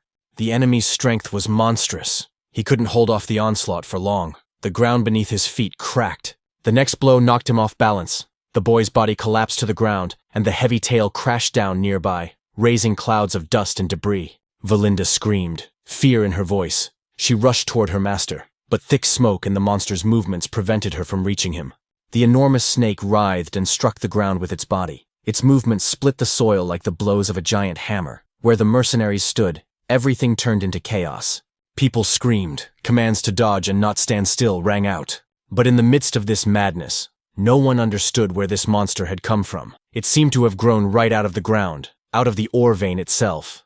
Jillian, without losing his composure, rushed to those who were trapped under the rubble. He pulled people out, saving them from under the monster's tail. Valinda and Kaur joined him, covering the wounded. They worked together seamlessly, as if they had been training for this moment their whole lives. Ghislain himself, though knocked off his feet, remained alive and conscious. Through the roar, he could hear the desperate cries of people begging for help and the moans of those who were searching for him with their eyes, not knowing if their master was alive. Lying in the dust, Ghislain finally understood the scale of what was happening. Everything fell into place. The dead bodies, the poison, the fumes, the fear that had settled in this place. The true master of the ore vein was before him. It was not just a beast. It was a blood python, an ancient and deadly monster whose power was considered legendary. The existence of such creatures was confirmed only by old chronicles. No one expected to encounter one here, on the edge of the forest, where humans usually did not venture. Ghislain understood that there was almost no chance of survival in open combat. He could retreat and return with reinforcements, but then the rune vein would disappear, and the entire expedition would be in vain. Now Ghislain had no time to think. Delay meant death, not only for him, but for everyone who believed in him. If he retreated now, everything they had achieved, all the suffering and losses along the way, would be meaningless. He couldn't let their journey end in disgrace. Summoning his will and focusing his mana, the young man felt energy coursing through his veins. He had to make this creature obey, or else the ore vein they had worked so hard to extract would be lost. At that moment, a power flared up inside him. The third core, awakened to its full potential. The flame of mana pierced the air, and his eyes flashed with determination. The blood python, sensing the threat emanating from the man, let out a low growl. Its body tensed, and the beast lunged forward with such speed that the ground shook. But Ghislain, relying on instinct and experience, managed to dodge. He slid under the scaly body, avoiding the deadly blow, and without wasting a moment, counterattacked. His blades struck the creature's torso, but once again, the steel slid helplessly off the invulnerable scales. There were no cracks, no marks. It was as if he had struck stone. Realizing that it was impossible to pierce the armor, Ghislain instantly changed tactics. Focusing, he jumped higher and struck the only vulnerable spot, the eye. The blow hit its target. The blade cut through the flesh, and the snake roared, writhing in pain. But the wounded monster did not retreat. On the contrary, its fury flared up with renewed strength. The python lashed out with its tail, seeking to bring all its might to bear on the man.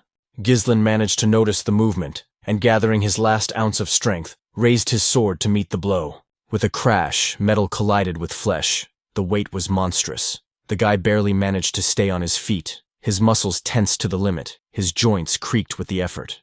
Despite its wound, the python continued to attack furiously. Its movements became sharper, its rage more blind. It seemed that the pain only increased its strength.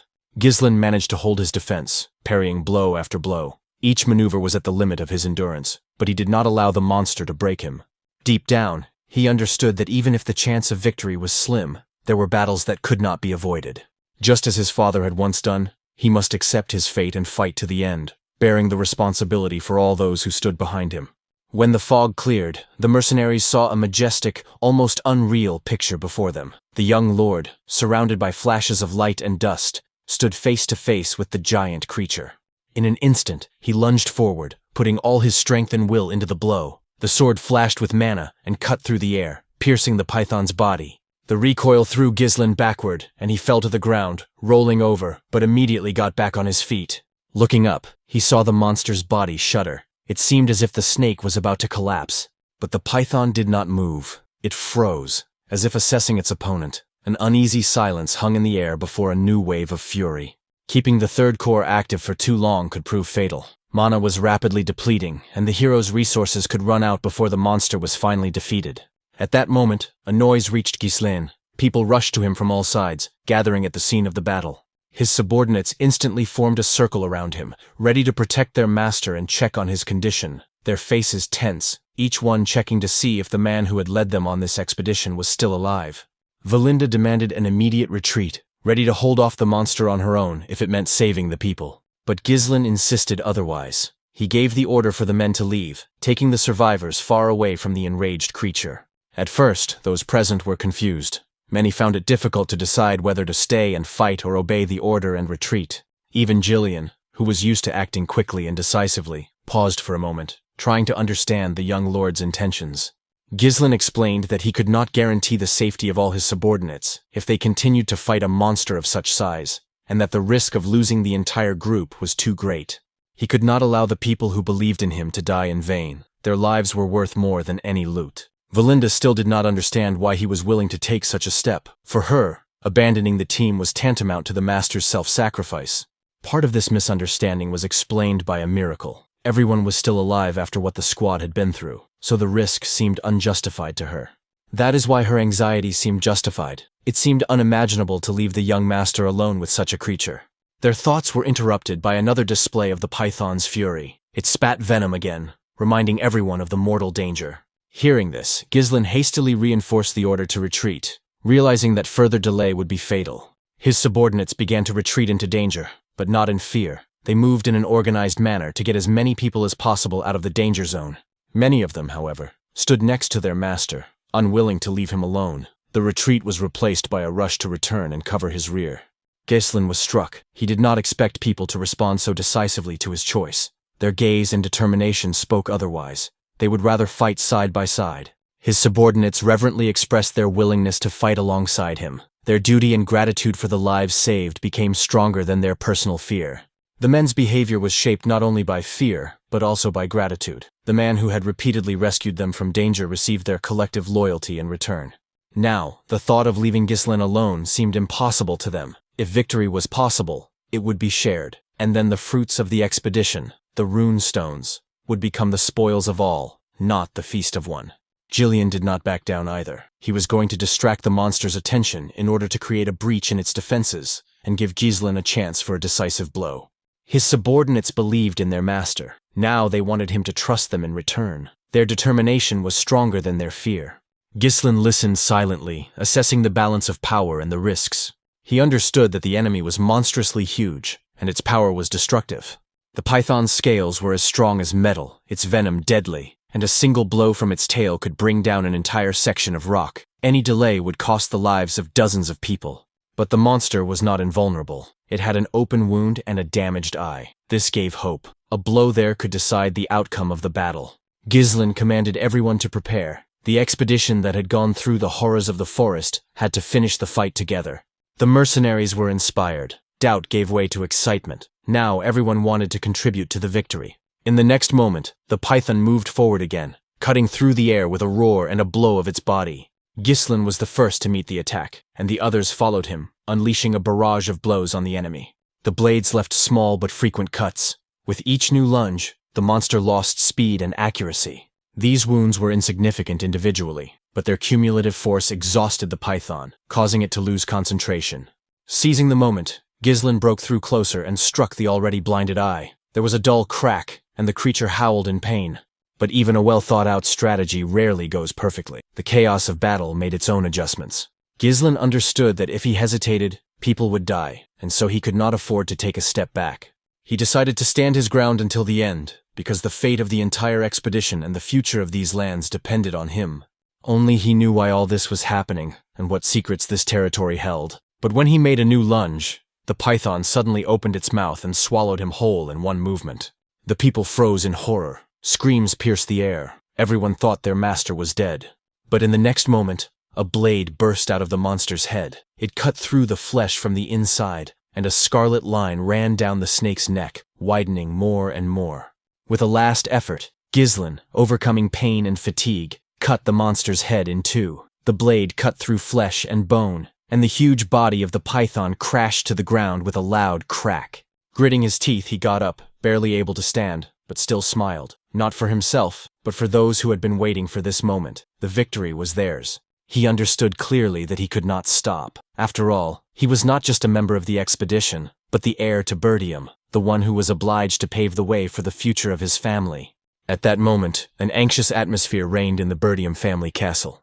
In the council chamber, a loud thud of a fist on the table was heard. One of the men, overcome with anger, declared that Ghislain's actions could be considered a serious crime against the will of the family. The young lord ignored the steward's prohibition and went to the forest of monsters anyway. The old advisor Homer tried to calm Albert down, but he was beside himself. Albert replied sharply that Ghislain had always been willful and proud. While the head of the clan was away, the young man imagined himself a full-fledged lord and acted without permission.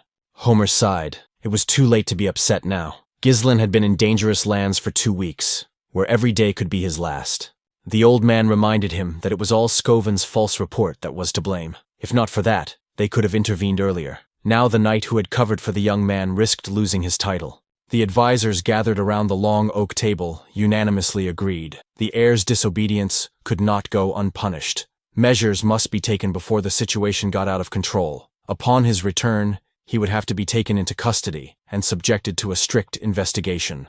Count Perdium listened to these words in gloomy silence. Deep down, he understood how serious his son's actions were, but he was even more concerned that he might not return at all. Suddenly, the door flew open, and Randolph, a loyal subordinate of the Perdium family, entered the room. He bowed low and, out of breath, reported that something unexpected had happened, and that the Count should leave immediately. The advisors became alert, demanding an explanation.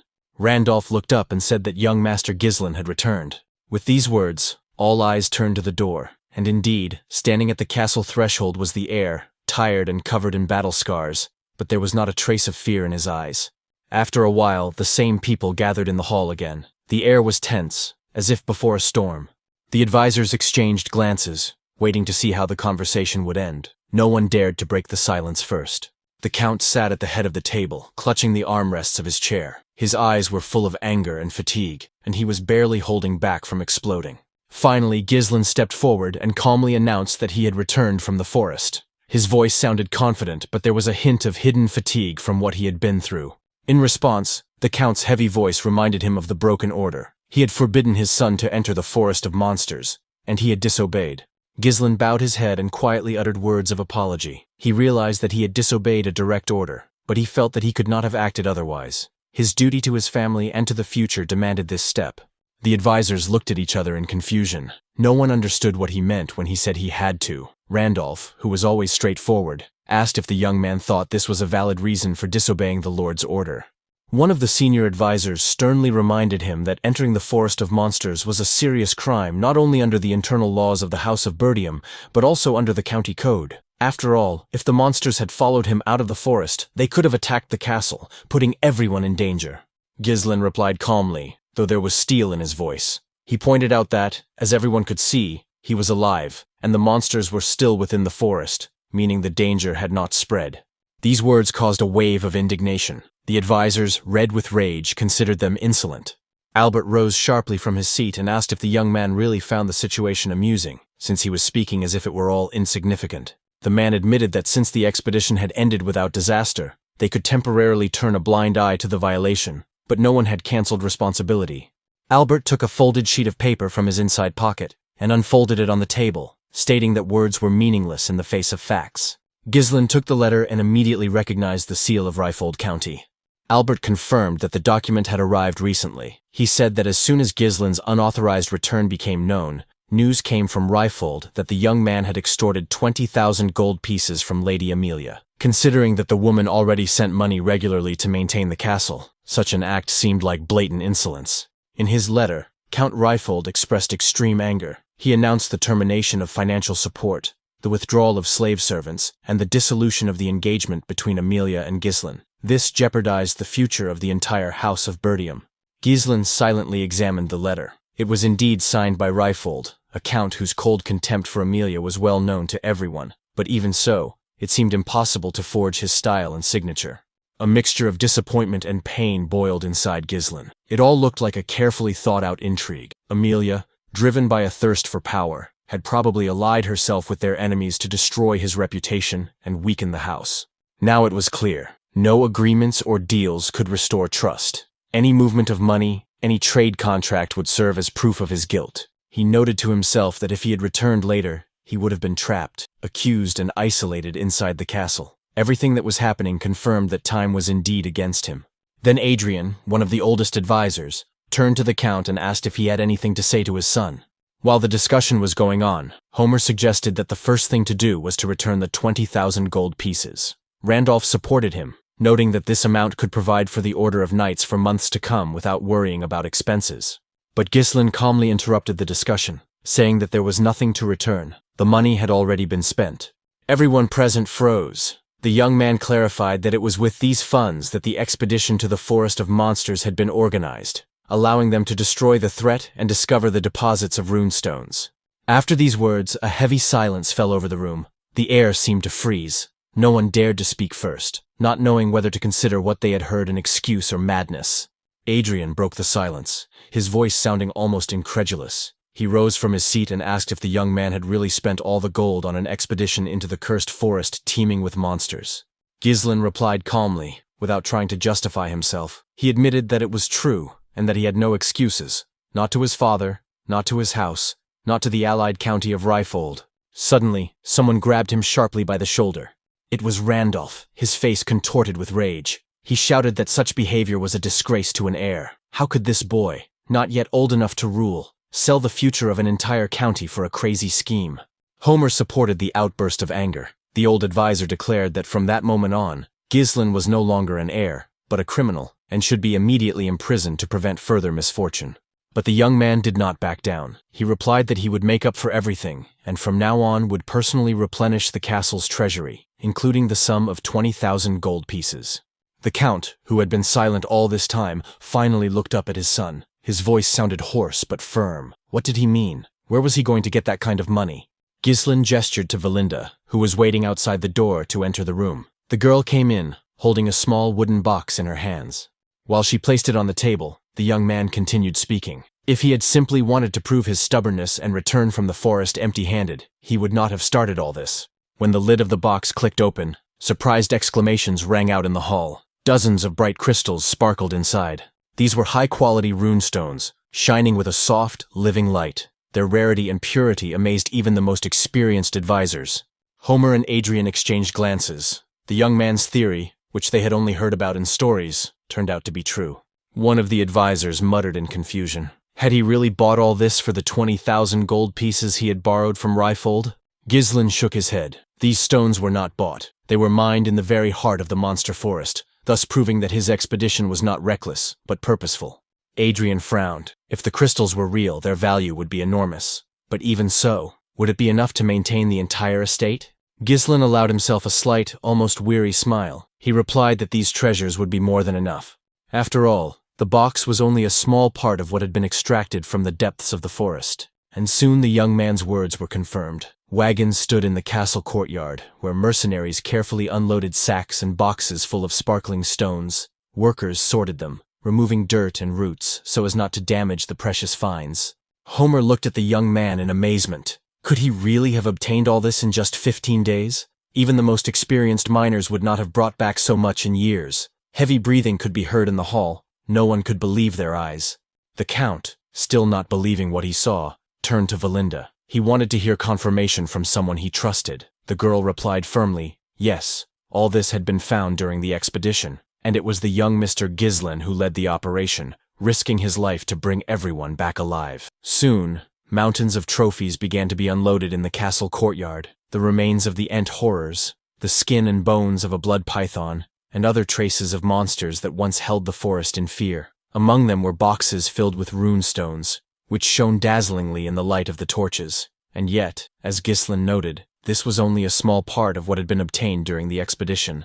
He rose from his seat, and looking at his advisors, calmly stated that every effort, every drop of sweat and blood, had been directed toward the good of his homeland. Everything obtained was not for glory or wealth, but to strengthen the house of Perdium, and maintain the mansion, which was now safe from harm.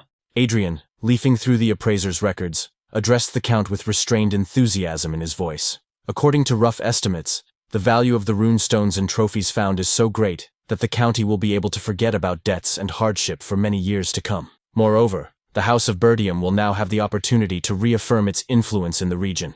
The very same advisors who had recently demanded that the young man be imprisoned now exchanged confused glances and hastily changed their tone. Their faces, recently contorted with anger, now expressed respect and admiration. One by one, they approached Ghislain, bowing their heads. Words of approval and praise poured in from all sides. In their opinion, the young count had shown not only reckless courage, but also a prudence rare for his age. They wished him rest after his arduous expedition, and assured him that the House of Perdium would now stand stronger than ever before. After a short pause, Ghislain looked up and calmly announced that he had only a few conditions. The first was to immediately release Scoven and Ricardo. These men, he said, were only following orders, and it would be unfair to punish them for their loyalty.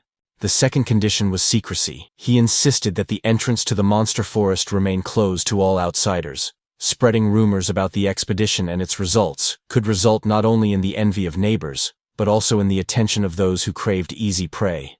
The advisors exchanged glances, pondering what had been said. Their eyes showed agreement. The young man's demands sounded reasonable, but they realized that fulfilling them would require caution and diplomacy. Ghislain then added that he had a third and final condition. He demanded that control over security and the recruitment of mercenaries be transferred entirely to him. Every delay, every request for permission from senior officials would take up precious time when it came to matters of life and death.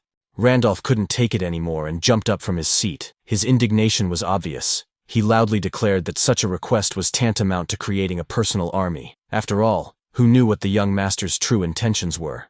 Adrian, trying to remain calm, remarked that the young man might be crossing the line. He was not asking for leniency, as would be appropriate after so many violations, but demanding powers that even the Count's council did not have. However, Ghislain did not flinch. He explained everything with the same cold confidence, now addressing Albert. This was not an attempt at rebellion, or a desire to undermine the authority of his elders. He only wanted to create a system in which the House of Perdium would no longer depend on the mercy of a foreign county. His words sounded firm, and everyone present understood that they were based on careful calculation. If, due to bureaucracy or external pressure, the county found itself on the brink again, the consequences would be far more dangerous than the temporary autonomy of the military forces. Albert, confused and depressed by what was happening, looked at his brother as if seeking support. He whispered that his son was literally bargaining with the future of the House of Perdium. The Count remained silent, lost in thought. Suddenly, the tense atmosphere was interrupted by a loud noise from outside. Voices and the clatter of boots could be heard outside the windows. Ghislain's subordinates entered the hall, accompanied by a murmur of approval. They greeted their master, and rejoiced that he had finally returned unharmed. They looked tired, but their eyes shone with pride. Gillian stepped forward and reported that the loading of the runestones was almost complete. All that remained was to wait for the young master's orders to arrange transportation.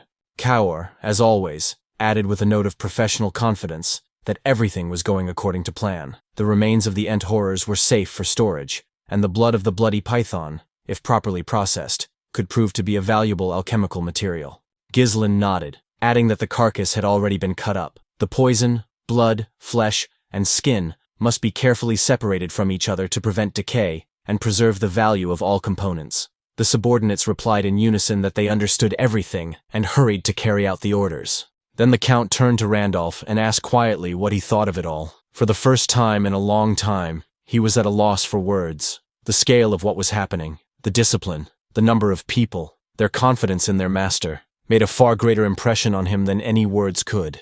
Randolph could not explain what was happening. He saw before him mercenaries who usually obeyed only force or fear, but now acted in unison, like a single organism. It was incomprehensible how the young master had managed to get such strong-willed and proud people to work together.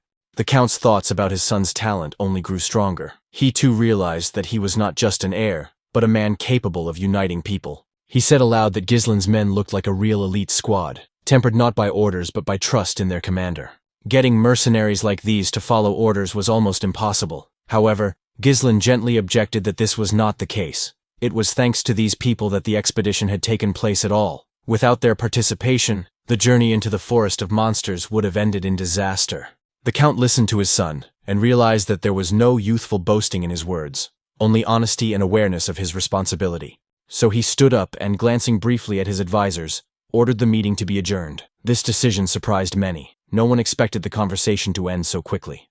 The Count announced that this time he would turn a blind eye to what had happened, but he did so with a heavy gaze. However, he warned his son that if he disobeyed an order even once, punishment would be inevitable. Ghislain responded calmly, with a slight smile, thanking his father for his leniency. Before leaving, the ruler uttered a phrase that sounded both proud and weary. He said that one day his son would inherit this mansion, and the name of the Perdiums. He already saw in him the spirit of the Northern Wolf, a legacy that cannot be faked. Ghislain knew well what this expression meant. Spirit of the Northern Wolf was a title given to Count Perdium, defender of the northern borders of the Kingdom of Lutanian. This title belonged to his father when he single-handedly held the border, where there were neither soldiers nor allies. The man devoted his entire life to war, defending the lands of the Perdiums and the mansion, remaining without support, without his wife Elena, and almost without his son. And yet his life ended modestly. Without parades, without glory. He was remembered only by those who stood beside him on the battlefield. Meanwhile, in the camp, Kaur was already rejoicing that the mercenaries could finally afford a respite. Valinda approached and asked the young gentleman if he was now going to head straight to the mansion. But Ghislain shook his head. He ordered everyone to prepare for departure. They had to be ready at any moment. Valinda frowned. Was he really not going to rest, even now? Jillian intervened cautiously, reminding him that he was being too hard on himself. His body had not yet recovered from the battles. Valinda added that it was a miracle he was alive at all, having survived an encounter with a blood python. She reminded him how much effort and time it had taken to remove the poison from his blood and bring him back to life. Ghislain silently approached her, placed his hand on her shoulder, a gesture that conveyed gratitude and confidence. He simply said that he was counting on her, as before. Valinda, like the others, understood that there was no point in arguing now. His determination was unshakable. The young lord was ready for action again. The news that the county of Perdium had discovered deposits of runestones spread rapidly throughout the region. The very next day, it was being discussed in all the taverns and estates, and rumors even outpaced official reports. And, as is usually the case, the news attracted not only the curious, but also those who dreamed of acquiring these lands at any cost. Ghislain understood perfectly well where this would lead. Such riches could not go unnoticed, and now, not only the neighboring county would be watching Perdium, but the court itself. He realized that there was no time to rest. It was necessary to strengthen his influence, gather troops, and build defenses so that the House of Perdium would become so powerful that no one would even dare to think of attacking it. But while his mind was making plans, his body refused to obey. Exhausted by constant struggle, Ghislain lost his last strength and collapsed to the ground. His subordinates, noticing this, cried out and rushed to him. Alarm once again gripped the camp.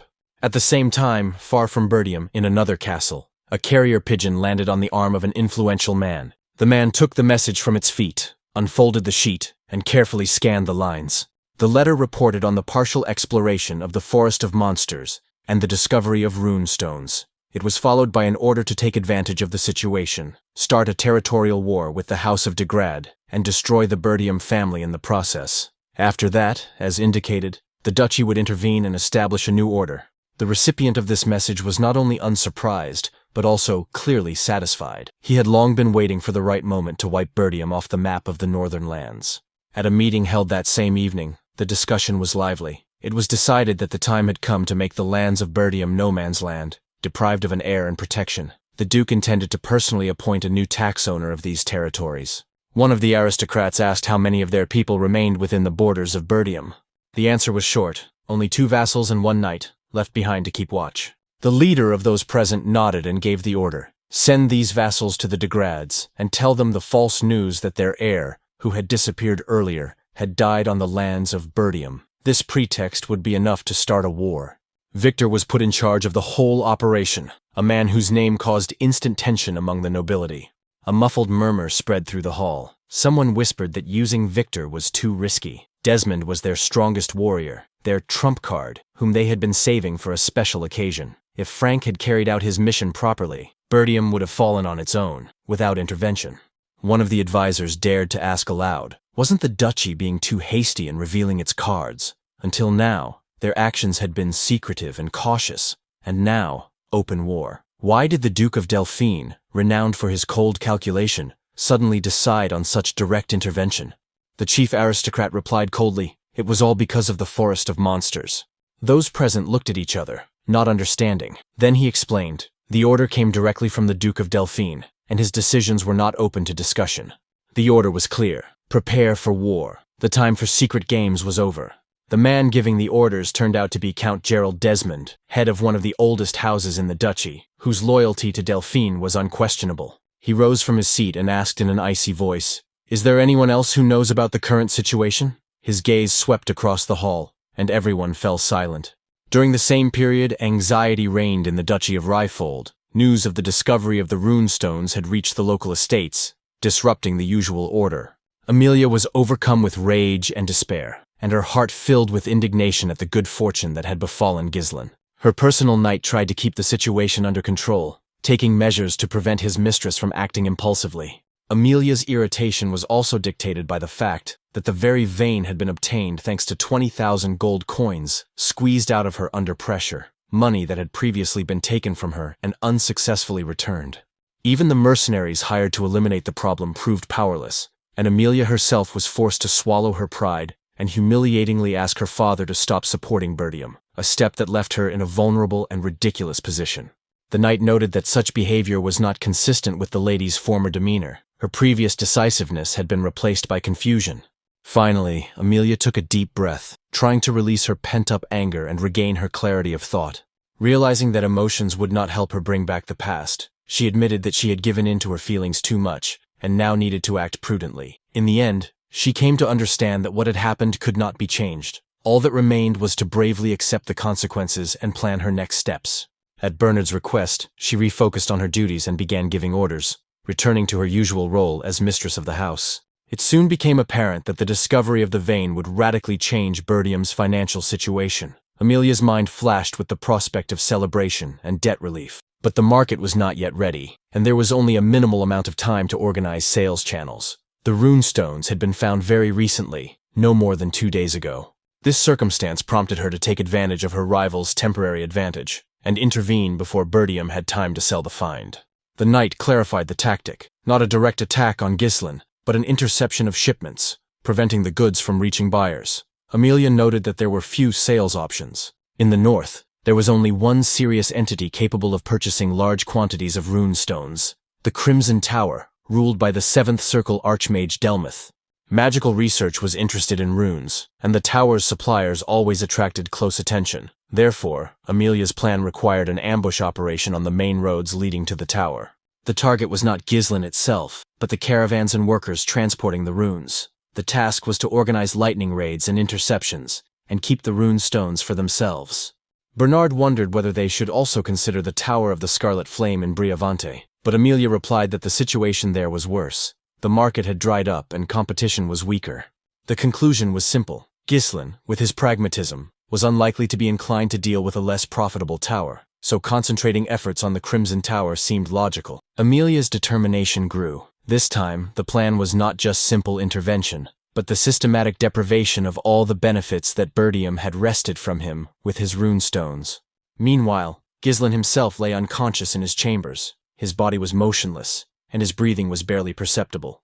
In his unconsciousness, he dreamed of the very moment when he found himself in the jaws of the Crimson Python, a terrible moment that was forever etched in his memory. The predator slowly prepared to swallow its prey, as if enjoying the anticipation.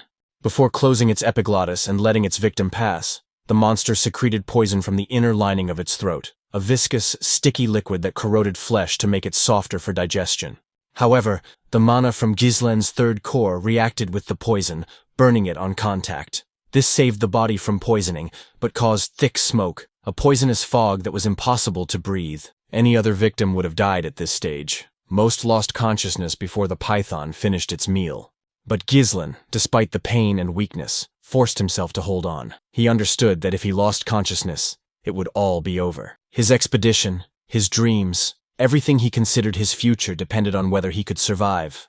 If it was impossible to avoid poisoning, then he had to subdue the poison, take control of it, make it his strength. The toxins that had entered his bloodstream gathered in the area of his mana core, turning into a deadly vortex inside his body.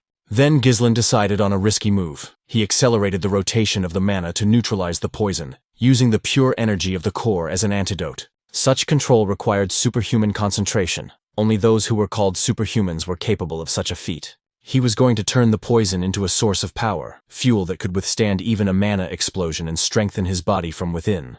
The moment the process was complete, clarity flooded Ghislaine's consciousness. The danger had passed. The first thought that flashed through his mind after waking up was a sense of relief. He was alive. The guy sat up and looked around. Yes, this was his room in the castle. His memories were hazy. He only remembered a flash of pain and someone's voice before everything was engulfed in darkness.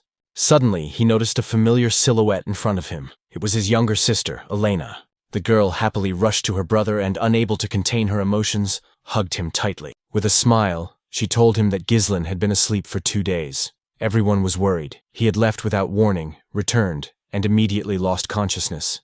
Then Elena quietly added that she was just glad to see him again, alive and unharmed, and affectionately greeted her brother.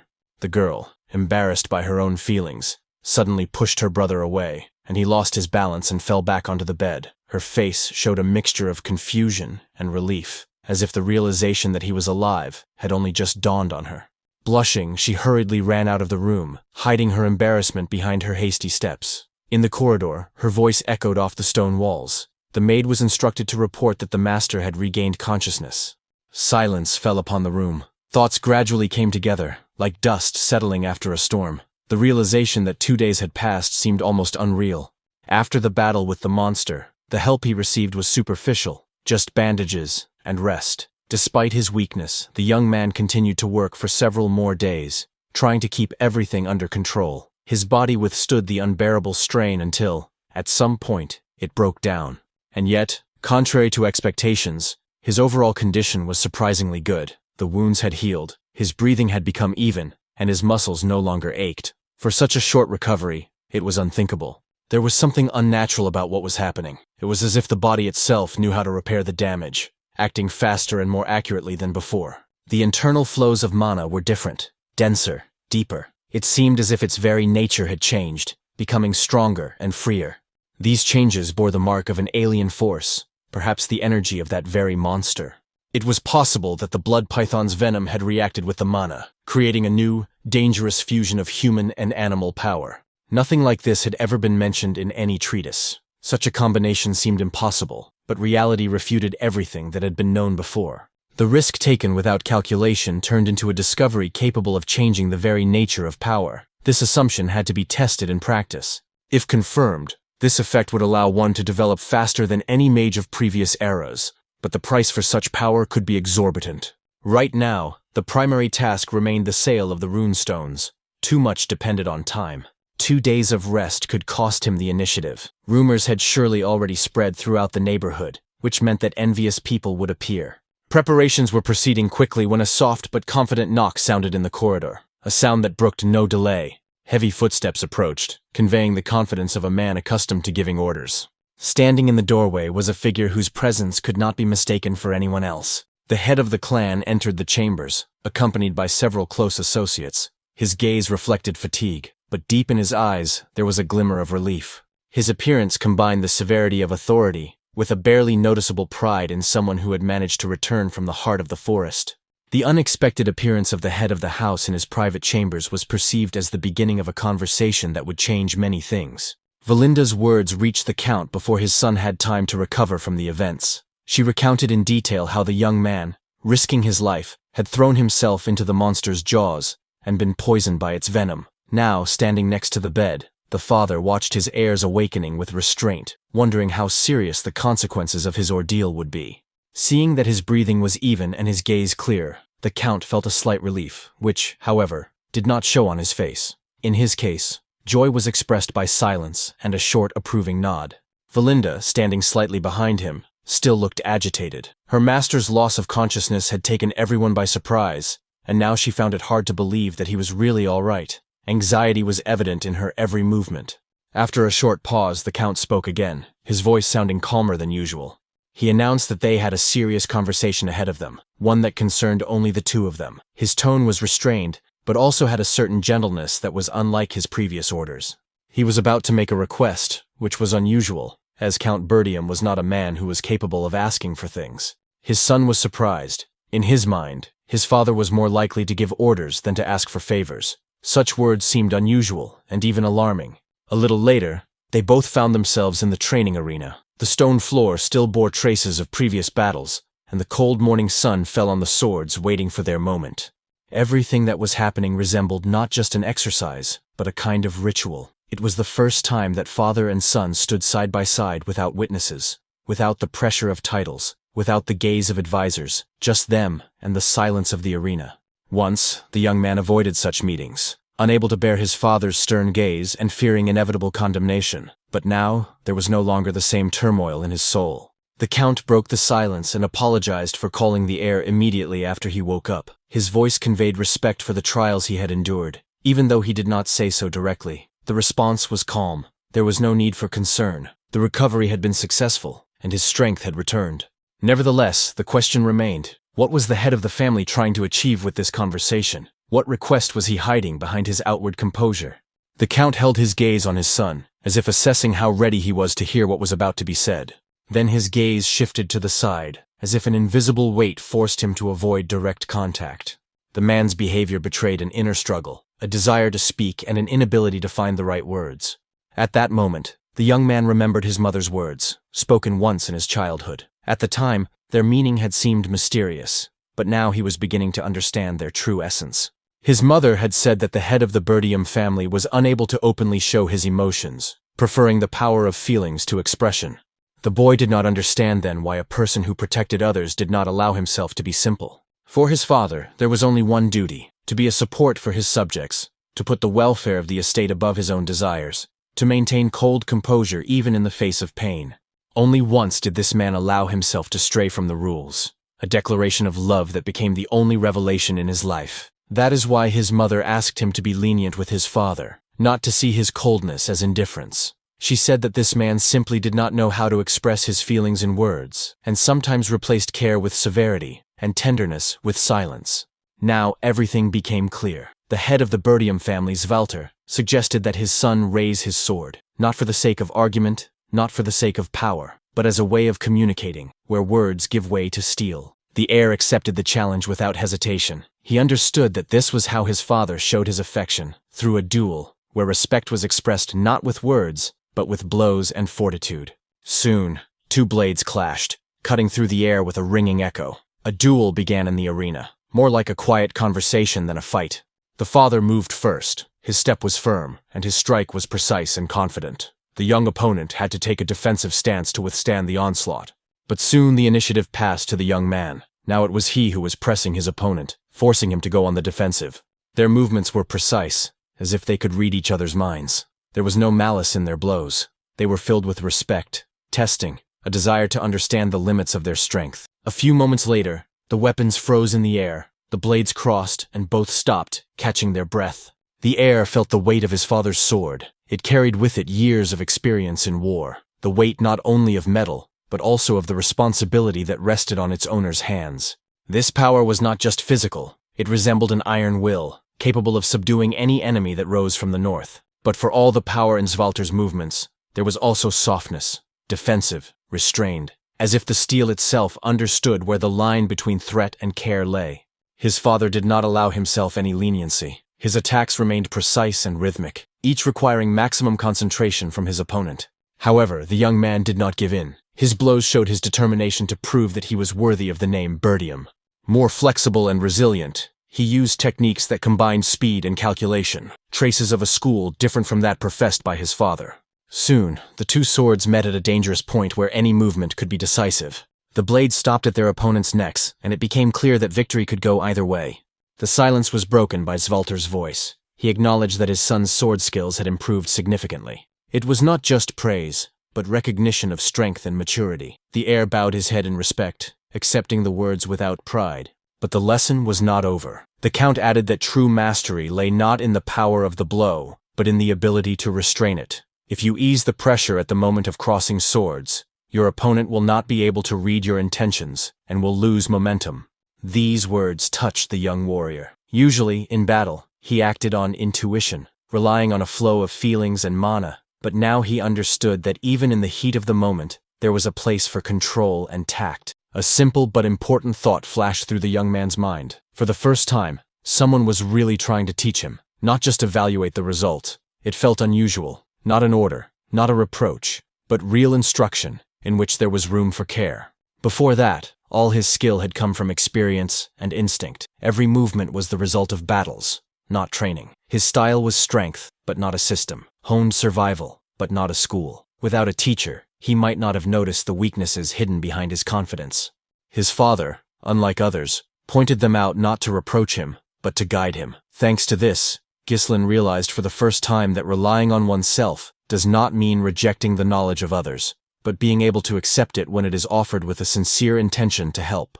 As a sign of respect, the young man thanked his mentor, uttering these words for the first time not out of politeness, but from the heart. Svalter looked up, a slight surprise flashing in his eyes. He had expected excuses, not gratitude. He had not intended to be lenient. He was going to reprimand the heir for his disobedience.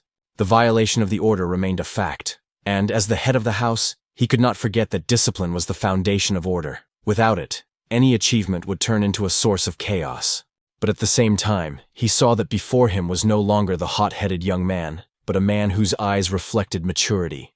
Previously, his son had sought glory, seeking recognition in every action, but now there was a different goal behind his actions, a conscious one, connected with the future of the family and the lands entrusted to him. Therefore, his father's words sounded not like instruction, but like a testament, to move forward, not for himself, but for Perdium and those around him, to fulfill his duty not out of fear, but out of conviction. These words resonated within him, and something forgotten came to mind, a promise that his father had once intended to make, but never got around to. Then Gislin remembered. Svalter had indeed mentioned some kind of request, but had not yet uttered it. The man paused, as if torn between pride and the need to speak. His voice, usually firm, now sounded uncertain, with a barely noticeable tremor, unusual for a man accustomed to giving orders. Finally, he uttered something completely unexpected, a request, simple and strange at the same time, to borrow some money. This moment seemed to break the heavy atmosphere, bringing both of them back from the world of duty and honor to simple human reality. Some time later, the scene shifted to a garrison on the edge of the monster forest. The air there was filled with the smell of steel and bonfires, and people stood in neat rows, waiting for their master. The subordinates, noticing the approach of their commander, stood up straight, their eyes filled with respect and joy, not feigned, but genuine. Gislin, coming closer, felt a warm feeling, not haughty pride, but satisfaction that these people were safe. He first inquired about their condition, as if confirming that caring for them was more important than any reports. The response was cheerful. Discipline was maintained, and spirits were high. The warriors looked rested and confident. Kaur joined the conversation. His voice sounded lively and slightly mocking, but there was respect in it. Jillian, in turn, noted that the gentleman looked better than expected. The atmosphere gradually became softer, almost homely. The young man inquired about Rachel's condition, wanting to make sure that she had recovered after all she had been through, because her fate was now tied to the success of their common cause. The old man replied that he had not even thought she would be able to walk again. All this was only thanks to the young gentleman. As a sign of gratitude, the subordinate bowed again. The young man smiled and turned back to his comrades. He told them he had something important to tell them. Their lands were now in great danger. His subordinates became alert and began to listen more attentively. In the end, the main character told them everything about the attack on Elena. He told them how they had prevented the attempt to kill her and use it as a pretext for war, and also about the body of Prince de Grad that had been found, and about the forces that threatened the House of Perdium. They were being watched, and those people had probably been operating within their lands for a very long time. They now had neither the time nor the resources to prepare for an attack. Now it was clear to Valinda why the young gentleman was in such a hurry, and she thought that after finding the rune stones, they would be able to take a break. Kaur smiled. After that scary forest, war awaits them. It seems that there will be no time to get bored in these lands. Jillian also joined the conversation. As the young gentleman said, Perdium is now an ideal target. Weak military power, poor lands, and on top of that, they found a whole vein of rune stones here. The main character confirmed the previous speaker's words. They would definitely not be left alone. The girl noted that such a serious matter should have been discussed immediately. She suggested urgently informing the vassals and the lord. Gislin objected that it was not yet time for that. After all, even among Elena's knights there were traitors, so there could be spies among the vassals as well. Until they could know for sure who their enemies and friends were, it was better to keep this between themselves. Thanks to Elena's survival, the enemy's plans had been thwarted, and now they had gained some time. But after the rune stones were found, the enemies would not delay any longer. That is why a difficult battle awaits Perdium. In the end, everyone understood the seriousness of the situation, and silence fell upon the room. Kaur broke the silence. He asked them to simply tell him what they needed to do. After all, it was always quite interesting to be around their master. Jillian joined in. He had already dedicated his life to him and would be with him until the end. Valinda was also encouraged. The guys noted that indeed who else but her would protect their young master. Gislin smiled. He liked this attitude of his subordinates. The main enemy of the Baron at the moment was the Duchy of Delphine. In addition to him, there were also Count Desmond and Amelia, who carried out his orders. The main character was going to prevent them from acting as they pleased. Therefore he informed his subordinates that they were heading for the Tower of Scarlet Flame.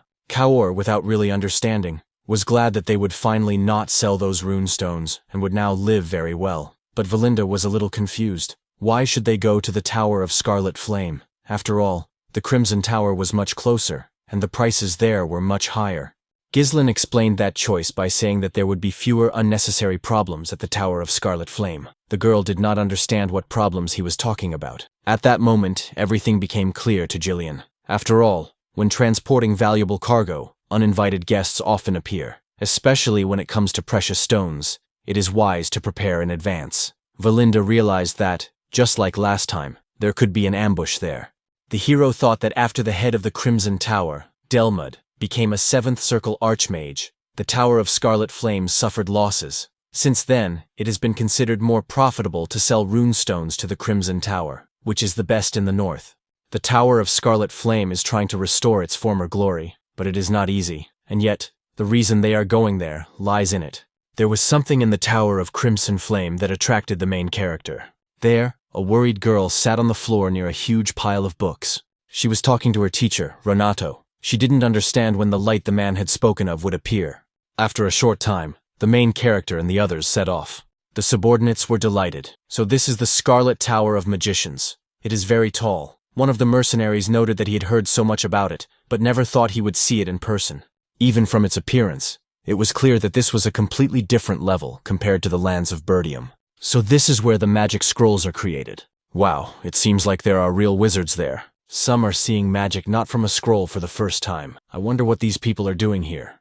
Hearing the mercenaries' conversation, the wizards glared at them maliciously. Then they immediately cast some spells, thanks to which they instantly disappeared from view. The mercenaries were confused. Where did they go? It's so cool that it's crazy. Ghislain explained that it was invisibility magic. It seemed that these people were not particularly happy to see them. Kaor asked his subordinates to stop acting like country bumpkins, because they stood out. Valinda joined the conversation. The tower may have lost its former grandeur, but it is still impressive. The lands of Brywant are considered some of the richest in the kingdom. Ghislain himself understood that outwardly all this was true. Who would have thought that this mighty tower would fall into ruin? Soon, the young man announced that they had arrived. Kaora couldn't bear to look up. Valinda noted that the territory was so large that it would take a long time to walk to the main gate. But suddenly something seemed strange to her. Where were the guards? All around there was only some armor lying around. Suddenly someone above shouted for these people to stop. The magical armor lying on the ground suddenly began to move. As a result, the entrance was soon completely blocked. This was done by the wizards above. Without permission, entry into the tower is strictly prohibited. Let these people state their names and the purpose of their visit. For the girl, it was unbelievable. The armor moved like dolls. Kaor was indignant that these people did not even come down to them like typical tower guards. Jillian reported that the heir to the Count of Perdium, Ghislain, had arrived. Let the wizards call the person in charge of trade. They have excellent goods. The wizards didn't even listen to them and said they weren't interested. Valinda was outraged. What did that mean? They hadn't even seen what they were offering. The wizards said that because it was Perdium. Those are the impoverished lands in the north, right? The only things that can be brought from there are materials from low-level monsters and cheap potions. That's why there's no point in wasting time on people like them. So let them get lost right now. The girl was indignant at how he dared to call them beggars. Let them come down here and get a beating. Jillian asked what the young master wanted him to do in this case. Was he all right? He had been silent for a long time. The guy exchanged glances with the wizard. Then he picked up the runestone and said that since he was a magician, he should understand perfectly well what it was, and that it was very rare. His interlocutor did not see what was in his hands, and therefore did not understand what it was. But soon it dawned on him. It was a runestone. Could it be that they had brought it here for her? Ghislain smiled and asked again, "Are they still not interested?" Only after confirming the information about the rare runestones did the attitude toward the new arrivals change. The mage who had received them realized that they were not ordinary merchants, and, apologizing for his previous coldness, hastened to correct his mistake. He introduced himself politely as Sylvain, responsible for trade affairs in the tower. His manners became emphatically courteous when he realized the scale of the deal that was about to be made. The heir to the Perdium family calmly remarked that the goods were clearly worthy of attention. He was not interested in the middleman, but in the person who could complete the deal at the highest level, the head of the tower. Such a request surprised Sylvain. Access to the supreme mage was an honor bestowed on few. However, quickly recovering, he promised to pass on the message immediately and asked the guests to wait a moment, instructing his apprentice to show them to the reception room. Valinda, still remembering the cold reception, could not help but feel indignant. She was annoyed that respect was shown only after the mention of wealth and not from the very beginning. But before they could enter the reception room, a loud noise, like an explosion or a collision of spells, came from the corridor. The air became alert, but the accompanying mage hastened to assure him that everything was fine and there was no cause for concern. According to him, such sounds were part of everyday life in the tower, where experiments and spell tests were conducted endlessly. Indeed, the source of the noise was in one of the laboratories, where research was in full swing. There stood a young mage with an irritated expression, looking at the girl who had fallen to the floor. He reminded her that he had already warned her that it was forbidden to enter without permission. His words were full of arrogance. He contemptuously called her useless, claiming that she was just taking up space without possessing the necessary power. How dare she disobey Alfoy, the heir to the tower and a third circle mage? The students nearby joined in the mockery, noting that she had already been granted a great honor, to be admitted within the walls of the Tower of Scarlet Flame. Gratitude should have been her only response, not insolence. The girl stood up, albeit with difficulty, and tried to object. Her voice trembled, but there was stubbornness in it. She claimed that she also had the right to use the laboratory, since she was a mage, albeit not a very powerful one. Alpha gave her a cold look, full of contempt and slight mockery. With a smirk, he agreed. Let her be a mage, if that's what she thinks she is. Then, according to him, it would be easy for her to cast the simplest protective spell, if she really did possess magic. After reciting the formula, he cast the spell, demanding proof of her words. A stream of flames, a simple but dangerous first circle spell, rushed toward the girl, who was ready to face the test alone, in which mockery was intertwined with verification. The girl, barely keeping her balance, tried to cast a protective spell, but her hands were shaking and the streams of mana were dispersing. The shield did not form. Realizing that she would not have time, she simply closed her eyes, preparing to take the blow, desperately hoping that the pain would be short-lived. But the flash brought no suffering. A barrier appeared before her, clear, dense, woven from someone else's power. The magical flame shattered against the invisible barrier. The heir to the Perdium family, Ghislain, stood up to defend the girl. The entire laboratory froze in amazement. The students looked at each other, unable to understand how someone could react so quickly and repel the attack of a third circle mage. Ghislain glanced at the stunned Alfoy and calmly said that if such scenes were called research here, then the tower seemed to have a very peculiar idea of science. There was irony in his tone. It seemed that in the Tower of Scarlet Flame, they practiced not only spells, but also open mockery of those who were weaker. Meanwhile, in the upper hall, where the Council of Elders was gathered, the atmosphere was also tense. The mage known as Hubert, the current head of the Tower of Scarlet Flame, was struggling to contain his irritation. The speakers reported that the reserves of runestones were running low. He was both indignant and depressed. How could a tower once considered one of the strongest in the north find itself in such a pitiful state? If things continued like this, the gap with the Crimson Tower would only widen. Hubert demanded an explanation as to why no one had bothered to replenish the supplies in advance. His voice boomed like thunder, echoing off the marble walls. The elders began to justify themselves, shifting the blame onto each other. Some claimed that they had been organizing supplies but had been hindered, while others complained about the expenses incurred by receptions with the nobility. The discord only increased the head's irritation. One of the elders dared to remark that it was not just a matter of stones. The head of the Crimson Tower had already reached the 7th circle of magic, while their own lord still remained in the 6th. These words infuriated Hubert. He demanded silence, not daring even to utter his rival's name. Considering himself no worse, he assured everyone that with enough runestones, he would have surpassed Delmuth long ago. The elder merely spread his arms. Without rune crystals, even practice was impossible. I wonder what their lord is going to do now. Hubert, unable to hide his anger, insisted that the upstart Delmuth must have simply bought up all the available stones. From his point of view, his rival's fame was nothing more than a lucky coincidence. Suddenly, the doors flew open, and a breathless student rushed inside, almost falling from the rush. The head of the tower frowned in displeasure, scolding the intruder for his audacity. Interfering in a council without an invitation was considered a gross violation of etiquette. But the news was too important. A huge number of runestones had arrived, whole boxes of sparkling crystals delivered by an unknown merchant. The apprentice's words instantly changed the mood in the hall. Irritation gave way to confusion and interest. Even the elders exchanged glances, unable to believe such a fortunate coincidence. Meanwhile, downstairs, in another wing of the tower, a storm was brewing. Ghislain had entered into battle with Alpho, heir to the Tower of Scarlet Flame, whose spells rained down on him one after another. He had to fend off the magical attacks not with spells, but with his blade. The steel sparkled, scattering the tongues of flame, as if the metal itself was imbued with the will to resist magic. The streams of magic continued to rush forward. Alpho spared no effort, casting spell after spell, turning the air around him into a whirlwind of heat and flame. However, each of his spells dissipated powerlessly before the cold precision of Ghislaine's movements. With a single turn of his blade, he deflected the explosions of fire as if they posed no threat to him. Those present froze, unable to believe what was happening. People who were used to seeing even masters barely withstand a third circle strike now watched as the stranger calmly cut through spells in midair.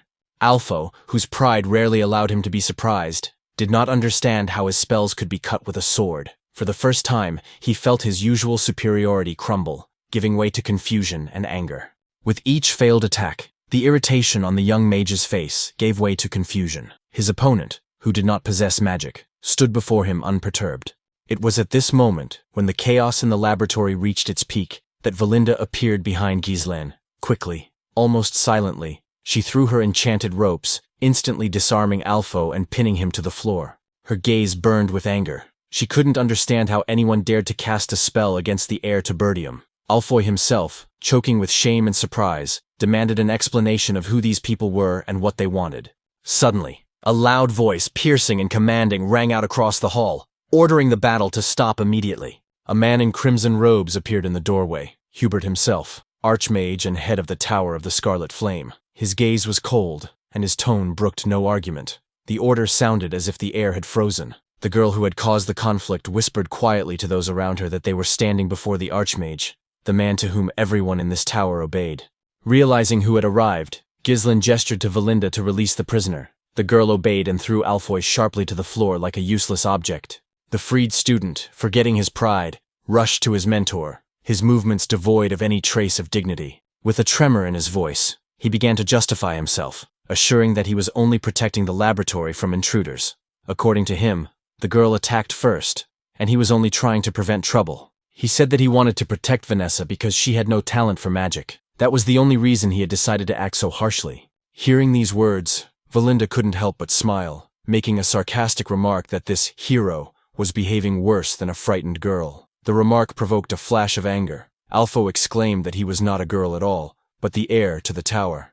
Meanwhile, Vanessa, still confused, quietly tried to explain that she just wanted to get into the lab and had no bad intentions.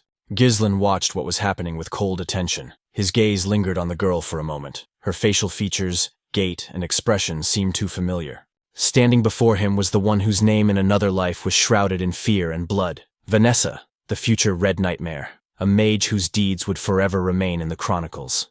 Back then, when fate had not yet stained her path with blood, she looked different, fragile, indecisive, as if searching for a place in the world where she was not recognized. Hubert, however, blinded by rage, did not bother to listen to explanations. To him, it seemed simple. An outsider had broken into the laboratory and attacked his student. In the next second, he raised his hand, ready to unleash a fire that would leave nothing but ashes.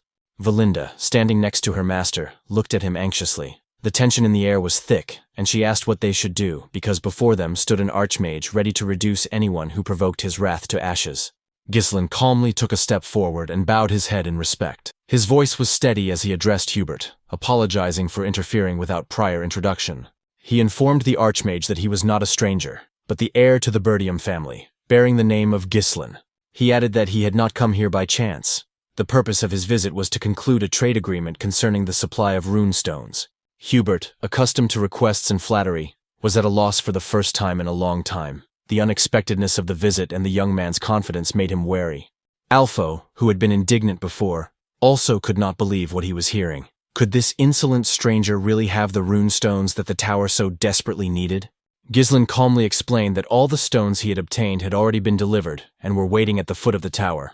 Then, looking the archmage straight in the eye, he suggested that he see for himself, because seeing such a large number of stones was a rare opportunity even for such a powerful mage. Soon, the entire delegation, the head of the tower, the elders, and their entourage, descended. Before them lay a whole column of carts filled with shining rune crystals. The elders, accustomed to seeing only tiny batches, were stunned. Before them lay a wealth capable of changing the fate of an entire magical order. One of the elders, recovering from the shock, turned to the archmage.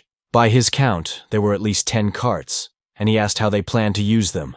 Hubert did not answer immediately. His gaze slid over the stones, which reflected the light of the burning torches, and greed flashed in his eyes. Inside, he was filled with admiration. He had never seen so many runestones in his entire life. It seemed that fate itself had given him a chance to revive the glory of the Tower of the Crimson Flame. However, he only allowed himself to make a cold remark that there were fewer large specimens than expected, and that the purity of the runes left much to be desired. These words provoked Kaur's indignation, and he couldn't help but clench his fists. Everything they had gone through to obtain these stones, and now their work was being called mediocre? Vanessa, standing behind him, couldn't help but remark that, as far as she knew, even a single cartload would be enough for the tower to conduct several weeks of research. Wasn't that a huge fortune? Hubert cut her off instantly, his voice cutting through the silence like a blade. He ordered her to be quiet and leave the courtyard, calling her an ignorant upstart who didn't know what she was talking about. He mentioned irritably that Vanessa's mentor, the mage Renato, had left nothing but problems behind. If his student had not inherited his powers, she could at least show some prudence. Then the Archmage turned his gaze to the elders, expecting their support. He wanted them to confirm his words, and they understood perfectly well what was expected of them. One of the elders approached the cart, pretended to examine the stones, nodded, and declared that the gentleman was right. In his opinion, the quality was indeed poor, and the origin was suspicious. It was too strange that such rare crystals had been found in the poor lands of Perdium. Perhaps they were fakes. The elder's words affected even the imperturbable Valinda. Her eyes flashed with anger, and her voice took on a cold steel tone. How could these arrogant mages dare to call what the young gentleman had obtained at the cost of blood and risk a fake? Their distrust sounded like an insult. The elders responded with indifference. According to them, the difficulties of mining are irrelevant. The market is full of crooks, and any seller can slip in fakes under the guise of fine words. Their task is to protect the tower, not to trust the first person they meet. Upon hearing this, Ghislain calmly but with obvious irritation said that he understood everything perfectly well and asked a direct question. Were they going to buy the goods at all, or were they wasting their time? When no one answered, he turned to his people and said in an even tone that the Tower of the Scarlet Flame was apparently not interested in the deal, so they would go where stones were truly valued, to another place. Hearing mention of a possible sale to competitors, Hubert paled and hastily ordered them to stop. He leaned toward the elders, whispering brief orders, and they nodded hastily, realizing that the Archmage had realized his mistake and wanted to save face. One of the elders immediately stepped forward, feigning complacency. He said that, of course, the tower could not send such worthy guests away empty-handed. They had traveled a long way, and it would be rude not to show them proper hospitality. Hubert picked up on the idea, smiling his strained but confident smile, saying that he would not contradict the wisdom of the council. In his generosity, the Archmage solemnly announced that the tower agreed to buy the entire shipment of runestones. However, wishing to hide his greed behind a mask of calculation, he added that the price would be slightly below market value, because, according to him, the goods were not of the highest quality. Ghislain did not wait to hear the rest and raised his hand, interrupting him. He turned to Kaoru and ordered him to leave only one cart with runestones and immediately remove the rest. The mercenary was surprised, not understanding why this was necessary, but he obeyed. Ghislain explained calmly that initially, they had only agreed on one cart, and that was the one they were going to sell. These words caused tension among the mages. The elders exchanged glances. Ghislain's tone hinted that the rest of the cargo was intended for other buyers. Kaur, understanding his master's intention, confirmed that this was correct, that they had simply miscalculated the quantity, as part of the shipment was supposed to go by a different route. After that, he loudly ordered his men to load the remaining carts back up and prepare to leave. Hubert, sensing that the deal was slipping away, tried to intervene. His voice trembled as he demanded an explanation. Was this man really going to leave? Ghislain replied calmly that there had been a slight mix-up and, since their destination was the Crimson Tower, they simply needed funds for the journey. The mention of the rival tower struck Hubert harder than any spell. The thought that such valuable stones could fall into Delmuth's hands caused the Archmage to instantly change his behavior. His arrogance disappeared, giving way to politeness and ostentatious friendliness. He hastily declared that the whole misunderstanding was just an unfortunate joke about the price, and suggested continuing the discussion in a more comfortable setting, at the negotiating table. The elders exchanged glances. The expressions on their faces spoke of inner emptiness. They understood that Hubert had taken the bait. Ghislain agreed without hesitation, realizing that he now had complete control over the situation. A short time later, everyone gathered in a spacious room on the top floor of the tower. Documents, seals, and ink were already laid out on a long table. Everything was ready for negotiations. Hubert, trying to regain his appearance as an important and calm magician, first asked everyone present to introduce themselves, wanting to begin the meeting with the necessary formalities. Hubert, wishing to give the meeting an official tone, began with a brief introduction of his elders. Each of them, as he proudly emphasized, was a fifth circle magician, a title that commanded respect even at the Royal Academy. Ghislain listened with a slight smile, giving the impression of sincere interest. He noted that this was indeed an impressive force, worthy of the second most powerful tower in the north. The words sounded neutral, but the intonation left a subtle hint of sarcasm, as if he had inadvertently reminded Hubert that the primacy still belonged to another. The Archmage's face twitched slightly. He hastened to assure him that the rumors of the Crimson Tower's superiority were nonsense. The Tower of Scarlet Flame, he said, still occupied the top of the northern hierarchy. Ghislain nodded with a polite smile, neither arguing nor agreeing completely. Valinda, observing the tense atmosphere, quietly asked if it was too risky to tease such a hot-tempered man. However, Gillian, standing nearby, only smiled, noting that the gentleman knew what he was doing. Everyone's nerves of steel have their limits. Hubert, sensing that the conversation was straying from the point, interrupted them irritably, suggesting that they stop the empty formalities. He was interested in specific figures, how much the heir to Perdium was asking for his goods.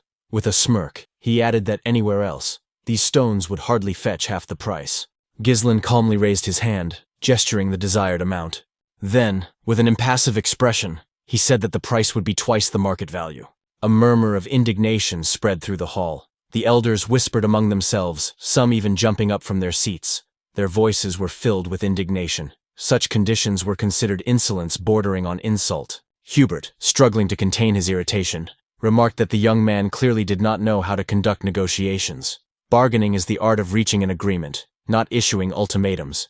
But Ghislain, ignoring the angry glances, smiled gently. For a tower claiming to be the greatest in the north, double the price was a fair price to pay to maintain its reputation. These words caused a storm of emotions. The elders cried out, accusing the young man of mocking the Crimson Flame and insulting their honor. Hubert, turning pale, slammed his palm on the table, calling everyone to silence. His voice became cold and threatening as he addressed Ghislain. He warned him to watch his words. The Archmage's patience was not infinite, and he did not enjoy listening to the insolence of an inexperienced boy who did not understand where he was. Ghislain caught the change in tone and realized that his words had achieved their goal. Hubert's pride had been deeply wounded. But the Archmage was still trying to maintain a mask of nobility. He reminded the young man that he was young and probably just mistaken. This time, he was willing to show leniency, but only this once. After a short pause, Hubert offered a compromise. He was willing to raise the price slightly above market value if the entire batch of stones was sold in its entirety. But instead of agreeing, Ghislain unexpectedly stood up, slowly pushing his chair back. Silence fell over the room. His calmness gave way to aloof coldness. The meaning of his gaze was clear. They were not going to discuss business within these walls. He had already offered a favorable price, but if they were not satisfied with it, he would take his business elsewhere, to those who were truly able to pay. Finishing, he turned toward the door and headed for the exit. The elders exchanged confused glances, but before he reached the threshold, Hubert's voice broke the silence. The Archmage demanded that he stop. His words were a mixture of panic and irritation. He tried to regain control of the situation, assuring them that he had not rejected the deal at all. He had simply expressed himself too harshly. Now he proposed to discuss everything calmly, without offense, and asked the young man to return to the negotiating table. A calm, slightly mocking smile appeared on Ghislain's face. The look in his eyes made it clear that he understood everything. The balance of power was now obvious, and he was the one dictating the terms. His subordinates, watching from the sidelines, exchanged glances, once again convinced that their master's methods really did bear fruit. First gentleness, then confident pressure, and even the most arrogant would yield. Hubert, trying to maintain his dignity, reluctantly acknowledged that the young man possessed not only courage, but also business acumen. Since he had arrived first and offered the deal openly, the tower was ready to purchase everything at double the price, as he desired. With a hint of irony in his voice, he asked if this would satisfy the young lord. Ghislain nodded in agreement. Yes, he agreed to double the price. But before the elders' faces could light up with joy, the young man added a clarification. He would sell only one cart, as he had said initially. A murmur of shock spread through the hall. The elders looked at each other, as if they couldn't believe their ears, and Hubert leaned forward sharply, demanding an explanation. He couldn't understand what was going on. After all, in his opinion, the agreement concerned the entire batch. Ghislain calmly explained his reasoning without raising his voice. If word spread around town that the Scarlet Flame Tower was paying double the price, then the Crimson Tower, eager to prove its superiority, would offer triple, or even more. In that case, why sell everything at once to those who were the first to rush to knock down the price? The Archmage's face turned red. He could barely contain his rage. The very fact that some youngster had mentioned triple the price seemed insolent to him. Inside, he was boiling with rage. His patience was running out. Seeing that the conversation was turning into another outburst of anger, Ghislain silently rose from the table and headed for the exit. He saw no point in wasting time on someone who was incapable of thinking rationally. However, a loud shout rang out behind him again. Hubert demanded that he stop, almost breaking his voice. After a short pause, the Archmage clenched his fists, suppressing his pride. His voice sounded hollow. The tower agreed to buy everything at triple the price. Satisfaction flashed in Ghislain's eyes. This was exactly what he had been aiming for. He returned to the table, sat down on a chair, and calmly said that now they had finally found common ground. This decision was indeed worthy of the tower that called itself the best in the north. Hubert, hiding his irritation behind a mask of politeness, ordered Ghislain to stay where he was and wait until the funds were collected.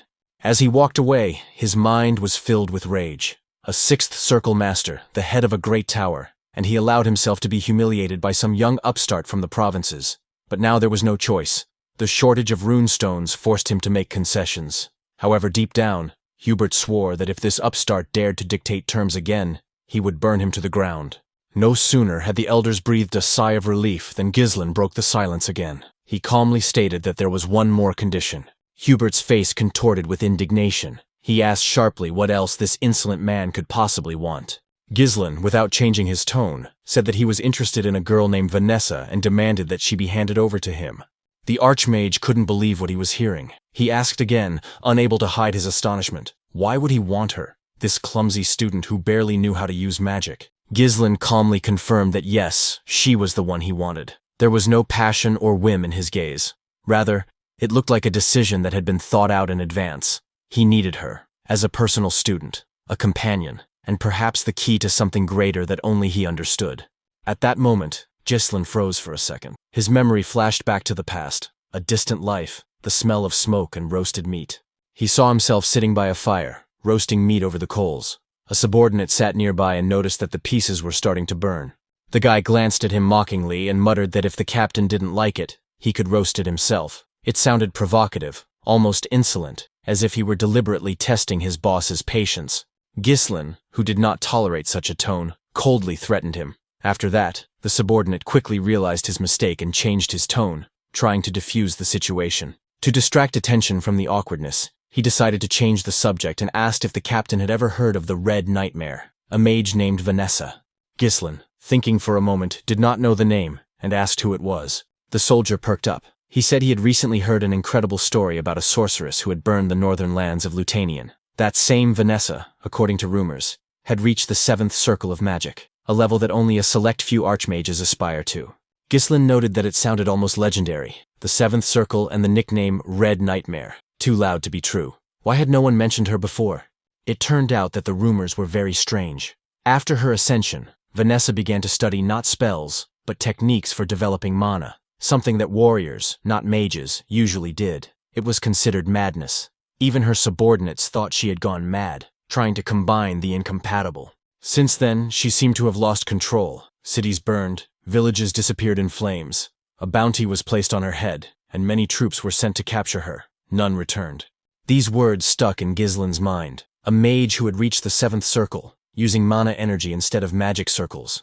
The idea was impossible, and yet intriguing. If the rumors were true, then she had discovered a different path to power. It was dangerous, but extremely interesting. The captain shook his head with a smile and said that perhaps Ghislain should take her under his command himself, if the chance ever arose. At the time, Ghislain just smiled, not taking it seriously. But a strange feeling crept into his soul, as if fate had already prepared a meeting. Later, he learned that Vanessa had lost control of her magic. When she was found, she was barely alive, emaciated. But even in that state, The potential of a true master was evident. A mage without a teacher, capable of reaching the seventh circle, was a rare phenomenon. If this talent was channeled, she could be turned into a force to be reckoned with.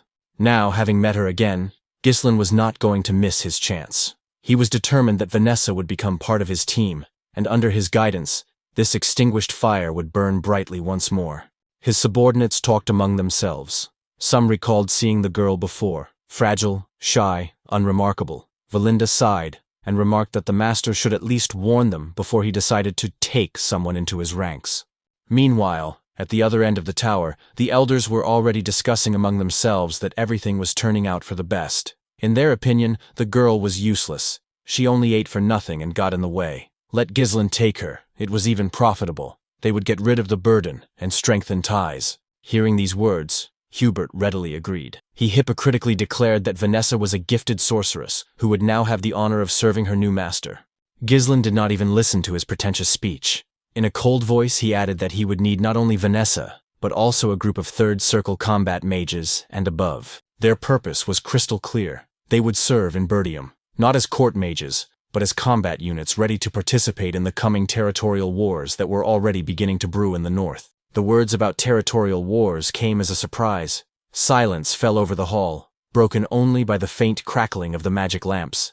The elders, accustomed to measured negotiations, looked at each other in confusion. No one expected the deal to sell the runestones to turn into a political statement. Ghislain calmly repeated the terms as if there was nothing strange about them. Triple the price for the stones, the placement of combat mages of at least the third circle in Perdium for a year, and the transfer of Vanessa to his personal command. These were not requests, but points of the contract that had to be accepted. Even Ghislain's own subordinates froze for a moment. Kaor, Gillian, and Valinda exchanged glances, unable to hide their surprise. It was too bold, even for their master. These conditions could provoke the wrath of any mage, let alone a sixth circle archmage. Hubert, head of the Tower of Scarlet Flame, froze. His eyes filled with blood, his fingers trembled with restrained rage. After a few seconds, the tension burst forth. The mana held in his body flared up like a fire. A wave of power swept through the hall. The air trembled, the floor began to crack, and the windows were covered with a network of cracks. The servants standing closest to him barely managed to stay on their feet. The archmage's voice, low and ominous, cut through the noise. The youngster clearly did not understand who he was talking to. He declared that such conditions were not just madness, but a crime. Mages are forbidden from participating in territorial conflicts between aristocrats. Moreover, the third circle is the foundation of the tower, its heart. To demand them as mercenaries is the height of disrespect. According to Hubert, this was tantamount to insulting the entire order. The only punishment for such an offense was death. And if Ghislain did not take back what he had said, not even ashes would remain of him. The air hummed again. The pressure of magical energy became unbearable. Ghislain's subordinates instinctively retreated, trying to stay on their feet. Even the experienced Kaor, accustomed to deadly battles, felt as if the air was squeezing his chest. But Ghislain himself remained motionless. He did not flinch, did not try to defend himself or protest. His calmness seemed to irritate Hubert more than the insolence itself. The young heir's eyes flashed coldly. He slowly raised his gaze and looked directly at the archmage, as if he were his equal. His voice was calm, without a trace of fear. If Hubert took the risk, he would regret it. He explained that rich deposits of runestones had been discovered in the lands of Perdium. The quantity was dozens of times greater than what they had brought today. The elders gasped in shock. No one would dare make such a claim without proof. But Ghislain continued unperturbed. The news was already spreading across the north, and soon everyone would know. That meant greedy neighbors and covetous lords would not be slow to take action. It would be impossible to hold such lands without support. The young man stood up, as if summing up. The Tower of the Scarlet Flame is known for its insight, so its leader must understand that the stakes are too high. Perdium is not looking for war, but it will not meekly wait for an attack. They need the tower's temporary support to strengthen themselves. In exchange, they want the full and exclusive right to supply rune stones. Hubert narrowed his eyes, sensing not a request, but a tempting trap in his opponent's words. He asked, "Does Perdium really intend to create a monopoly on runestones?" Ghislain smiled slightly. Perhaps that was the case. If everything worked out, this alliance would benefit both sides. After all, wasn't it only a matter of time before the Tower of Scarlet Flame surpassed the Crimson Tower and took its rightful place as the greatest magical stronghold in the north? Ghislain slowly raised his hand, offering to make a deal. His gaze remained cold and confident, revealing the strength of a man who knew he had just changed the rules of the game. Hubert, head of the Tower of Scarlet Flame, still looked annoyed. His pride suffered from the need to negotiate with the young lord, but deep down he understood that it would be madness to refuse such an offer. The rune stones meant too much. After a short pause, the man finally extended his hand in response. Their fingers clasped in a firm handshake, marking the beginning of a new alliance. Shaky, but mutually beneficial. The deal was done. As soon as the negotiations were over, Hubert gave his orders. His voice sounded authoritative and decisive. He summoned a student named Alfoy and ordered him to prepare for the journey. He was now going to the lands of Perdium. The young mage, clearly stunned, did not understand why he had been chosen. There were dozens of experienced wizards in the tower who were much more suitable for the mission. Hubert, noticing his doubt, replied sharply. He was not sending him by chance. Alfoy was the most talented mage in the history of the tower, and it was he who was entrusted with overseeing the implementation of the agreement. These words made an impression. The young man's face flushed, and he looked away awkwardly, trying to hide a smug smile. The teacher added that this experience would be a test for him, and preparation for his future role as head of the tower. Let him watch so that the peasants from Perdium do not steal the stones and resell them to competitors. And if war breaks out, the main thing is not to play the hero, but to return home immediately. He only had to hold out for a year, Hubert said. 1 year, and the Scarlet Flame Tower would once again take the top spot, surpassing the Crimson Tower. Hearing such a flattering assessment, Alfo agreed without hesitation. His heart was filled with pride, for the trust of a teacher was a rare thing.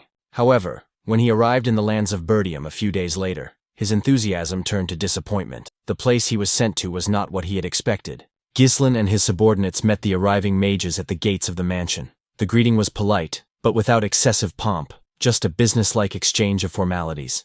The mages looked around, frowning with dissatisfaction. To them, the old mansion looked too modest.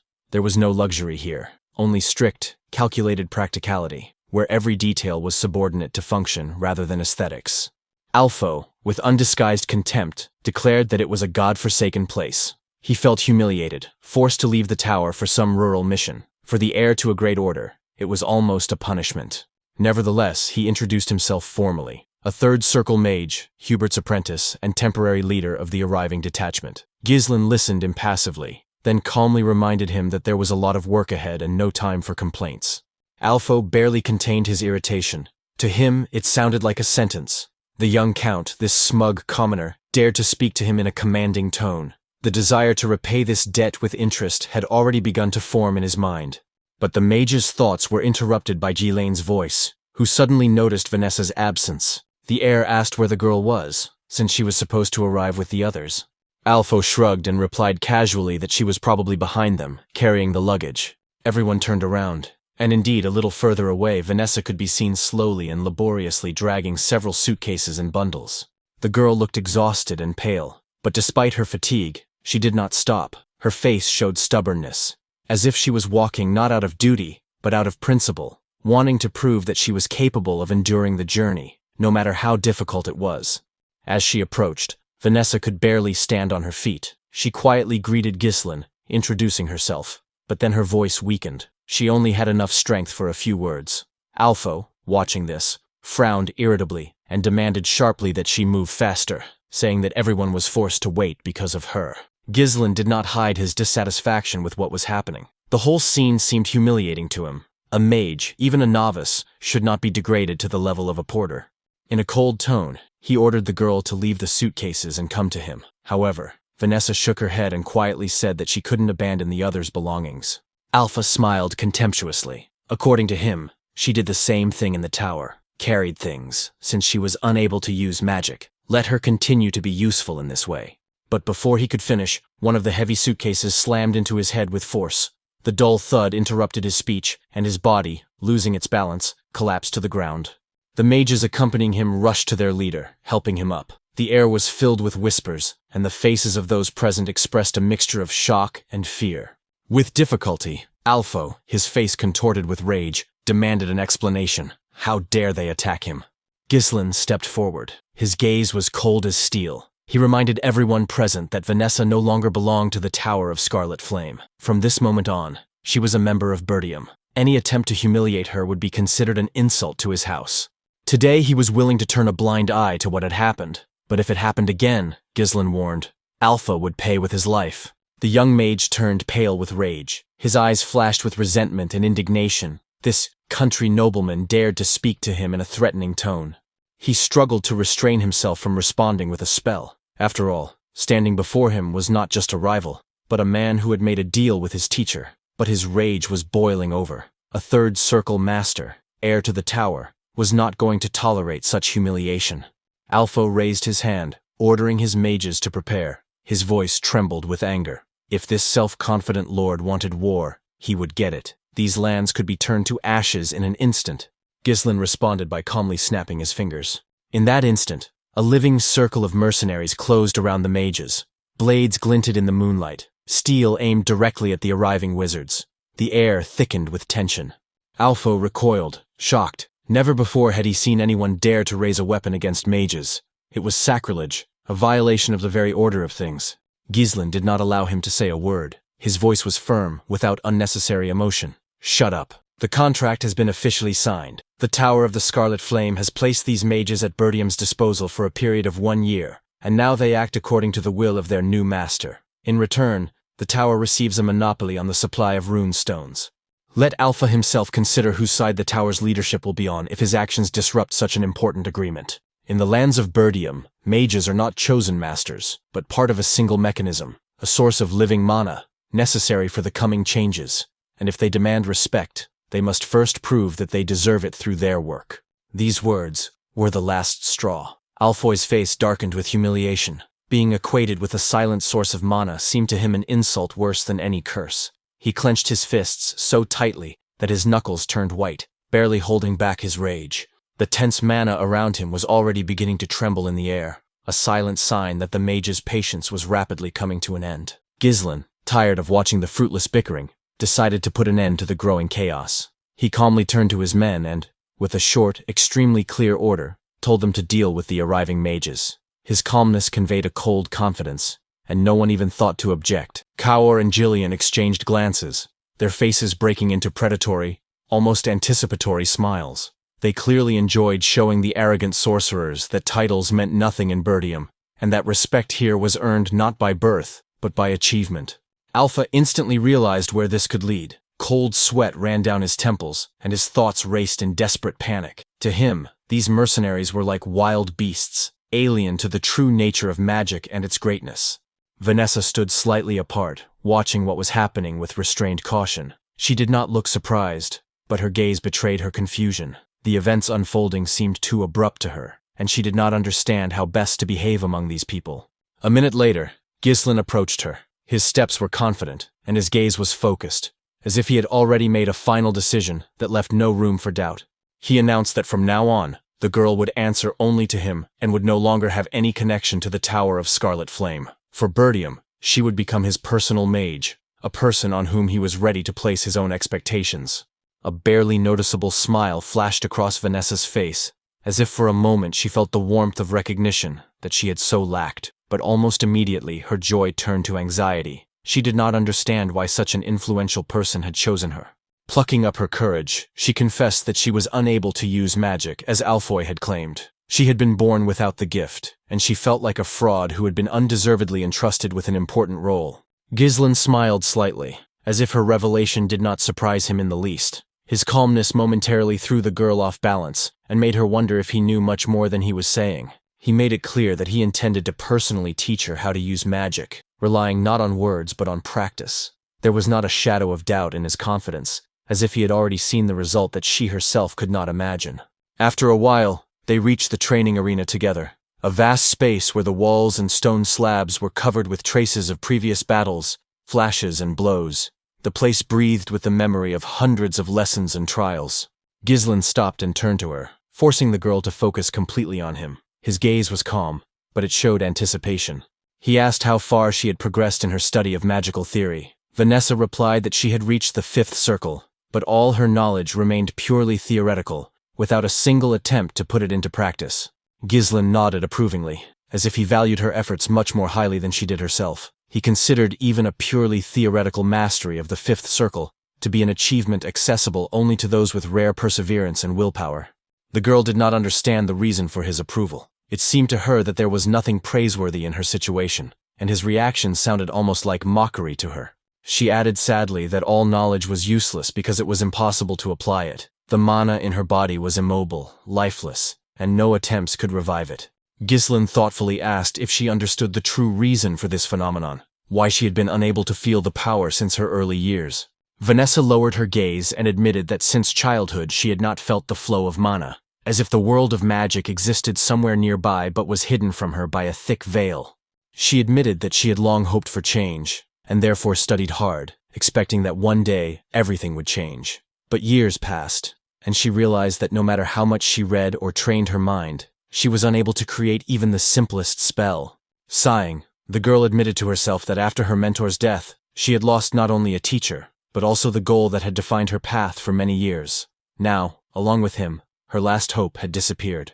Due to her inability to use magic, the girl was eventually expelled from the tower, thus ending her long journey of hopes, doubts, and endless attempts to prove that she was truly worthy of the title of mage. To Ghislain, this decision seemed almost unjust. He remembered Vanessa differently, confident, unshakable, someone whose talent had once shaken the north so much that her name was spoken with awe and admiration. Even now, having lost her gift, she retained knowledge comparable to that of the elders.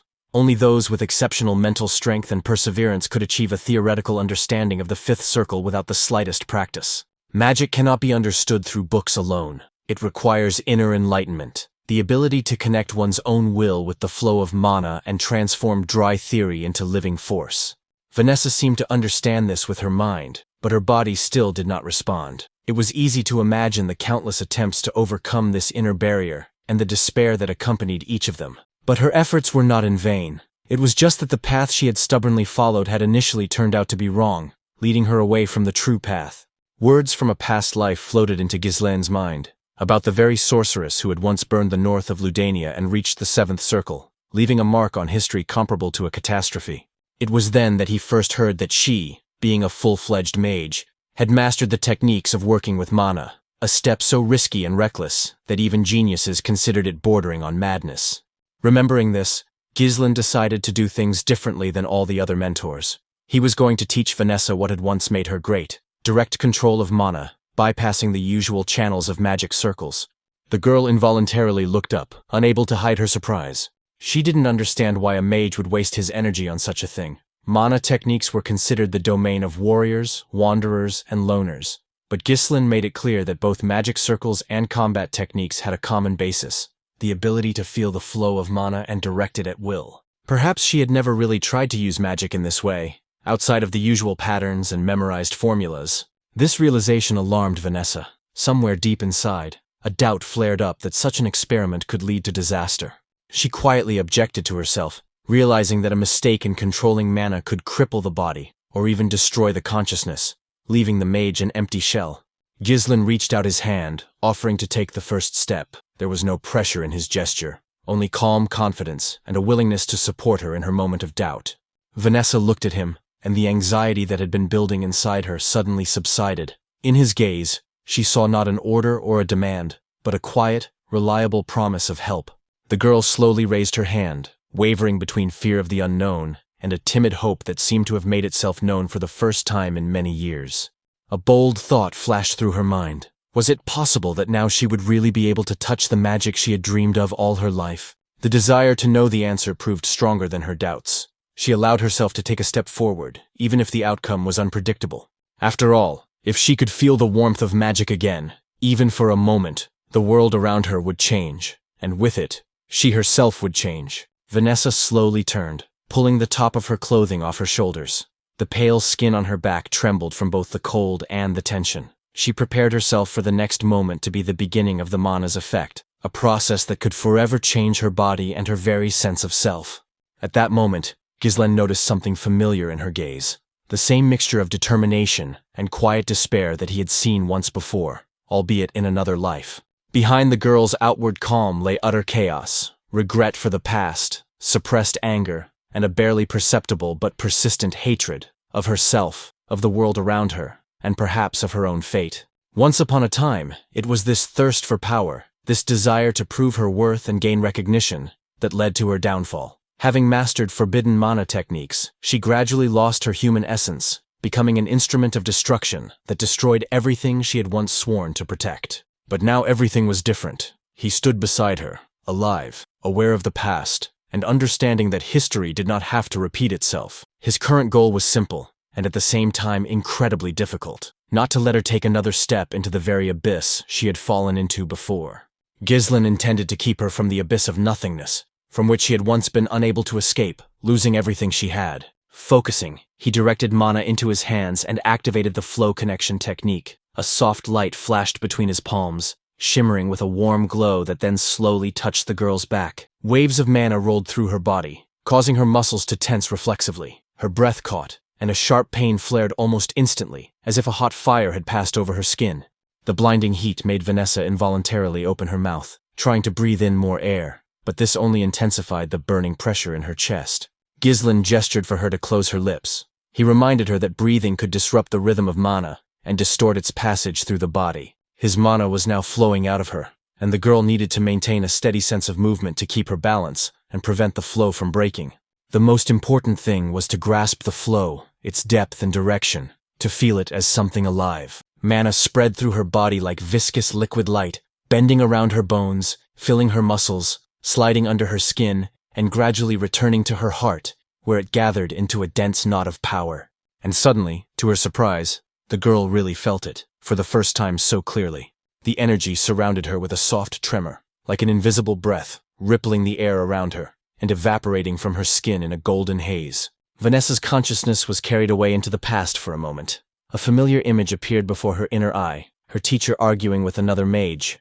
The latter insisted that without her observation skills, they would never have been able to prove the regularity of the transformation of mana into magical energy, because it was she who had once managed to grasp the essence of the flow.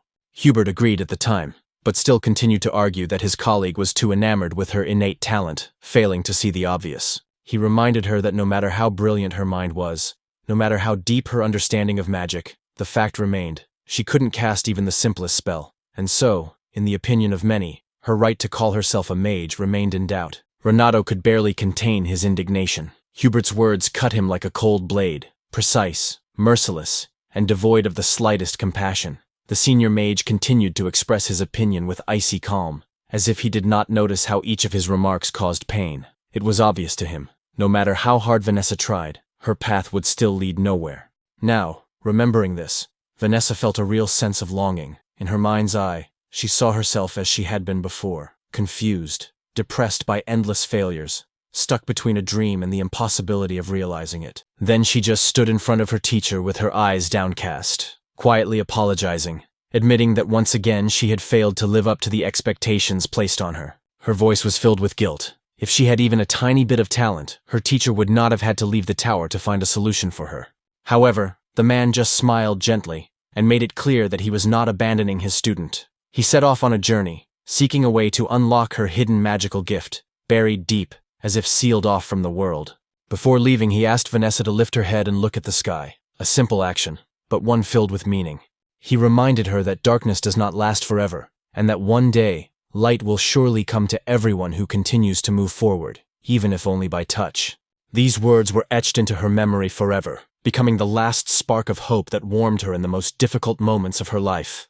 Now, standing next to Ghislain, Vanessa suddenly realized that he had become the very light her teacher had spoken of, even if he himself was unaware of it. The light that restored meaning to her existence, gave her a new direction, and made her heart believe in the possibility of miracles. At the same time, something completely different was happening in one of the houses on the outskirts of Perdium. There were loud bangs, screams, and moans. A fierce battle was raging inside, where every moment was a matter of survival. Several knights were barely standing, arguing with each other out of fear and exhaustion. One of them exhaled heavily, saying that this madman had managed to take down 4 of them, and asked what kind of monster in human form this was, since it knew no fatigue. The instigator of the fight, on the contrary, only laughed loudly, encouraging the next brave souls. His eyes burned with excitement, and his lips stretched into a satisfied, almost predatory grin. They could approach one by one, or in a crowd. The steel of their swords would not save them from his true power. Another knight, shouting a battle cry, rushed forward, but a powerful blow struck him before his blade had traveled even halfway. The knight's body flew against the wall and, after hitting it, slowly slid to the floor. The metal of his armor clanged like an empty tin can, echoing faintly. Another warrior darted out of the shadows, trying to seize the moment, but the enemy had spotted him in advance and was already prepared for the attack. Grabbing the nearest unconscious body, the burly man threw it at the attacker, knocking both of them down with a blow that cracked the wooden floor. He laughed again, confidently, with genuine pleasure. For him, it was just a light warm-up, far from a real battle. His companions watched from the sidelines, exchanging glances with obvious pride. This turn of events was to be expected for them. Their brother was considered the greatest warrior of his time, a living legend of the harsh northern lands. In these parts, there was truly no one who could compare to him, neither in physical strength, nor in ferocity in battle, nor in ruthless confidence in his own inevitable victory. A man lay on the damp grass by a silent lake that reflected the heavy gray sky. His armor glinted in the faint reflections of the water, as if the steel absorbed the dim light. Nearby, a sword was half buried in the sand, left there after a long training session. A soldier approached him and, bowing his head in a respectful salute, cautiously inquired how the training was going. The man did not answer immediately. He only looked at the warrior and quietly asked what had happened. His voice sounded tired, but beneath it, one could sense his usual inner strength. The soldier hurriedly reported that an order had come from Count Desmond. The troops were to retreat. The commander of the detachment, Mr. Victor, must immediately march out and lead the movement. Hearing this, the man calmly rose to his feet. All his movements were characterized by a measured precision reminiscent of the smooth grace of a predator awakened from sleep. He picked up the helmet lying nearby, placed it lightly on his head with a soft clink of metal, and said briefly, "It was time to go." His tone conveyed a strange mixture of irritation and anticipation. The boredom that had tormented him all this time was finally coming to an end. At the same time, at the Perdium mansion, the Count received an urgent message delivered by a courier. After skimming through the contents, the man frowned. The message caused him not only dissatisfaction but also anxiety. It conveyed nothing but a threat. The letter came from the neighboring county of Regressed. Their ruler claimed that his son Gilmore had been killed by Cecil Perdium, and now he intended to exact blood for blood. The Count did not like such news at all. He understood too well where such accusations could lead. He immediately ordered all the soldiers to be summoned. The reason was obvious. Along with the message came an official declaration of war. Less than 10 minutes later, an emergency meeting began. The commander of the knights was completely baffled. In his words, the Regressed seemed to have truly lost their minds, accusing Ghislain of murdering the crown prince when everyone in Perdium knew it was a lie. The others were also seething with rage. The neighboring clan had decided to wage war on such a ridiculous pretext. For so many years, they had lived together as one northern family, and suddenly this betrayal was like a stab in the back. The commanders tried to understand what the Regressed hoped to gain by going to war against those with whom they had long-standing alliances. The dispute was cut short by Ghislain, who joined the discussion. He suggested that the real reason for the uprising was the runestones. He recalled that earlier, 2 vassals had been sent on a mission to the Regressed, while he himself was in the magic tower. It was probably they who had leaked information about the internal affairs of the domain, even if unintentionally. Those present reacted with disbelief. It was difficult for them to believe that the vassals could have betrayed them. To them, Ghislain's words seemed too bold and unrealistic. The Count sat silently, analyzing what was happening, and his son's words about the runestones. He understood that actions taken for the good of the domain often unpredictably turned into a crisis, and the current situation could be just such a case. It seemed that Ghislain had understood in advance where all the recent events would lead, and therefore his calmness now seemed even more frightening than the surrounding anxiety. The commander of the knights raised his voice again, demanding that no time be wasted on doubts. In his opinion, their forces greatly outnumbered Regressed troops, and Perdium's combat experience was incomparably greater. He assured them that the enemies would pay dearly for their audacity in attacking them. As the argument heated up, a messenger rushed into the hall, literally running out of breath. Out of breath, he barely managed to convey the essence of the message. Disaster had struck. The enemy army was already at the borders of Perdium. According to scouts, the enemy was led by a knight in white armor, and there was little doubt that it was Victor. The size of the army was truly shocking. The enemy was advancing toward them in a huge mass, comparable to a military horde. The vassals were in shock. The war had barely been declared, and Regressed's troops were already at the gates. No one could understand when they had managed to prepare such a rapid offensive. The Count was soon given the exact numbers. According to intelligence reports, About 6,000 armed soldiers had arrived, with another 1,000 accompanying a supply train. Numerous siege engines were moving with them, a clear sign that the assault had been carefully planned in advance. Adrian turned to Commander Randolph, trying to understand why the difference in forces was so great. How could the degrades, who were as poor as Perdium, assemble an army comparable to the royal one? Randolph grimly reminded him that he had long warned that the troops should not be reduced. While the others began to panic, the Count remained calm. He ordered everyone to gather immediately and take action. He considered empty arguments useless. They only wasted precious time. The soldiers were ordered to take up positions on the fortress walls. First and foremost, it was necessary to ensure the safety of the inhabitants, to shelter them behind the walls and close all the gates, leaving no possibility of a breakthrough. The soldiers had to prepare for battle, take up their posts, and hold every position assigned to them. The battle between the recent allies was inevitable, and everyone in Perdium had to meet it fully armed. Meanwhile, Count de Grad, whose name was Tamas, did indeed arrive with his army. He intended to personally witness the fall of Perdium. Deep down, he thought about his son, Gilmore. Although he was a useless idler, it was thanks to his death that Tamas had a convenient excuse to start the war he had wanted for so long. Arriving at the walls, he could not help but notice the magnificence of Perdium Castle, a fortress capable of withstanding many sieges. Tamas demanded that Victor follow him. He needed to talk to the eldest of the Perdium clan, a man whose name still aroused an inexplicable irritation in him. And unexpectedly, Count Perdium himself responded from the upper platform of the fortress wall, asking a single question. What madness was Tamas committing, bringing troops to the lands of an old ally? Count Perdium's words made Tamas smile, coldly, almost mockingly. What madness? His beloved son de Grad had died on these very lands, and that was the only explanation for his fury.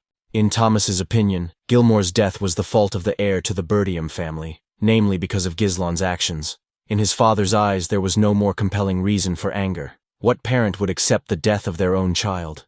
He declared that if Perdium submitted right now, bloodshed could be avoided, and everything would end without unnecessary casualties. Gislon did not interfere in the conversation. He listened silently, weighing every word and understanding that any objections would only hasten the inevitable conflict. Count Perdium's advisors were deeply outraged.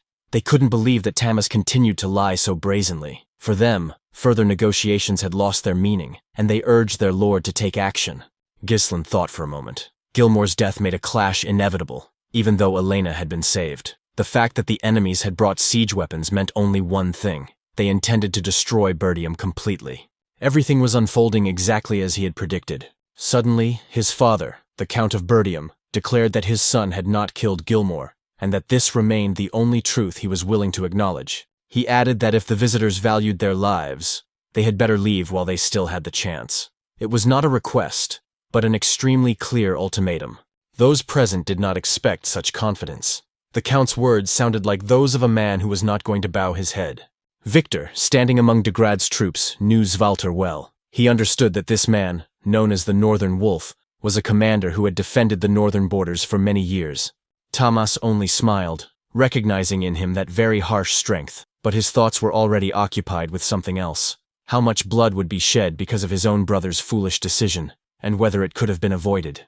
However, regardless of the outcome, he did not intend to regret the decision he had made. With that, the negotiations ended, and both sides began to prepare for the imminent battle. The commander of the Perdium army asked the Count to entrust him with the command of the army. He assured him that although the enemies were numerous, they were essentially just a mob, and he would be able to crush them all. But the other commanders did not believe a word he said. They thought he had lost his mind. Even with his strength, the difference in numbers was too great. Any mistake would mean the destruction of Perdium. The knight replied only that they could not stand idly by and watch their land fall under the onslaught of the enemy. There was increasing talk of urgently seeking help from other domains, but no one knew if they would have enough time to hold out until their allies arrived. As a last resort, it was suggested that they abandon the castle and retreat to the northern fortress. Svalter stood in silence, trying to collect his thoughts. There were shouts, discussions, and arguments all around him, but all he could hear was chaos, which only served to confuse him even more. He couldn't understand how the enemies had declared war so suddenly, but they had already arrived fully prepared. Their numbers and equipment were incredible for such a poor county. The only question was, who was behind them? The man felt deeply confused. He did not understand what the right decision should be, or where to find a way out of the looming crisis.